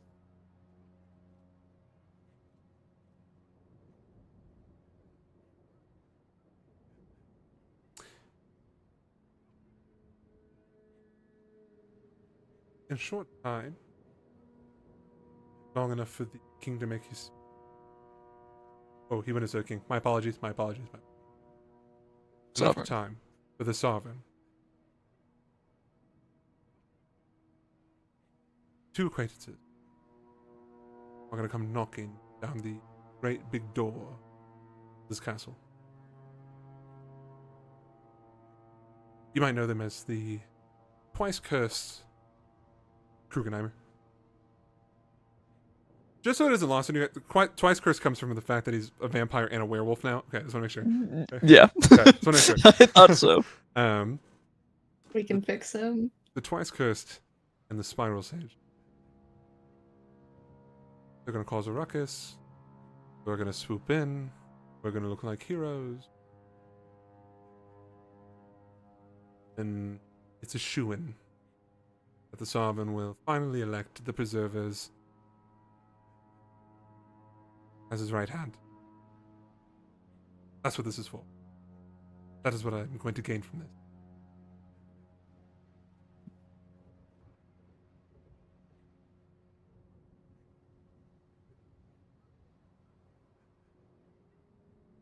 All right. Who controls Esgoroth? Do you know? I do. Of course.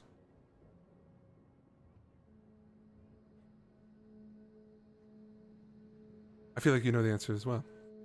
I won't divulge it. Let it still be a little bit of a surprise. Here's what I'll give you. Tell me the piece of information, and then in exchange, I will give you 2 more pieces of information regarding the 9.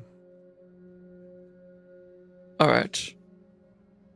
One of the Tajir still lives. You see the silverware next to him, on its own, just folds in on itself. And his, like, eye twitches.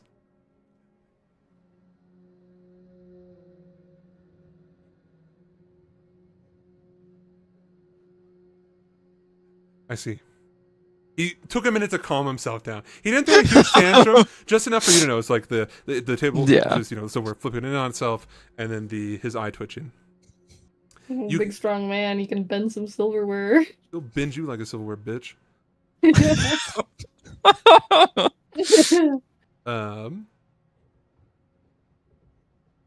Killed your dad. Anyways, Wow. I see.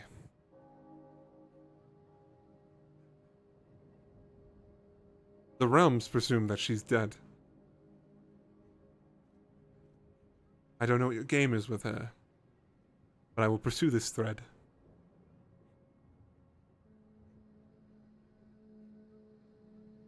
And fuck you.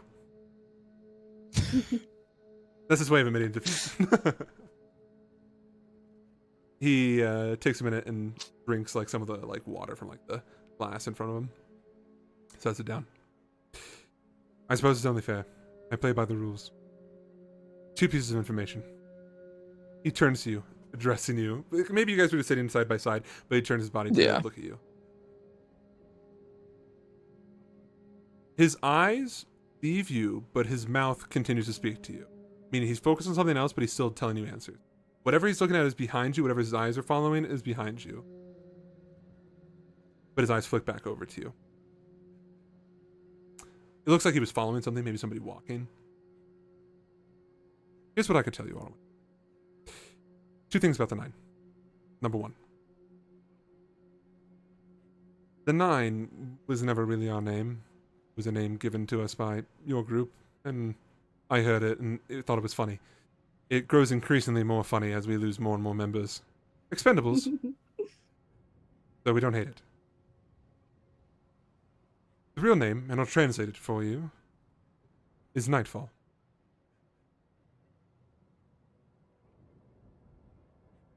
If you're clever, you'll realize that Nightfall has 9 letters. Very funny.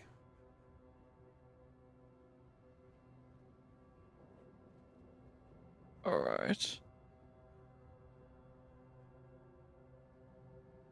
Number 2. He slow blinks.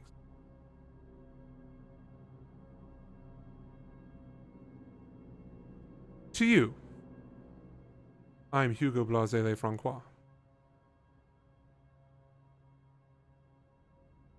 He smiles. My name is not Hugo Blase Le Francois.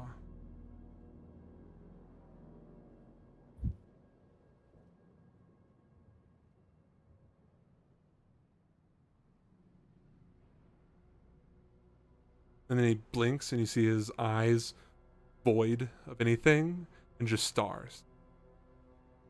And he blinks again. You're back to normal.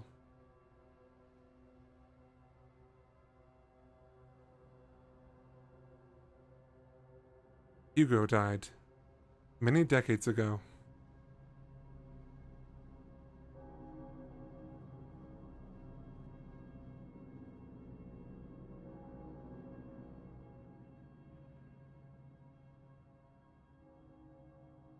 And he leans back in his chair, unfolding his arms.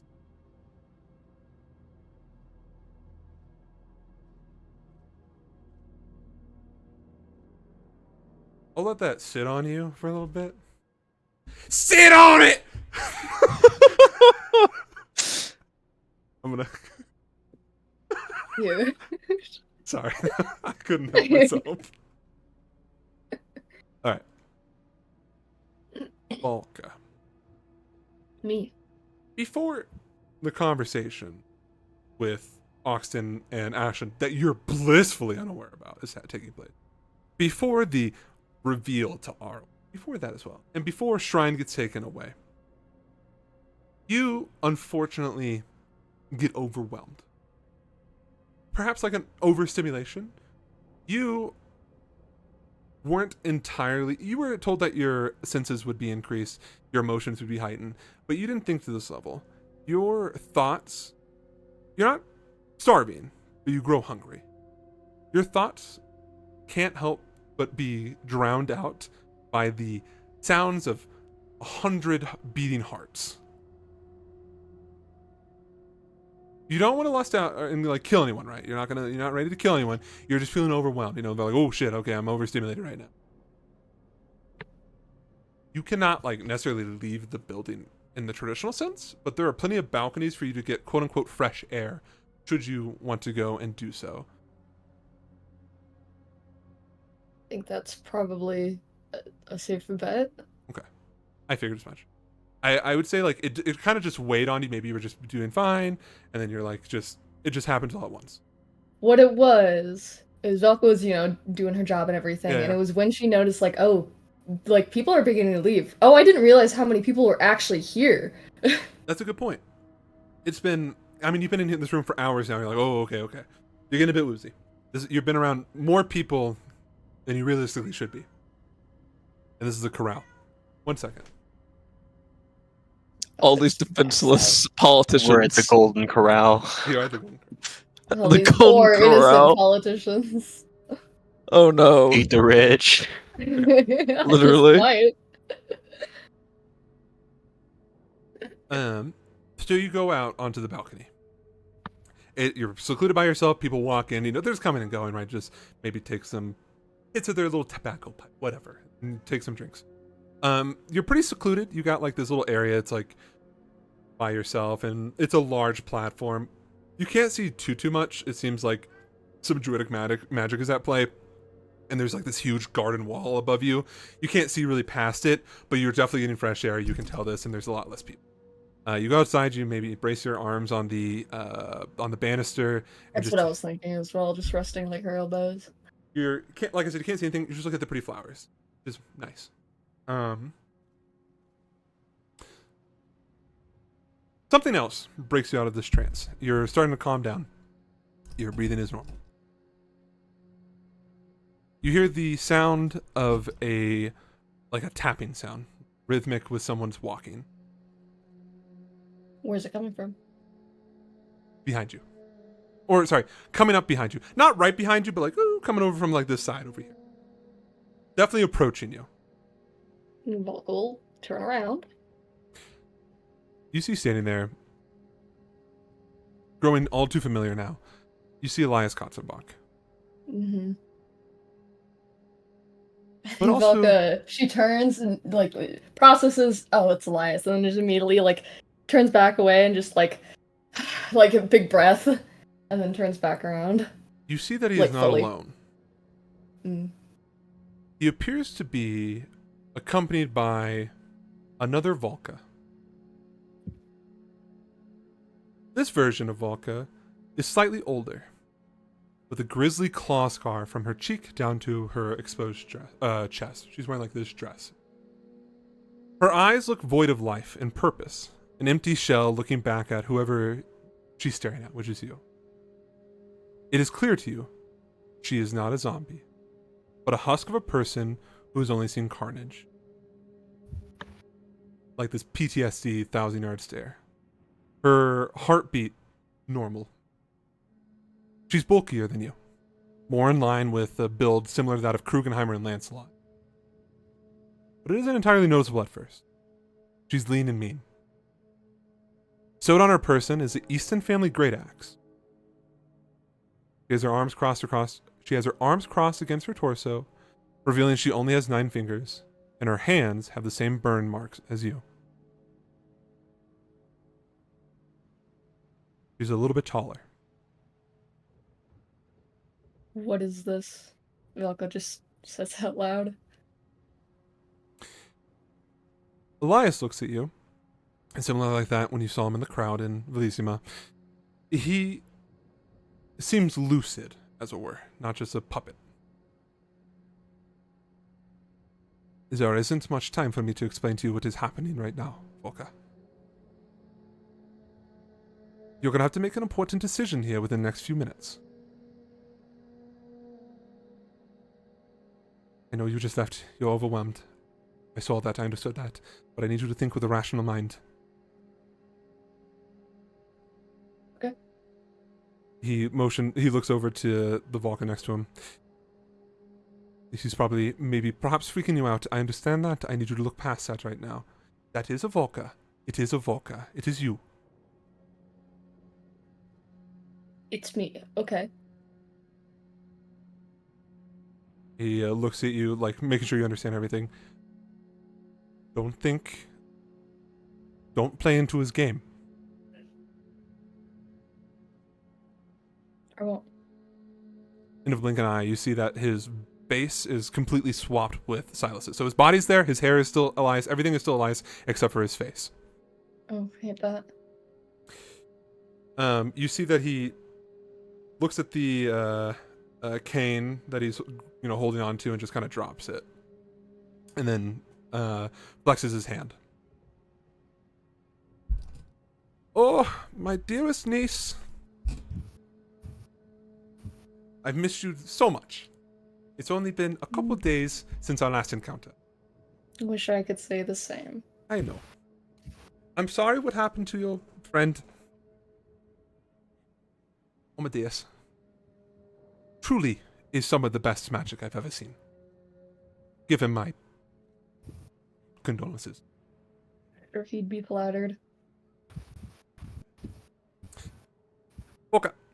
I don't have much time. I have so many more things to attend to, so many people to surprise. So I'm going to keep this brief. I need you to consider this as a gift for all the missed birthdays and holidays. You're 28, 29, it doesn't matter. So many years have passed, and I haven't been able to attend any of them. So consider this as one gift to make up for all the lack. I will first start off by saying that there is no escape. Meaning if you do not play by the rules, well, not to sound like a villain, I will kill everyone you know. Same page? Understood. You can pick one person to save. One person to save from my game. Pick now. Can I ask what's going on here first? No. I was told not to play your game. Who told you that? Take a guess. If you don't play, I kill everyone. You understand this? This is me trying to be nice.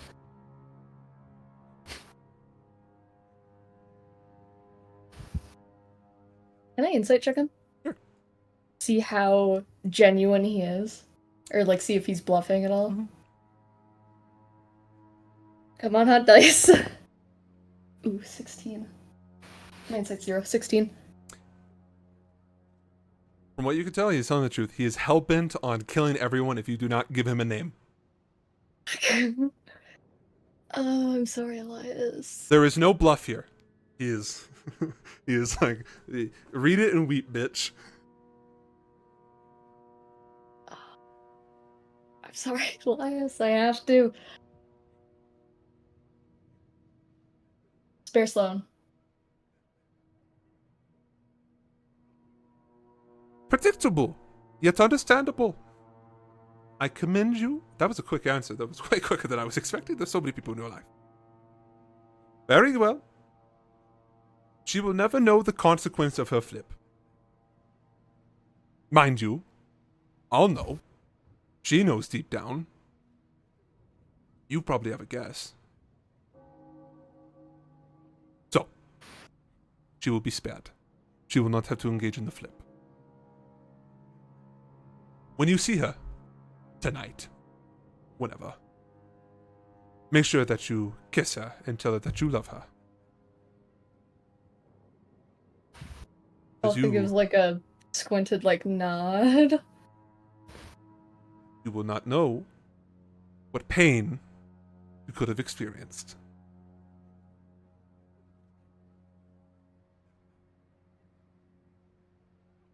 Stay where you are. Or else I'll have to sick her on you, referencing the Vulcan next to him. Where'd you get her? Oh, I don't engage in spoilers. Can't even humor me. Oh, she's A you hint. through and through.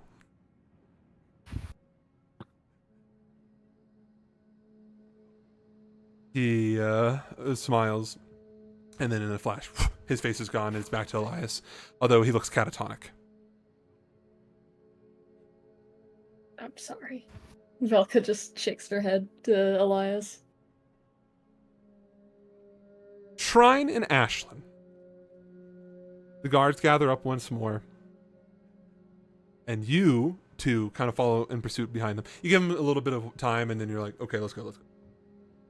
Are you guys being stealthy about it, or are you guys just following just enough distance? You guys are highly perceptive. I'm not gonna fucking make you roll. Just as long as you're not trying to intermingle with them, you'll be fine. Is that cool? Same page? Just you like Assassin's Creed walk with Yeah. them. They don't even notice.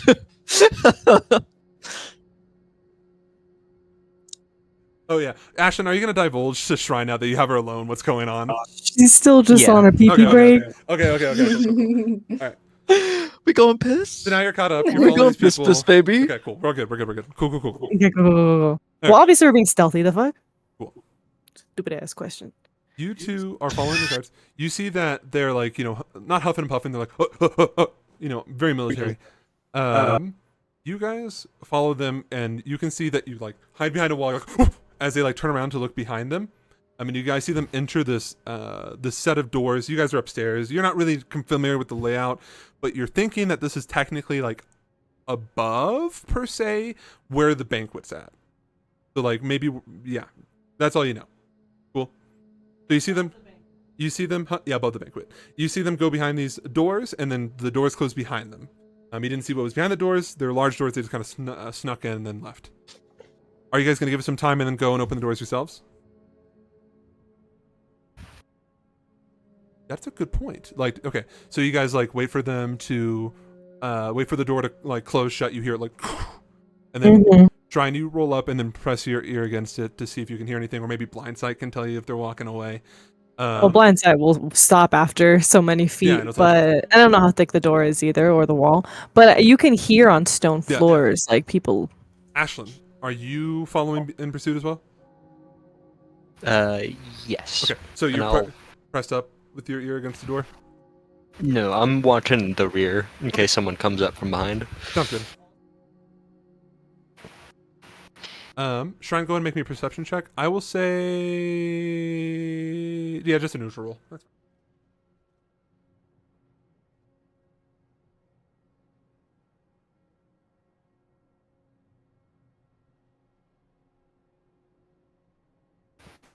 Yeah. 14? Okay. You're unsure. Maybe you're getting it mixed up with like other echoing sound effects or whatnot. You don't think they're like waiting for you to open the door and be like, "Ah, we got you, bitch," or anything like that. You can't even sense them. The 10 feet. You can't even sense them within that 10 feet. Okay, I think they're gone. She's whispering. Would you two like to open the door? Yep. Yeah, it seems like an awful idea. Yes. You guys open the door. I'll get back to that in a second. Arwen. You turn around. Do you turn to see what Hugo was looking at? Yeah. Okay. perception check. Oh no. You win these.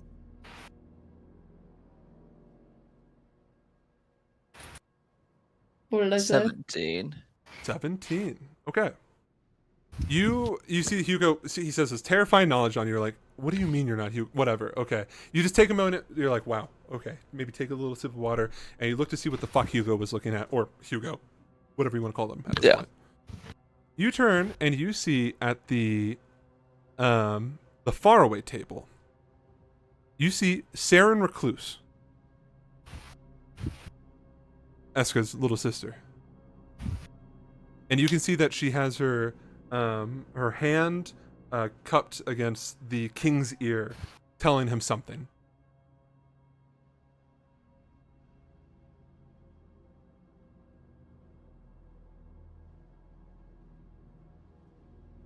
Or he'll like shoot up from his chair and then he'll like look over and he'll sit back down. Yeah, Hugo looks at you. Kind of like, realizing Hugo the sits down. situation. What's your game? He looks Your at actual you. game here. He looks at you. And in another moment of defeat, I have no idea why she's here. God. Sit down. Yes. Accept what's gonna happen. He like stands up and he like looks at Hugo Yeah. and he's like, okay, I realize what's happening here, and he sits back down. You watch as she like backs away, and you see the king's eye twitch, and then she just kind of. This is the sovereign? No. King Heinrich Kruger, the king of Faraway. Oh, okay, Yeah, gotcha. yeah. And you see that the he doesn't loudly, but just says, "He's German. I forgot how to do German accent all of a sudden. Just one moment." Takes a step away from the table. Him and his guards following. You've lost track of Saren at this point. He's got like himself, and he's a king, so he's got probably like 6 or so guards. Okay, all decked to the 9. And they stand up and they walk over. You watch as they walk over to where the pontiff is, where he's at. He's just talking, minding his own business.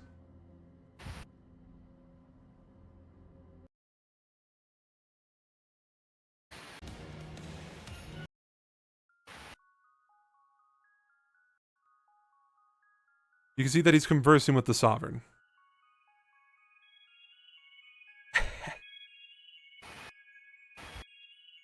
Arwen, you watch in a flash as King Heinrich draws his blade and lunges at the pontiff. You don't see a defense, you just hear a squelching sound and the pontiff yelling out in pain as you see that the blade is pierced through him. So he like intercepts? No. The pontiff was the one who was being struck. You can see that Oh. it was very clear that the king was going to strike at the pontiff. Maybe you could argue he's going to try to strike through and hit the sovereign, but he's struck from behind. And the sovereign like backs away, and to no one's surprise, you watch as the area is quickly swarmed on by both the sovereigns, the kings, like the shield bearers, and the preservers. The preservers grab onto the pontiff, and you see, because they're not really traditionally in the healing school of magic, begin to cauterize. They pull out the blade and cauterize the wound, and you see this brief skirmish between these 3 groups. Eventually, the ordeal ending as the King Heinrich is restrained, like a bunch of men are like holding him back, preservers, right? And the king's the shield bearer standing in front of the sovereign, making sure he's okay.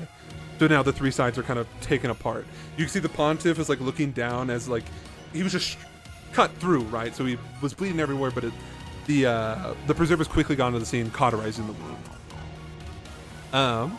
Everyone is like aghast, and they like backed away from this as like this is a complete like destruction of decorum. And the pontiff holds out his hand and goes, "It's all right. and he like motions to people to Vivaldo Astaldo, hold them up and everything. You can see that your dad was protected by your old mentor. The two of them over That there. makes sense. Wait, so this is like right above me then? Not right above you. They're like a couple tables over. Okay. Yeah, you and Hugo have your own Gotcha. special little boy table. Wow, incredible. The pontiff just looks at the king, and most people are like, "What the fuck is about to happen?" And the pontiff says, "It would go against our core tenets to bring any harm to a passionate man who's passionate about his people. I understand that misinformation is spreading, and the preservers, us, are just trying to do our best to maintain balance during these difficult times." And he like stands up and kind of straightens out his clothing, and he looks to King Kruger. "We will discuss this at a later time. Please. This might be strange to all of you." He's addressing the crowd now. "Just sit down. Let us enjoy the sovereign's speech. Let this bygones be bygones. Water under the bridge." Arwen, you look at Hugo. His face is caught somewhere between what the fuck is going on and what the fuck is going on.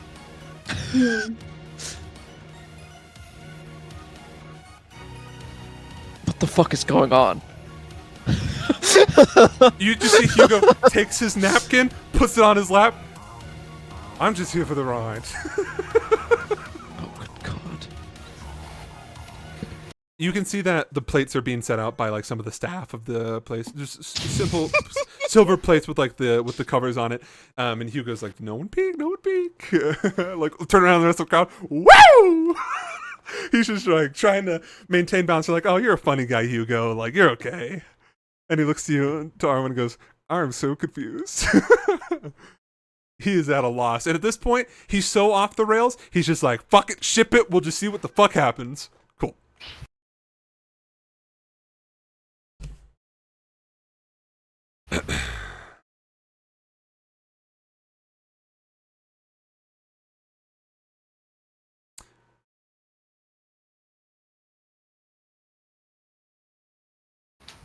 Shrine in Ashland.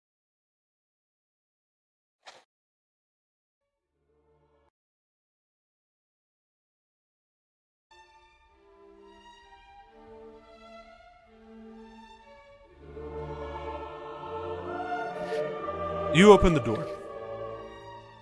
You see, facing the door, sitting in a chair,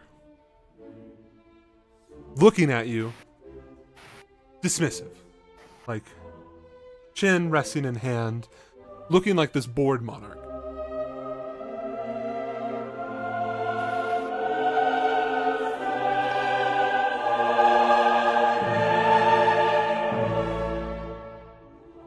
You see a tall man, blonde hair and black eyes.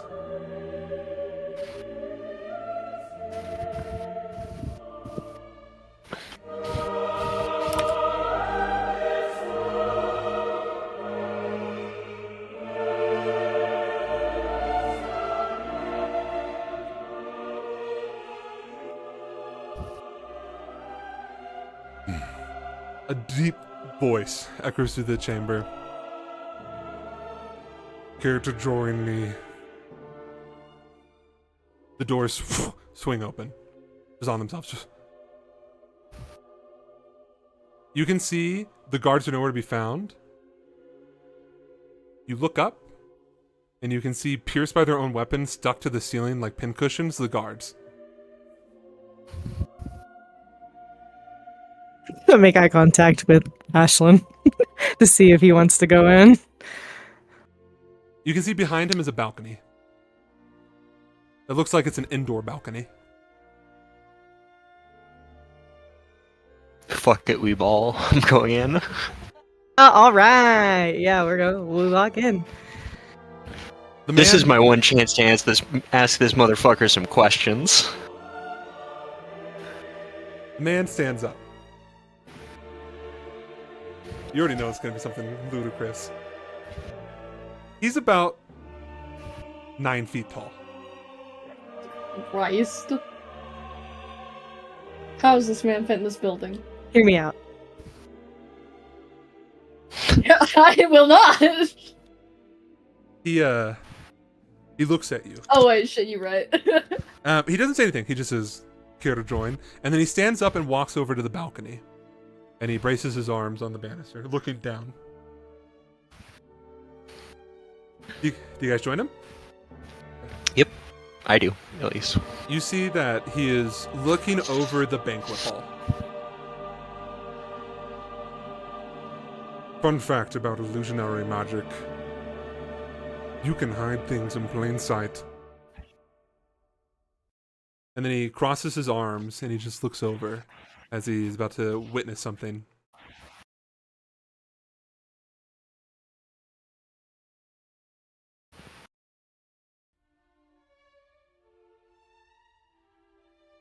Continue, there's about to be a lot here.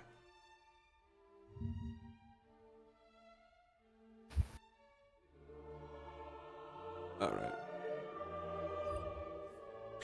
Ashlyn? Hiroko?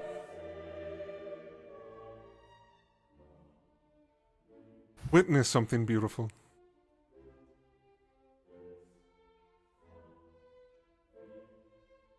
He dead named you. Okay. Okay. Huh? Yeah, he said he did. He referred to you as Hiroko. Yeah, referred to you. He referred to you as Hiroko and then Ashlyn as Ashlyn. That's okay.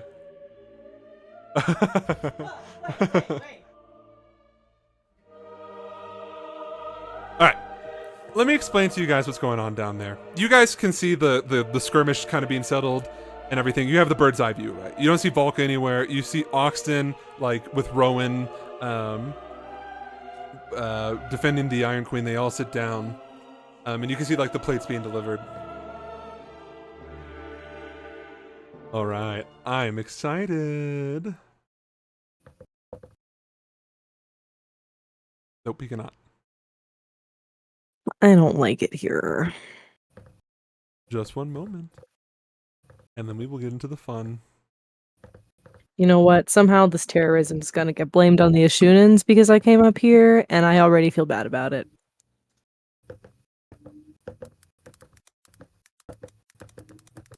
Literally right after just being like, I should stop doing this shit. I wanna rock with you. This is my last bit, too. Bro, where is it?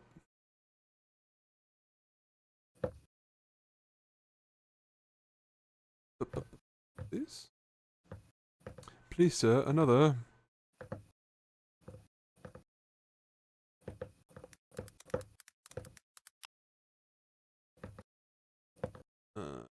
Song I want?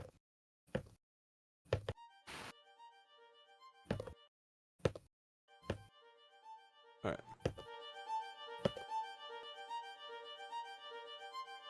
You guys watch as from seemingly out of nowhere an all too familiar man emerges. You see walking in between the tables dressed in a flowing robe of red, none other than Silas Kotzenbach. You watch as he approaches Saren Recluse, who's dressed in this formal drow attire. Silky. Grabs her hand, like him grabbing like a lady's hand, and then walking on top of the stage. Everyone seems kind of confused at this. The Sovereign is just still like recoiling from everything that's happening. Arwen. Hugo looks at you. Oh my fucking gods. That's it. On top of the stage, Silas clears his voice. It booms through the hall. You know what's bad whenever Hugo looks normal? Everyone! You can see like the crowd turning to look at him, really confused. He's got everyone's attention. You will find in front of you, beneath the lid, a single coin. This will be very important. No. Please do not lose it. As for introductions, my name is Silas Florian Konstantin Kotzenbach. He pauses, and Saren's voice echoes through the chamber. Listen carefully. Do not move from your positions. Listen to Lord Silas explicitly. Everyone, including you, Arwen, stances up. Just Ashlyn, Shrine, you as well. Volka, you as well. All of you kind of frozen in place.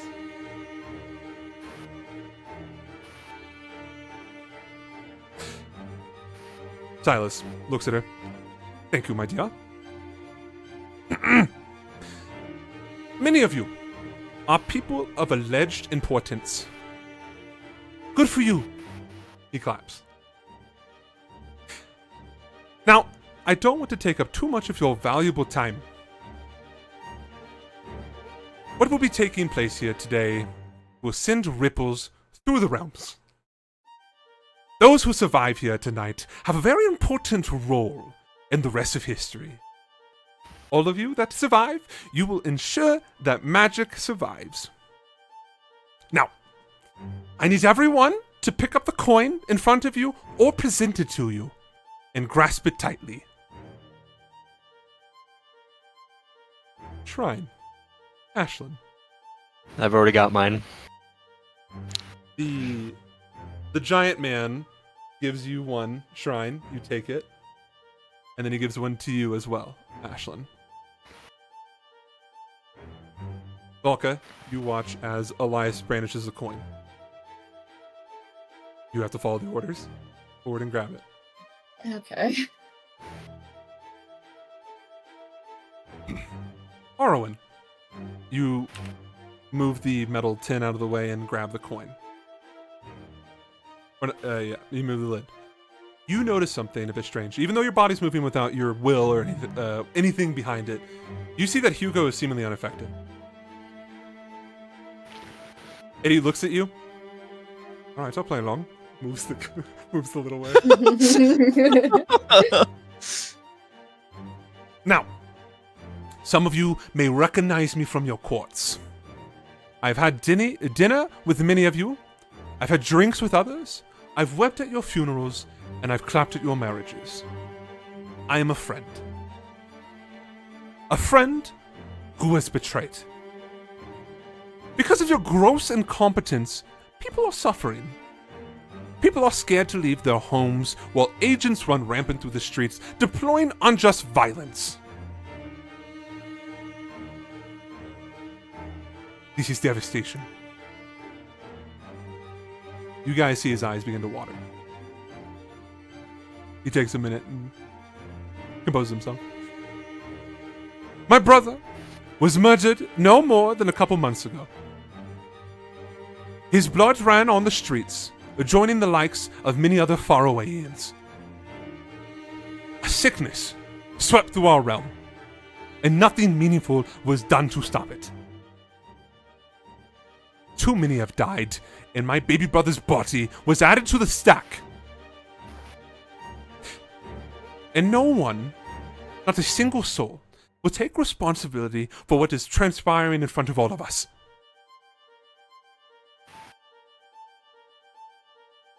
Tonight, I will show all of you that you are not immune. Tonight, many of you will die. And from your corpses, hopefully others will be able to see the truth. Now take a moment and think of the side of the coin you wish to stake your very life on. Then flip your coin. You guess wrong, and you perish.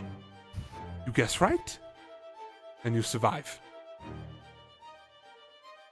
He claps his hands. May your gambit pay off. And then he bows. a grand wave of coins go flying in the air. Some being caught by the thrower, and others just landing on the table or on the floor. There's an air of silence. People suspect nothing is going to happen. Arwen, you flip the coin. Ashlyn, you flip the coin. Shrine, you flip the coin. Volka, you flip the coin. Hugo flips the coin. Silas stands up from his bow and he's smiling. There's just continued air. People are looking around, a little bit more free of their restraints. That's when the coughing begins.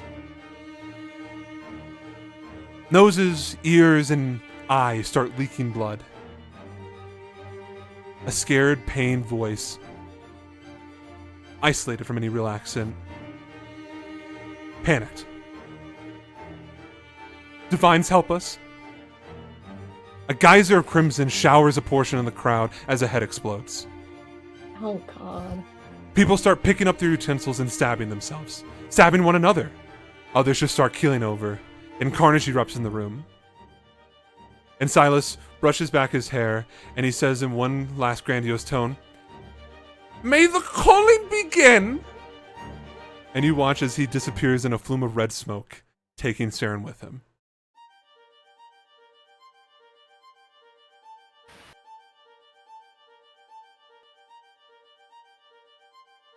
Ashlyn and Shrine. The man's voice booms. Hold on to your coin. You'll need it later.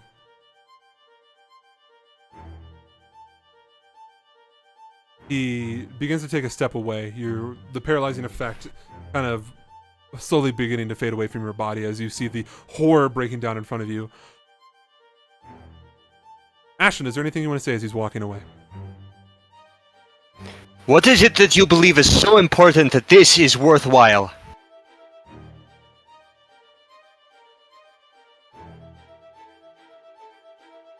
Without turning to address you, you can't really turn your body too much, but you're able to shout that.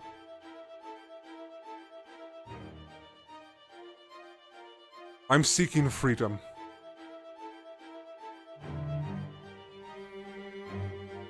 By any means necessary.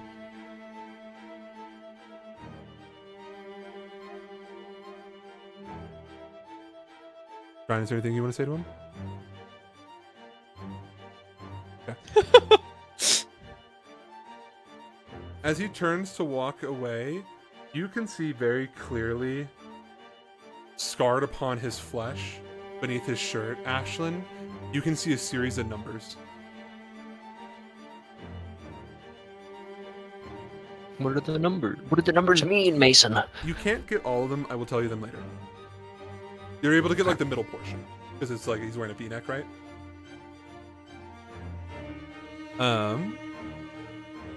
He continues his statement with you, Ashlyn.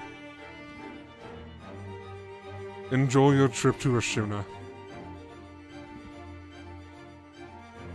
And he continues to walk out of the chamber. And as he walks out, he snaps his fingers and the door slams shut behind.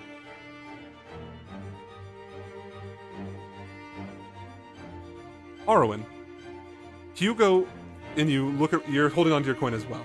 You haven't looked at it yet. Oh, okay. Hugo, you have a special condition. Like the rest of them.